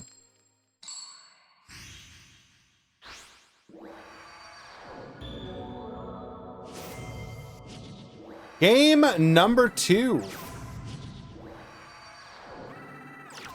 Duel. Starting off with a Savant Kepler. Kepler searching for a copy of Dark Contract with the Gate. Gate is going to be able to search for our Doom King Armageddon. Activating the skill here. Putting the Orthos and the Doom King Armageddon to our scale zones.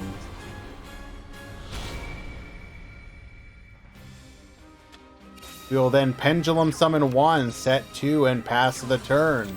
Joker adding a copy of the Wisdom Eye Magician. Hello, Zaid King. Hope you are well, my friend. Adding Dragon Pit to our hand off of the Summoner's Art. Dragon Pit, of course, will be able to start picking apart that back row, activating our skill here. We're going to get the Wisdom Eye into an Oath Dragon. Oath Dragon, add back the Wisdom Eye. We will then activate Dragon Pit, Book of Moon, putting the Joker face down. We will then Pendulum Summon a 1, 2, 3. Oath Dragon, adding back the Dragon Pit. We will then tribute or link off into a Galatea. Crow effect. Get banishing Ding Girsu. Ending the Dark Contract with the Gate. And okay. Kepler is negated. Orthos effect. Orthos is still negated.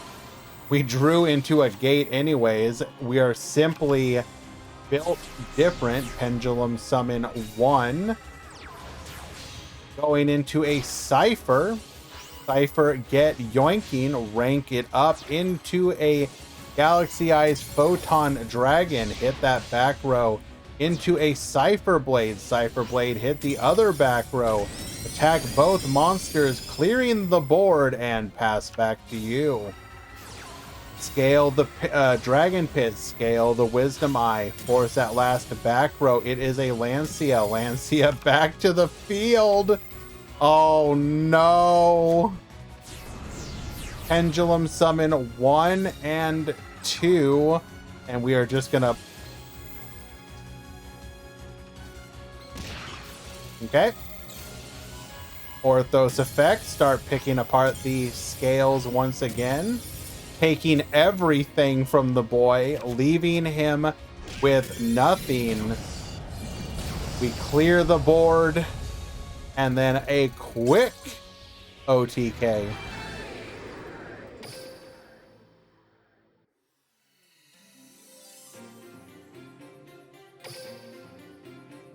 Game number 3.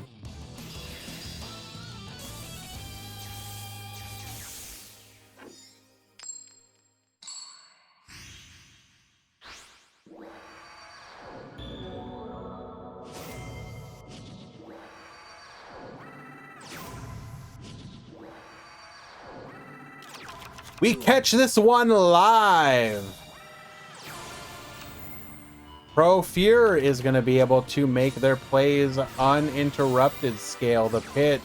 Scale the Wisdom Eye. Wisdom Eye effect into the Oath. Activating our skill here.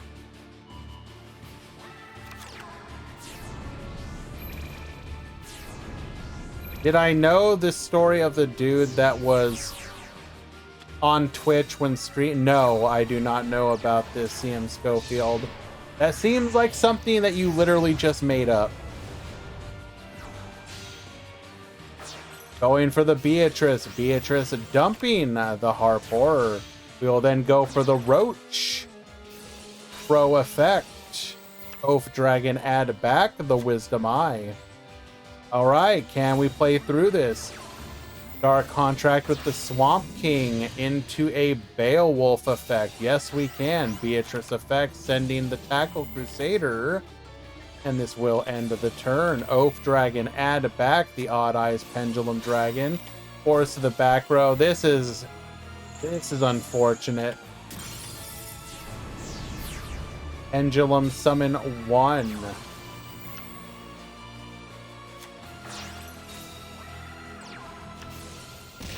What?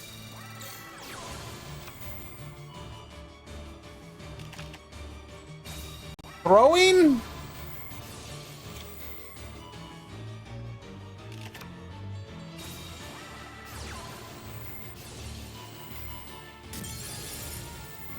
I am so confused.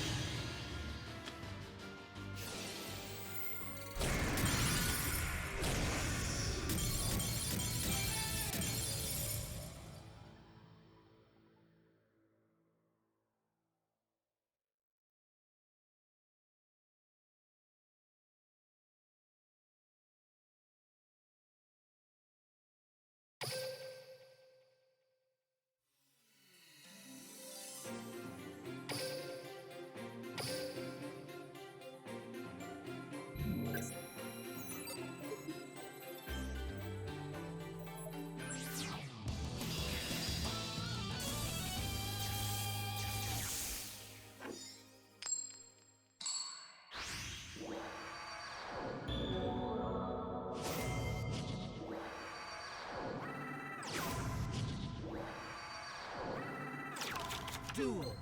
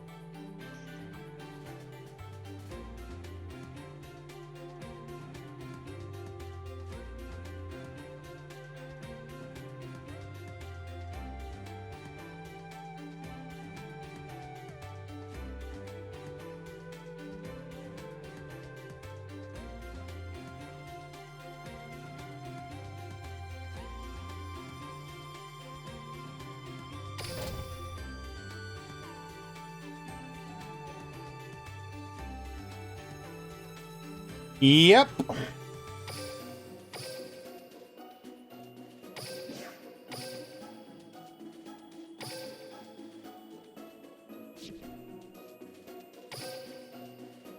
Yep, clock. True. We are in the top 4. You know, every once in a while, you just...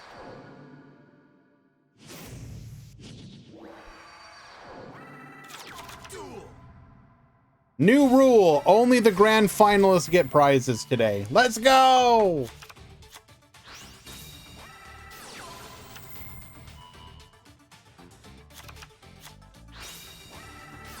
Alrighty, we got Shu at the top. We got Necromancer at the bottom.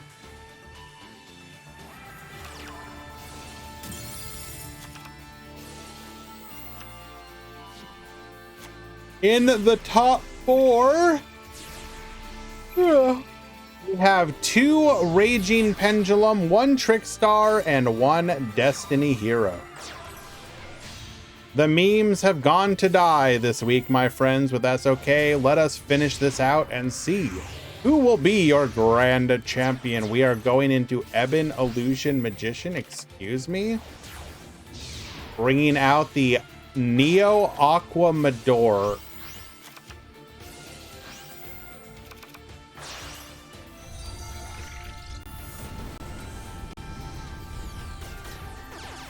You need to stop.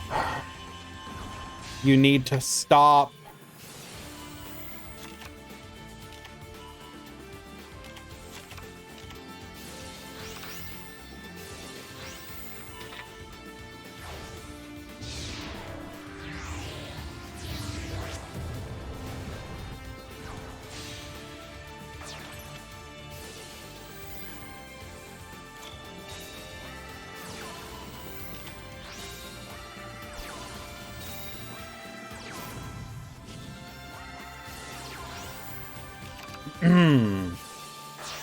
Alrighty. Book of Moon, putting the Beatrice face down so we can do nothing. You will not be able to interfere in our plays here.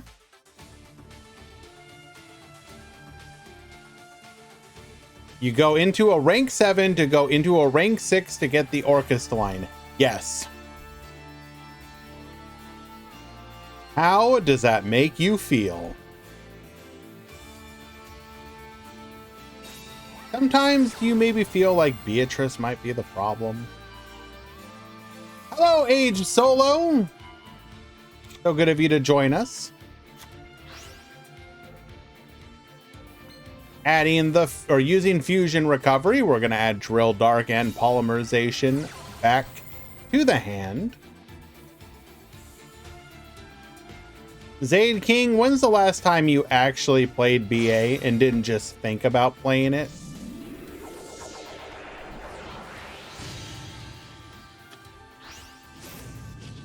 Making a second copy of Dystopia. What in the hell? Oh my lord, are you kidding me? Are you kidding me? We have double Book of Moon, putting both of the opponent's monsters face down. Wait, does... Okay, this doesn't actually lethal, though. Right?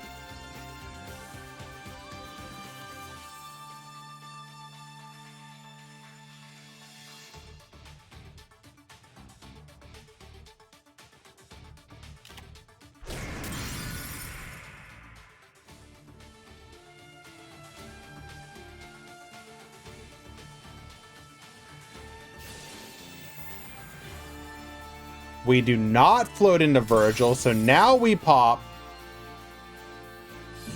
And now we lethal.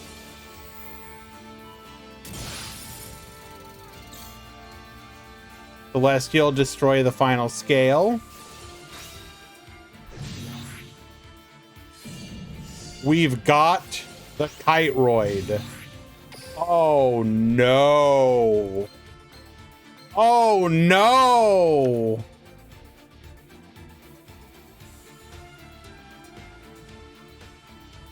Kiteroid jump scare out of nowhere.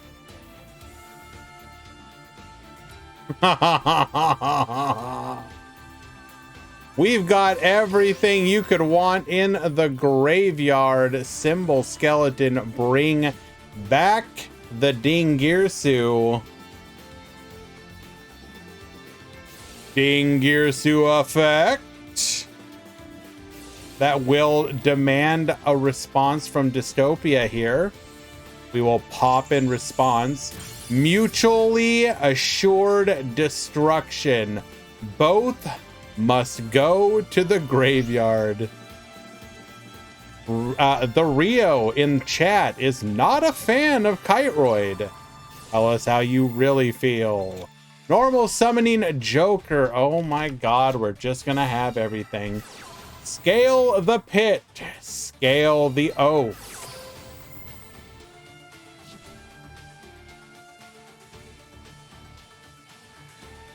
Who would win?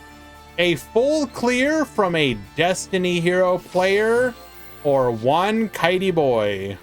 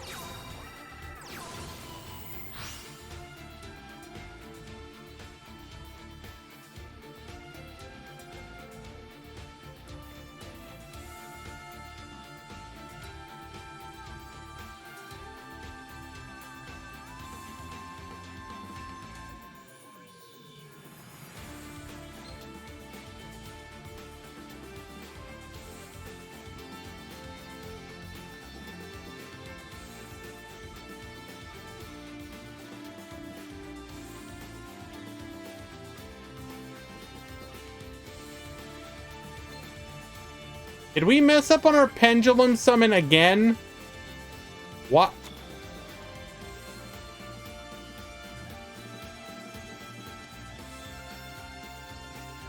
I am incredibly confused.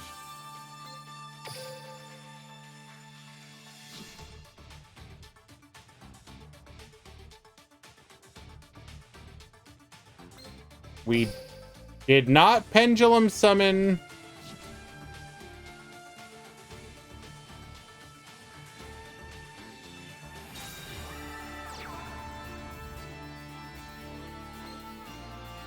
Oh my god.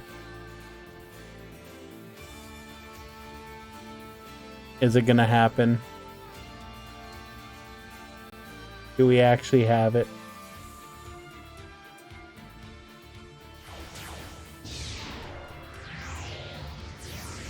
Exes. Summon. Evil Swarm. Exciton Knight. Wipe the entire field. It has all got to go. I'm out here respecting my boy Destiny Hero Exciton Knight. That's right, Reseline. I'm a believer now. I'm a believer. Got.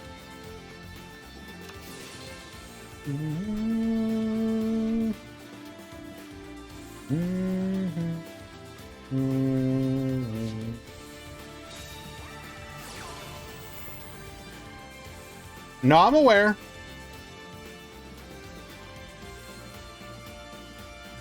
And as people are saying in the chat, any turn that you use Exciton's effect, no damage.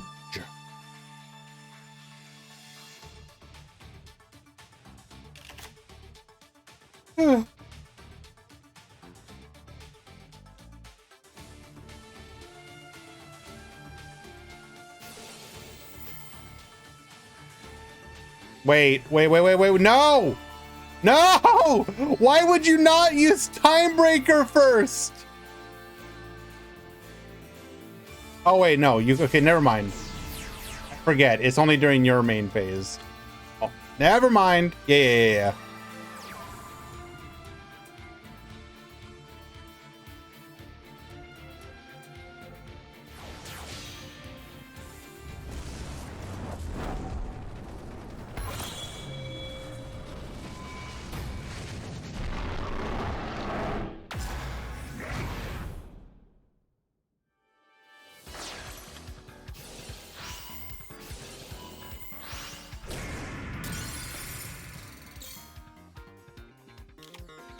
Alrighty.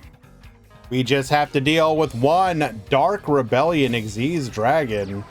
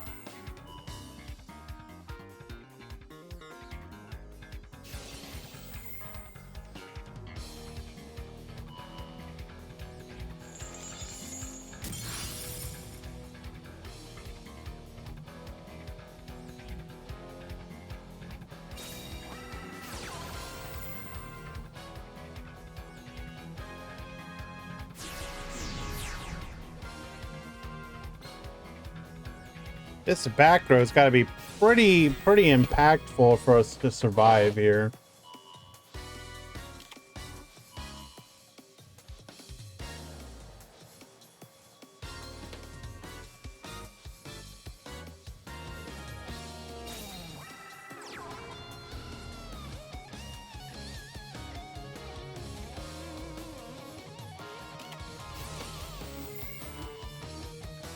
Hold it. Crack down. Get yoinking.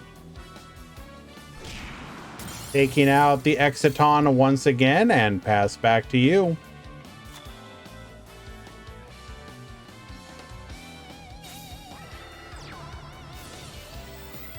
Destiny Hero Drill Dark. Drill Dark's effect allowing us to bring out the Celestial. We can now Celestial draw 2 from the graveyard.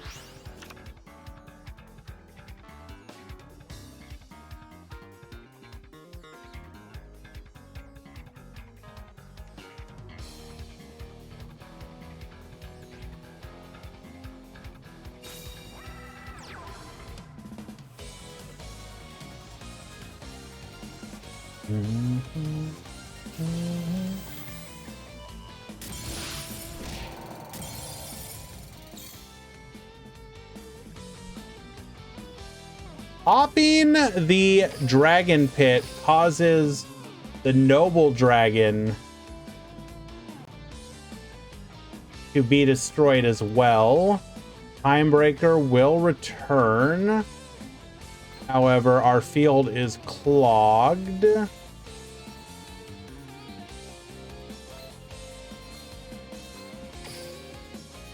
So our Dystopia will not come back.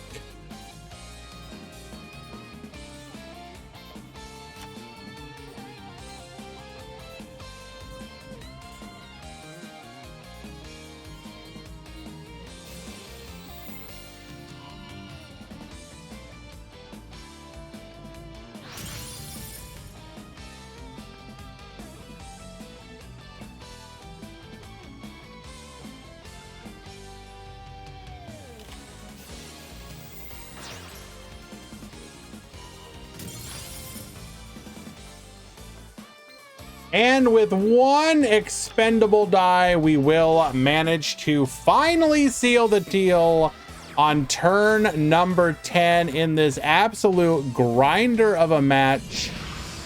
Drill Dark. Drill 'em. Lethal.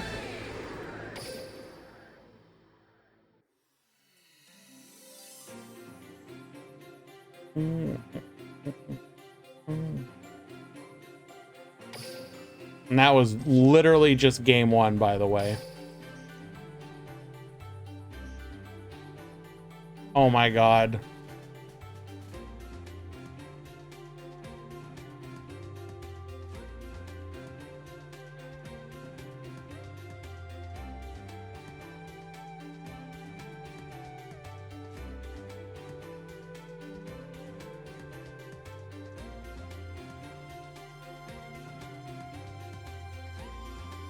I fell off of Duel Links after I got a girlfriend, but she left me.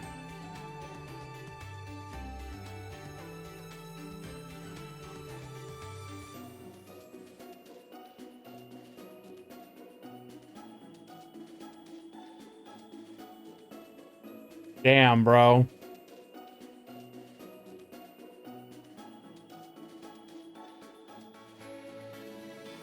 What if Duel Links was your girlfriend the whole time?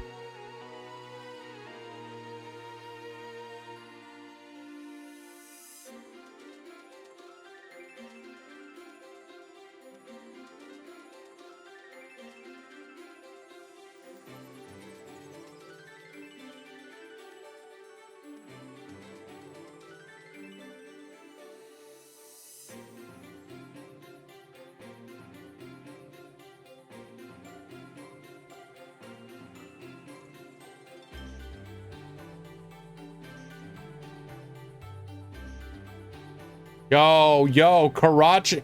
Haracha out here with the real one. First, quote, F that B, bros before hoes. Yo, you a real one, my guy. You a real one out here.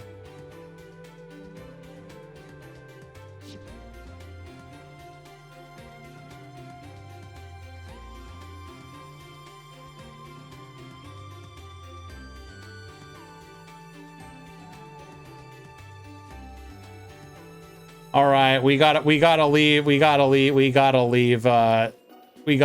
again. I'm sorry.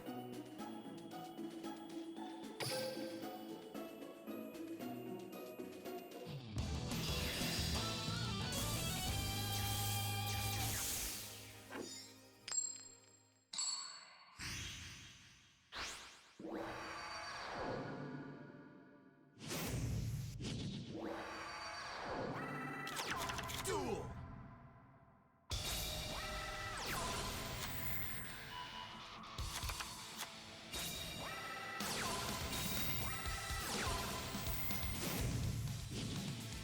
For real, Hans. Absolutely. I can't. God bless you, Duel Links global chat. All right. Game number 2. We got Shu going first.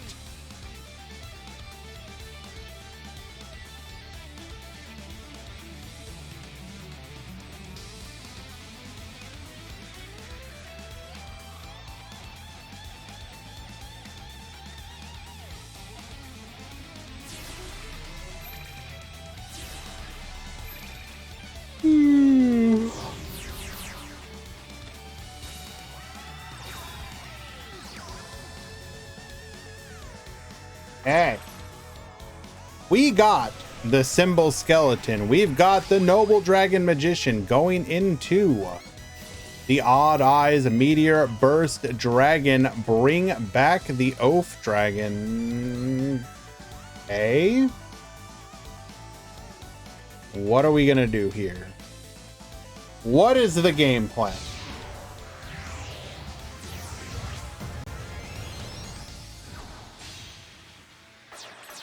Oh, right. I forgot.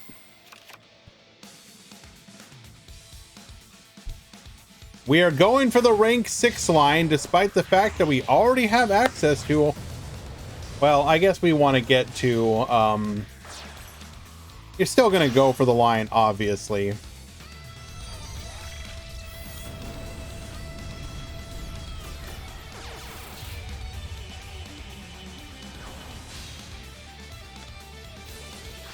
Beatrice dumping the harp horror. Symbol skeleton. Bring back the harp horror.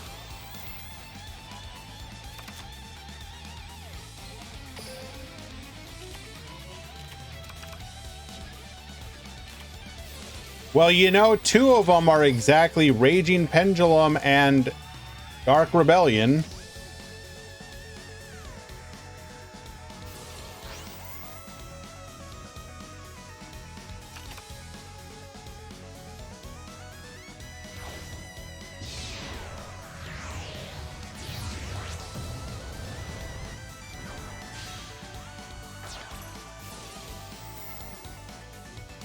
All right, good luck, gamer.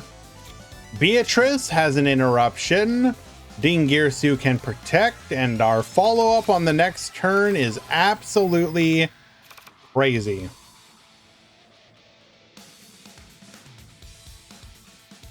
Oof, would you kindly not sleep in the chat? Thank you very much.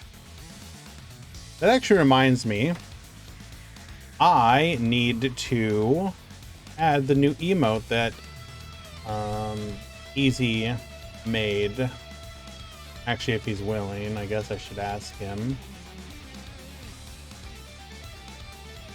Can I use your Galaxy in my Twitch chat?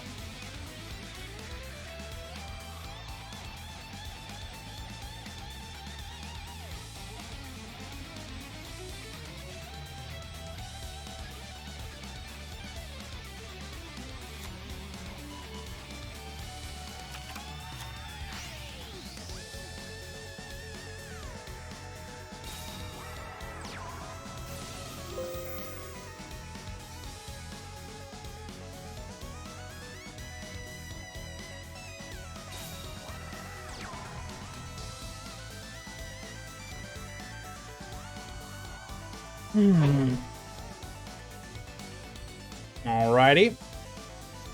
Drill Dark into Celestial. We got Destiny Effect. What's our best hope here? Is exactly Plasma?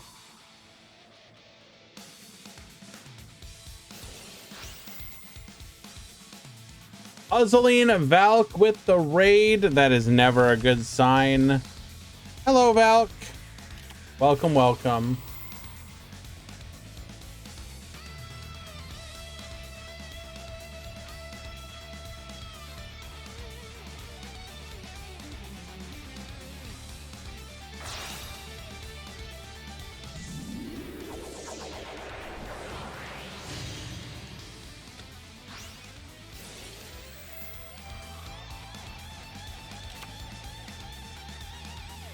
Draw 2 off of the liquid. Lady Beatrice still gonna be able to interrupt at some point.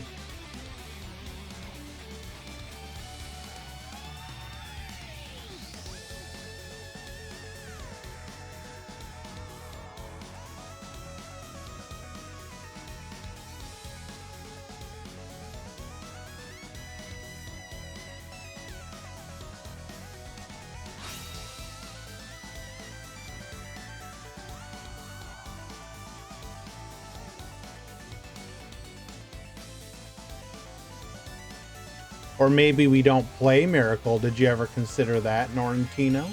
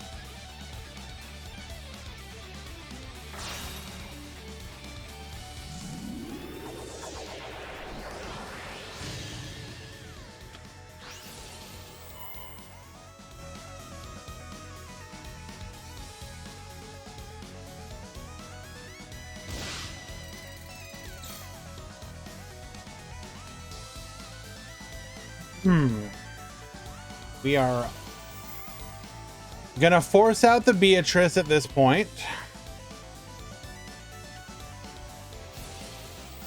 Oh, I mean, we're not really forcing anything out, though. We have Dingirsu effect. Unless we drew into exactly Book of Moon.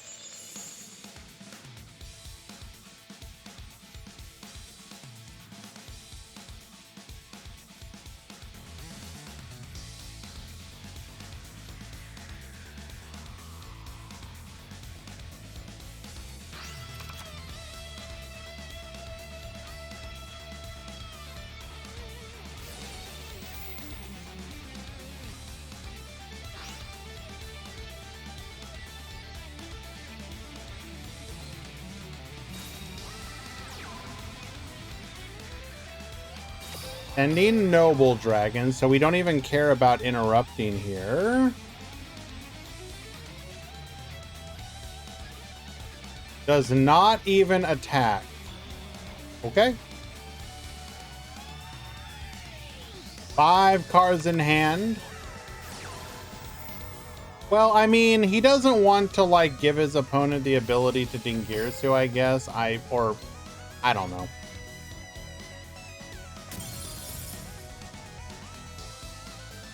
It would be highly unusual for us to get a new box at the beginning of a month, Elmaz. I mean, it's obviously possible, but for Konami to officially go 2 months, Cosmic Cyclone, get Bonetian. We will take out the Oath Dragon. I mean, okay. Now we can just force out the other back row with Dragon Pit. I don't know. It would be highly unusual.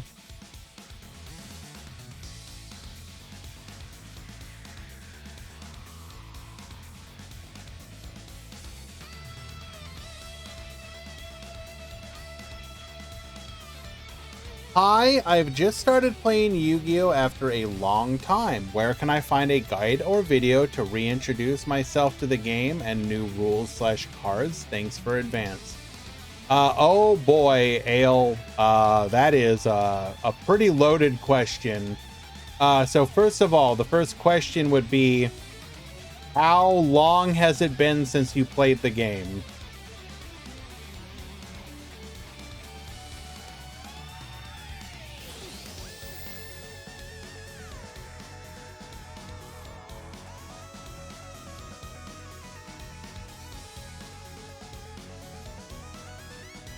Like 10 years. Oh. Okay.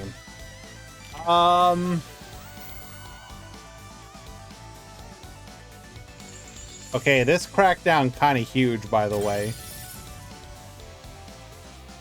Like, this literally just swings the whole entire duel. Oh my god. What?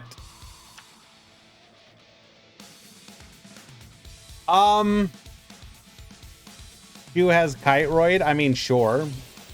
You're not wrong. It is possible for there to be a Kiteroid.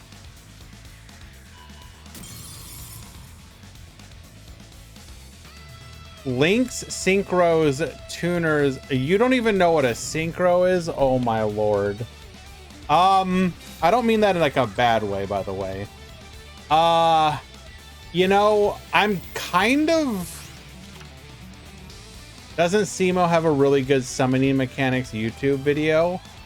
I guess that he does. I don't know how up, like, I guess they went probably not that out of date.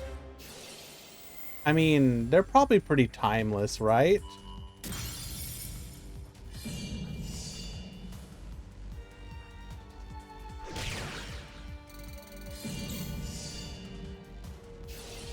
We do, in fact, have the Kiteroid. This is pretty huge.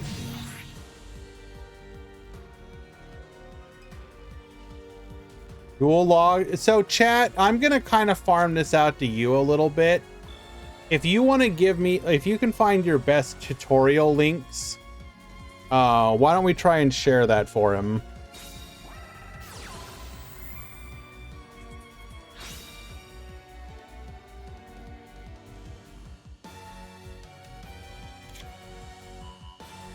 Well, I mean, here you go. Here's like literally a playlist. Let's share this.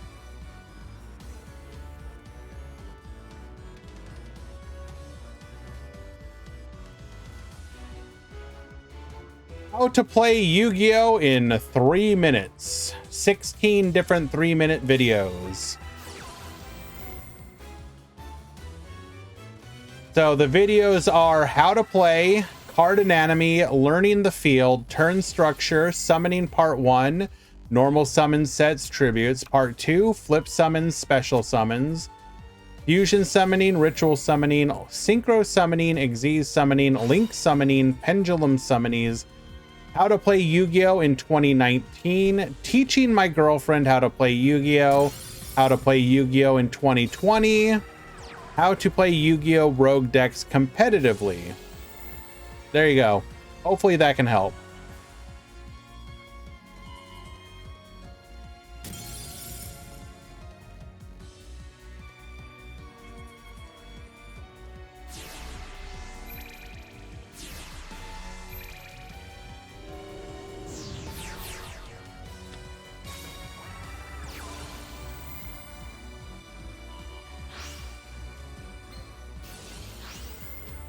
And we're literally gonna come back and counter OTK. So Necro, wait, what? Wait, we're not actually going to? Dingirsu Protect here. We will lose the material, but it will go back to Necro. Okay, this is... Okay. Fusion? Oh, Lord. Bro, no. No. We are not... No. No. No. No. It's gonna happen. Oh no. No. No, don't post it. Don't post the no. Do not post the Trinity emotes. Oh my lord. Trinity to the field. Baboost. Necro taking game number 2 in a 2-0 victory.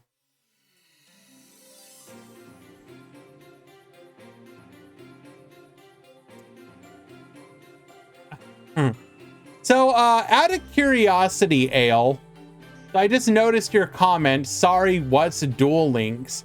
How did you end up in this channel? Out of all the Yu-Gi-Oh channels, if you just satisfying my curiosity, how'd you end up here? Especially if you don't know what Duel Links is. I'm kind of curious.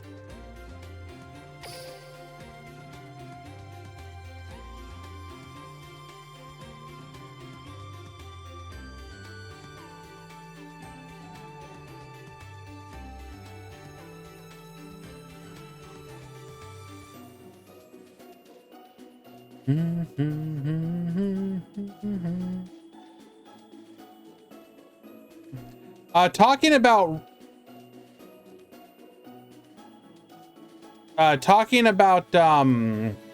retro formats is oh, okay. No, I appreciate the answer, Ale. Just kind of curious because like, so the big category. So right now, if you look up like Yu-Gi-Oh on Twitch, you're gonna have 3 categories, right? You're gonna have Duel Links, which is this version of the game, which is more anime themed. You're gonna have Master Duel, which is the most recent version of the game. It's more similar to like actual physical Yu-Gi-Oh. So that would be my recommendation if you want to like test the waters out. Load up a Master Duel account. It's relatively simple to set up and whatnot and get into. And then the other category is typically just going to be like Yu-Gi-Oh, and that's where your simulators, and that's where all your simulators are at, like Dueling Book, EDO Pro, etc.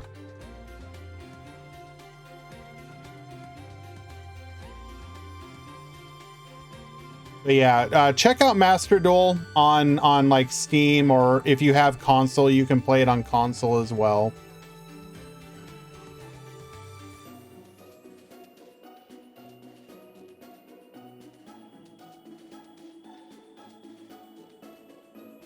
What do I think about the last WCS? Can you be more specific? What do you mean?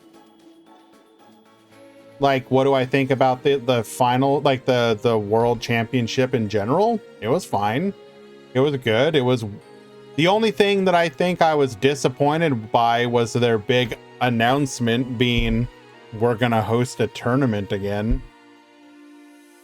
Show us my main deck. Bro, I play everything. I don't have a main deck.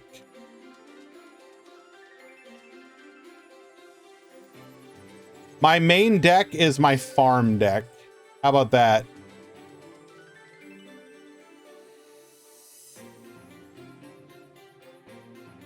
This deck farms everything like an absolute champion.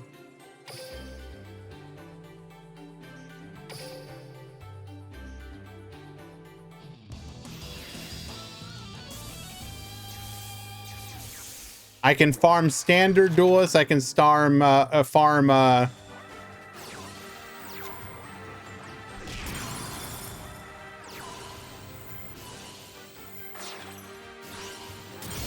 that's right. Take everything from them.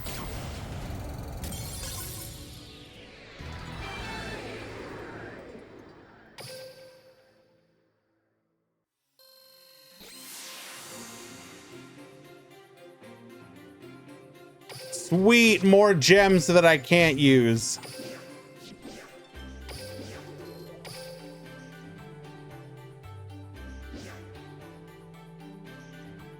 Alrighty, we should be ready for the grand finals.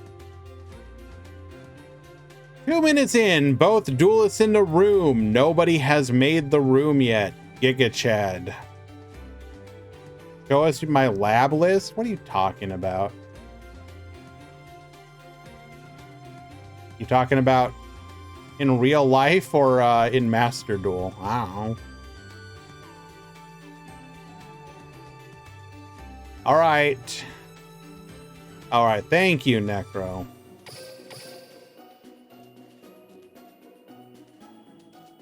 I think the level here in this tournament not fall far from the players. So yes and no, Boa. You have to consider, like, some of the people who play in the tournaments that I host were actually at Worlds. So for example, Moisture, for example, was at Worlds. Other people that have been in chat have been Worlds performers. Zaid King, for example, has gone to Worlds, etc.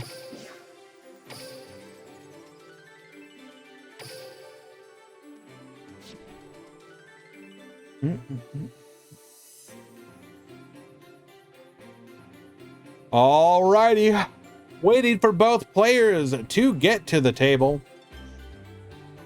We have Raging Pendulum versus Destiny Hero, two of the best decks in the format at the moment. Lugging it out 4 rounds into a top 16. That's right, Ramon, get excited.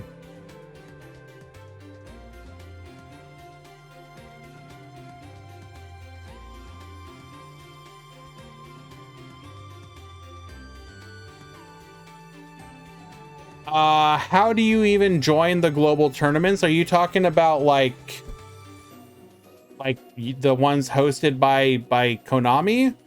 You either win a KC Cup, amass enough points by performing well in KC Cups, or win during the RRQ, whatever.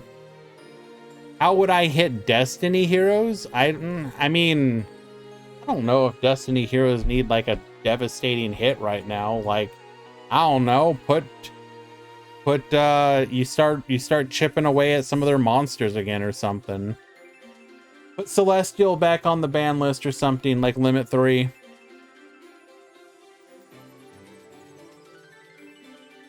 Carrot, we're in the grand finals.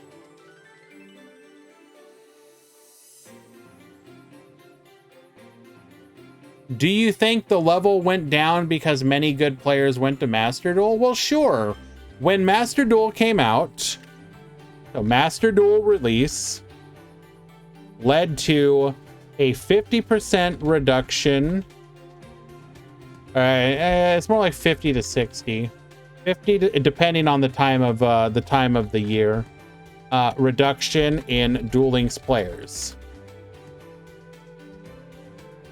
So naturally, you would lose some skilled players. However, other skilled players take their place.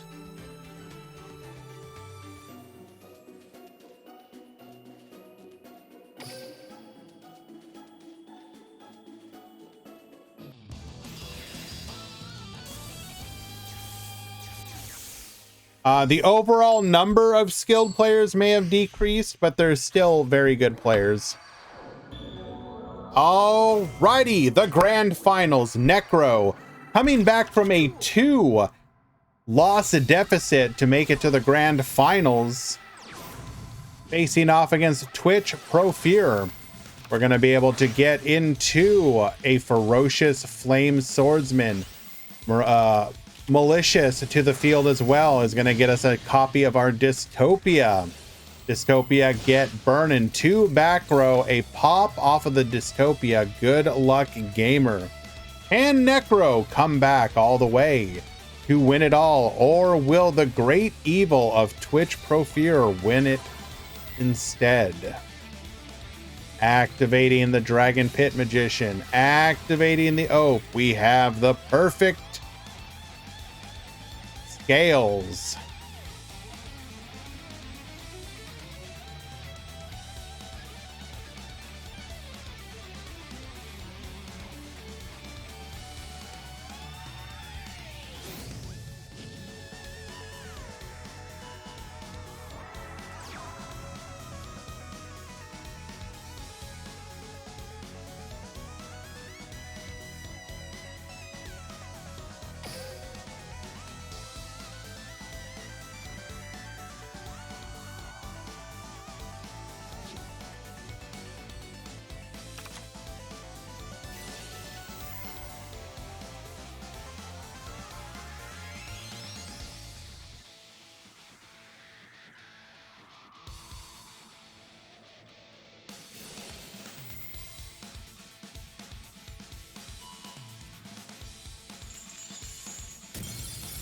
Dystopia, popping the Oath Dragon. We are gonna deny the additional resource. We are forced to scale our Timebreaker Magician.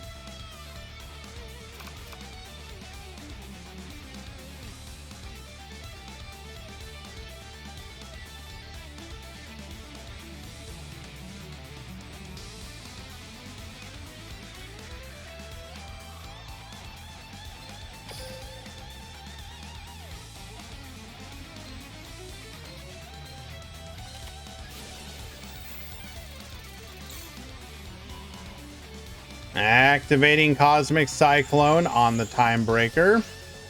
Removing yet another scale. Scaling the lump.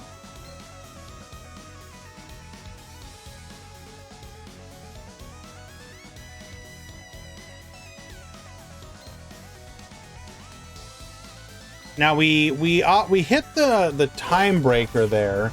Was there not an argument to hit the Dragon Pit Magician instead? Ah, well, nope, never mind. That was the correct hit. Well, ish.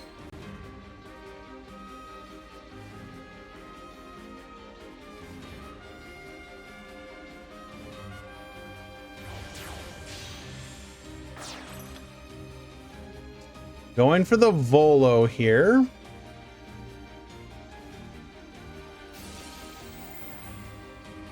I wish there will be bigger prizes. Like, what do you mean? For tournaments? Like, what kind of bigger prizes are you talking about? Like where? In the weekly tournaments? Like monthly like what? Can you be more specific?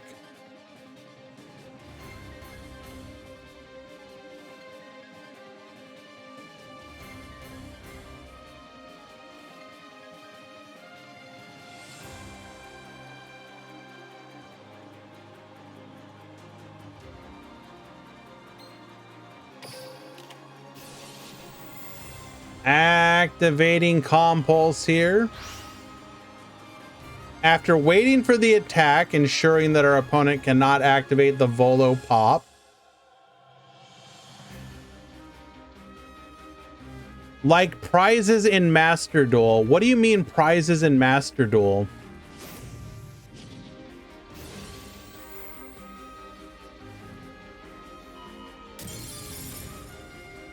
Pop in the final monster on the field. We're going to be able to set using the Celestial from the graveyard to draw 2 more.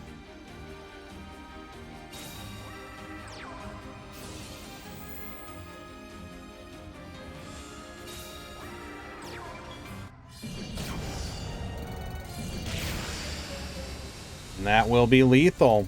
As a general rule, there are more Duel Links tournaments than there are Master Duel tournaments. So the only difference is that, like, I see when DK do tournaments, I see like, okay, so you're talking about like the MCSs. Yes, okay.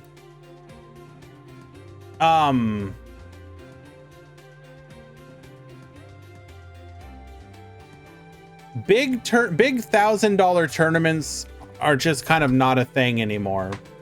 MBT will be bringing that back, Ramon.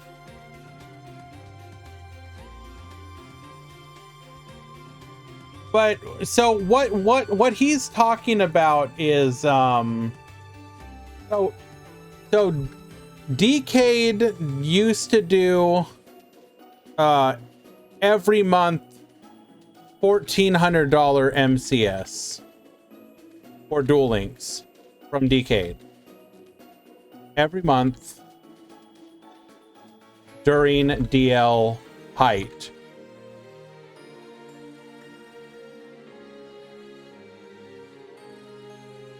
For Master Duel, I believe there's been 3 MCSs from Decade over the course of its time. MBT had a tournament series. King Crab, no. But neither was the Duel Links one he did with New World launch.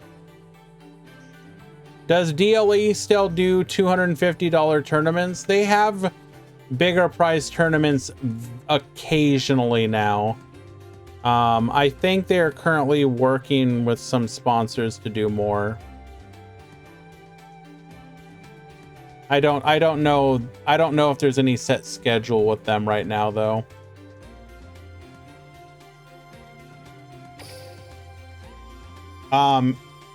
So MBT did a MCS for Master Duel by MBT, lasted, what was it, like 12 weeks?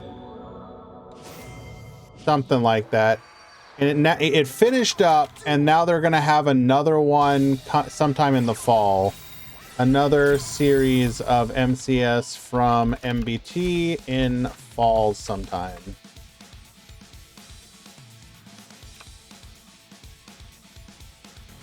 When New Box drops, where I was saying they'll do a $250 double elimination tournament. Well, there you go.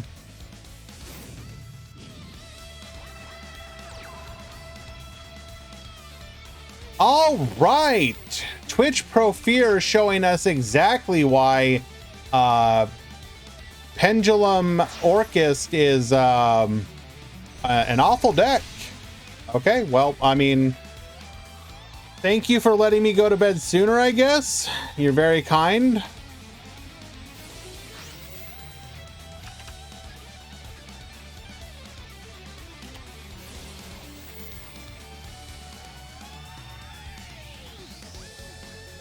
Don't worry, guys. It's Taco Crusader. It's going to get popped and then flip them face down. Trust. No OTK. No OTKs here.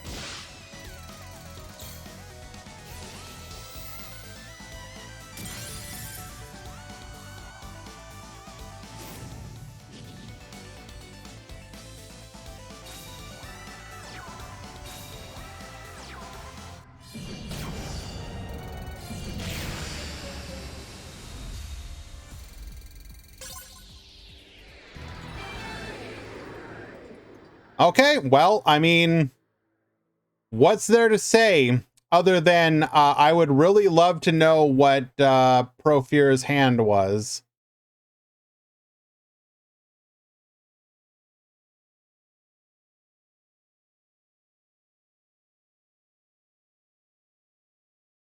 So I am going to ask, what was your hand? We need an answer. I need to know. I will show decks, yes.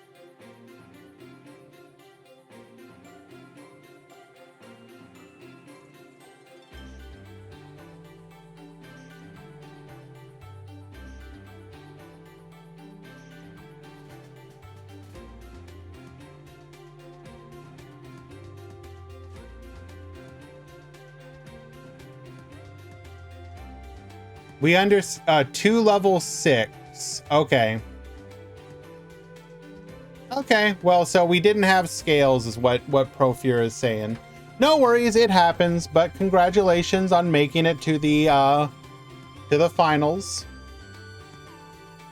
And congratulations for Necro, going from literally 16th place on the top 16 seed to winning it out. Well done.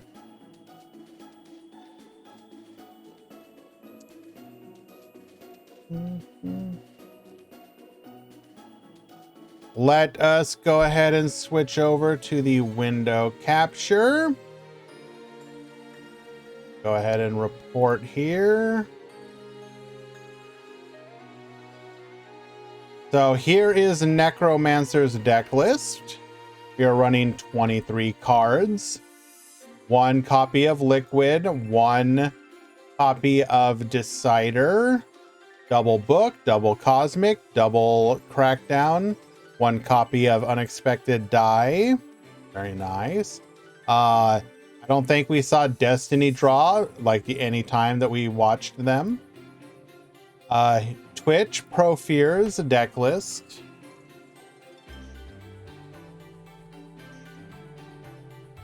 So if we had 2 level 6, that means like what? We were like double O for Stego Cyber, or no, if we had Opal, we could have had Opal.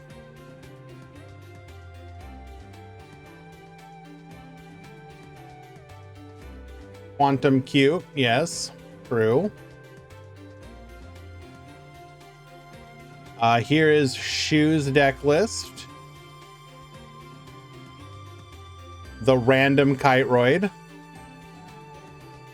This is the one that was going Ebon Illusion Magician into Neo Aquamador into Beatrice into Orcust line. What in the hell?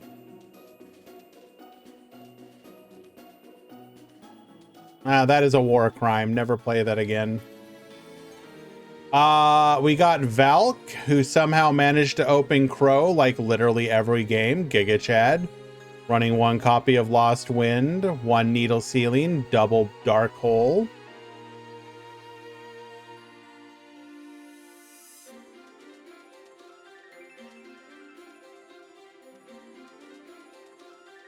We have -1, who is running the Silent Magician version of Majestus.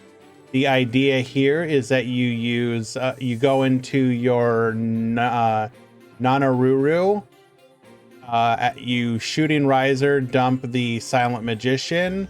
Nanaruru adds back the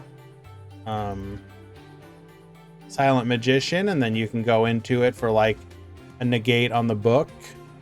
That would stop your Shooting Riser play. That's pretty cool. This video, or this deck, was like featured by Soon on YouTube as well.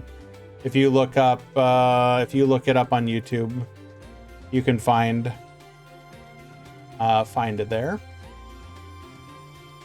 We had Aaron running Raging Orcust.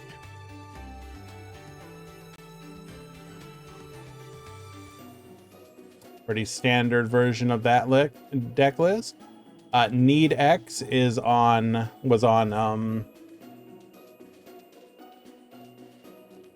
DDD.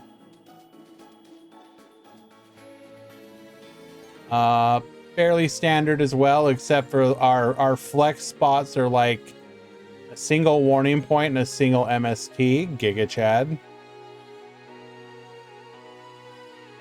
YOLO one-ofs.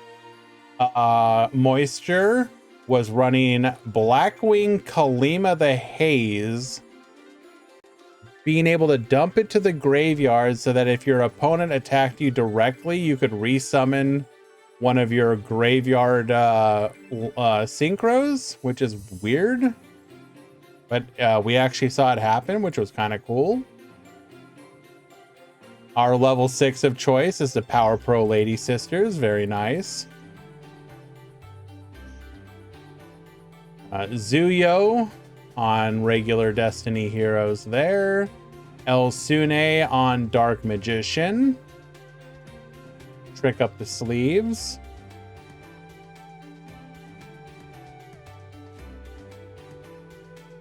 Were we even playing Zeta in that build, though? I don't think we were.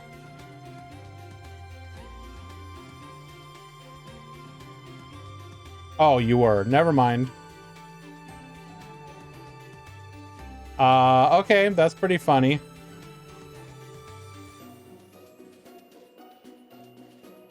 I don't know if that ever came up, but sure. It's nice to have the options. Another Destiny hero from Juninho. Deester as well. Very clean list of 3 ofs.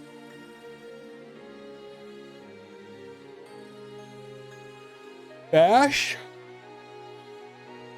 With Burning Abyss. Clearly missing a Dark Hole. Fit it in there somehow. What are you doing?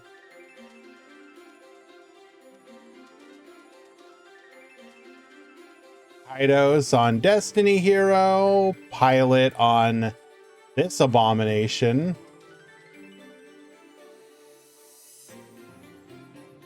The God is dead and I'm okay with that version of Orchist.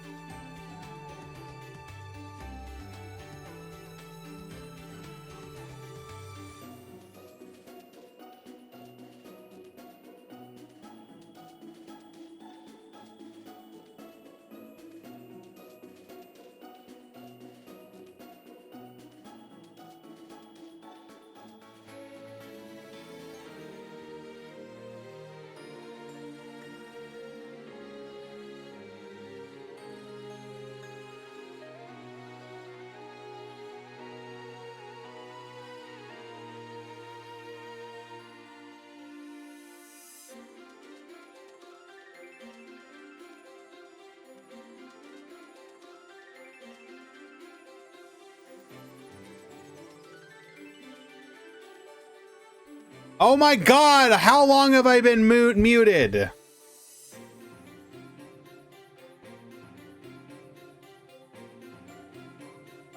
Valk, you're supposed to say something sooner, like 10 minutes, probably.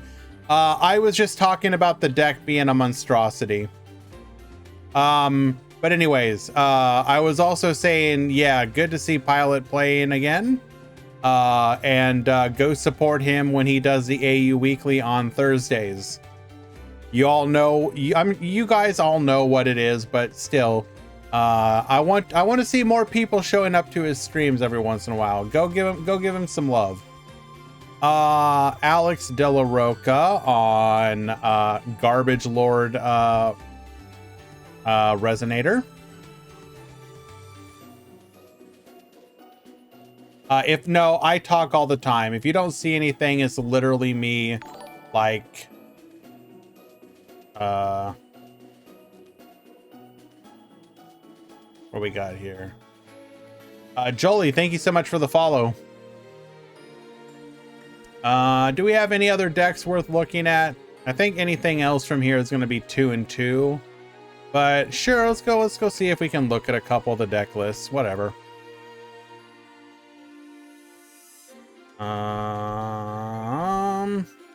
This is gonna be, we had Che playing today with Karakuri.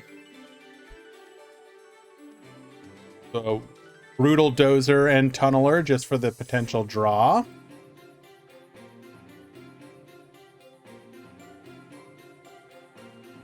Any interesting deck? What in the hell is that? All right, somebody let him in the kitchen for too long.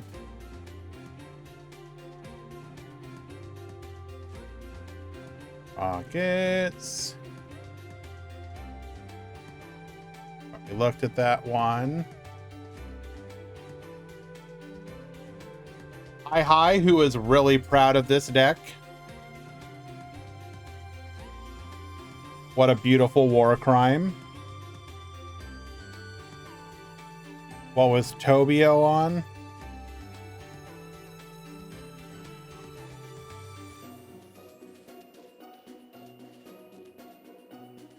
Destiny Hero.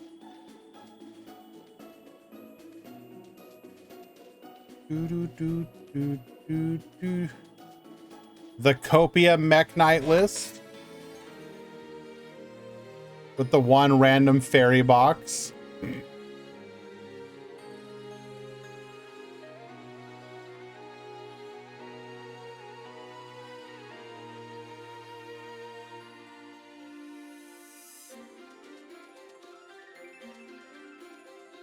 Favorite duel. Elmaz on Phantom Knights. Anova on Magistus. Lemon. And Drux. Zeko on Phantom Knights. We already looked at that. David was on Rockets. Kong. Okay. Yeah, there's nothing really else. Okay.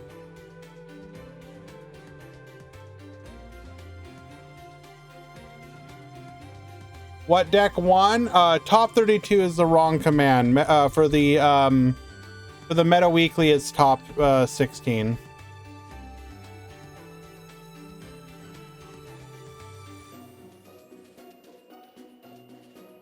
And then breakdown for the overall breakdown. Alrighty, guys, we have reached the end of the Duel Links Meta Weekly. Thank you for everyone hanging out today. We had a fantastic turnout, actually. I think we breached 200, which is kind of wild for us. I'm very happy to see that. The ban list has obviously been very good to us, but we still want new content. Konami, please, in the next couple days, for the love of God, please. And we have a new box. Konami, please. But I do love that all y'all coming to hang out. We had some good chats, and it's been a good time. I'm always soliciting feedback as well. If there's anything you guys would like from the stream, if there's anything like, I don't know, I'm trying to be interactive with you guys while also casting. Like, I'm very cognizant of the fact that you need to have a healthy balance between. We need a sleep emote. Yes, I will absolutely get on that one. Oof. I do need that one. I'm really sensitive to the fact that it's really bad when the streamer is not actually invested in what's going on in the duels, but you also want to have like interaction. So I'm really trying to strike a balance. So let me know one way or the other. Am I talking too much about the games? Am I talking too little? Like, what about the interactions with all y'all? Like, I don't know. I want to make this a fun experience for everyone. My goal for these streams is we're going to get some cool gameplay, and we're also going to get to hang out and just, have a good time. I want a healthy balance. I don't know. So I'd appreciate the feedback. Let's find somebody to raid.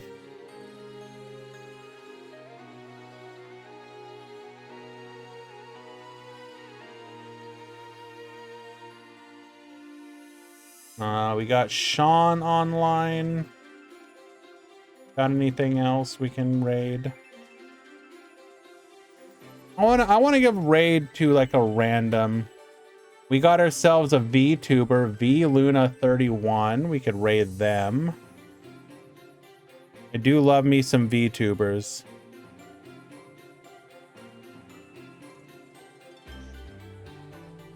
Yeah, we're gonna do that.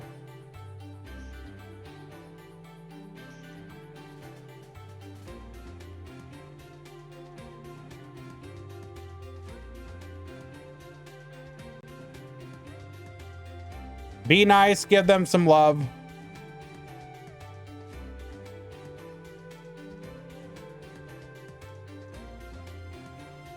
And I will see you Wednesday or tomorrow, whichever.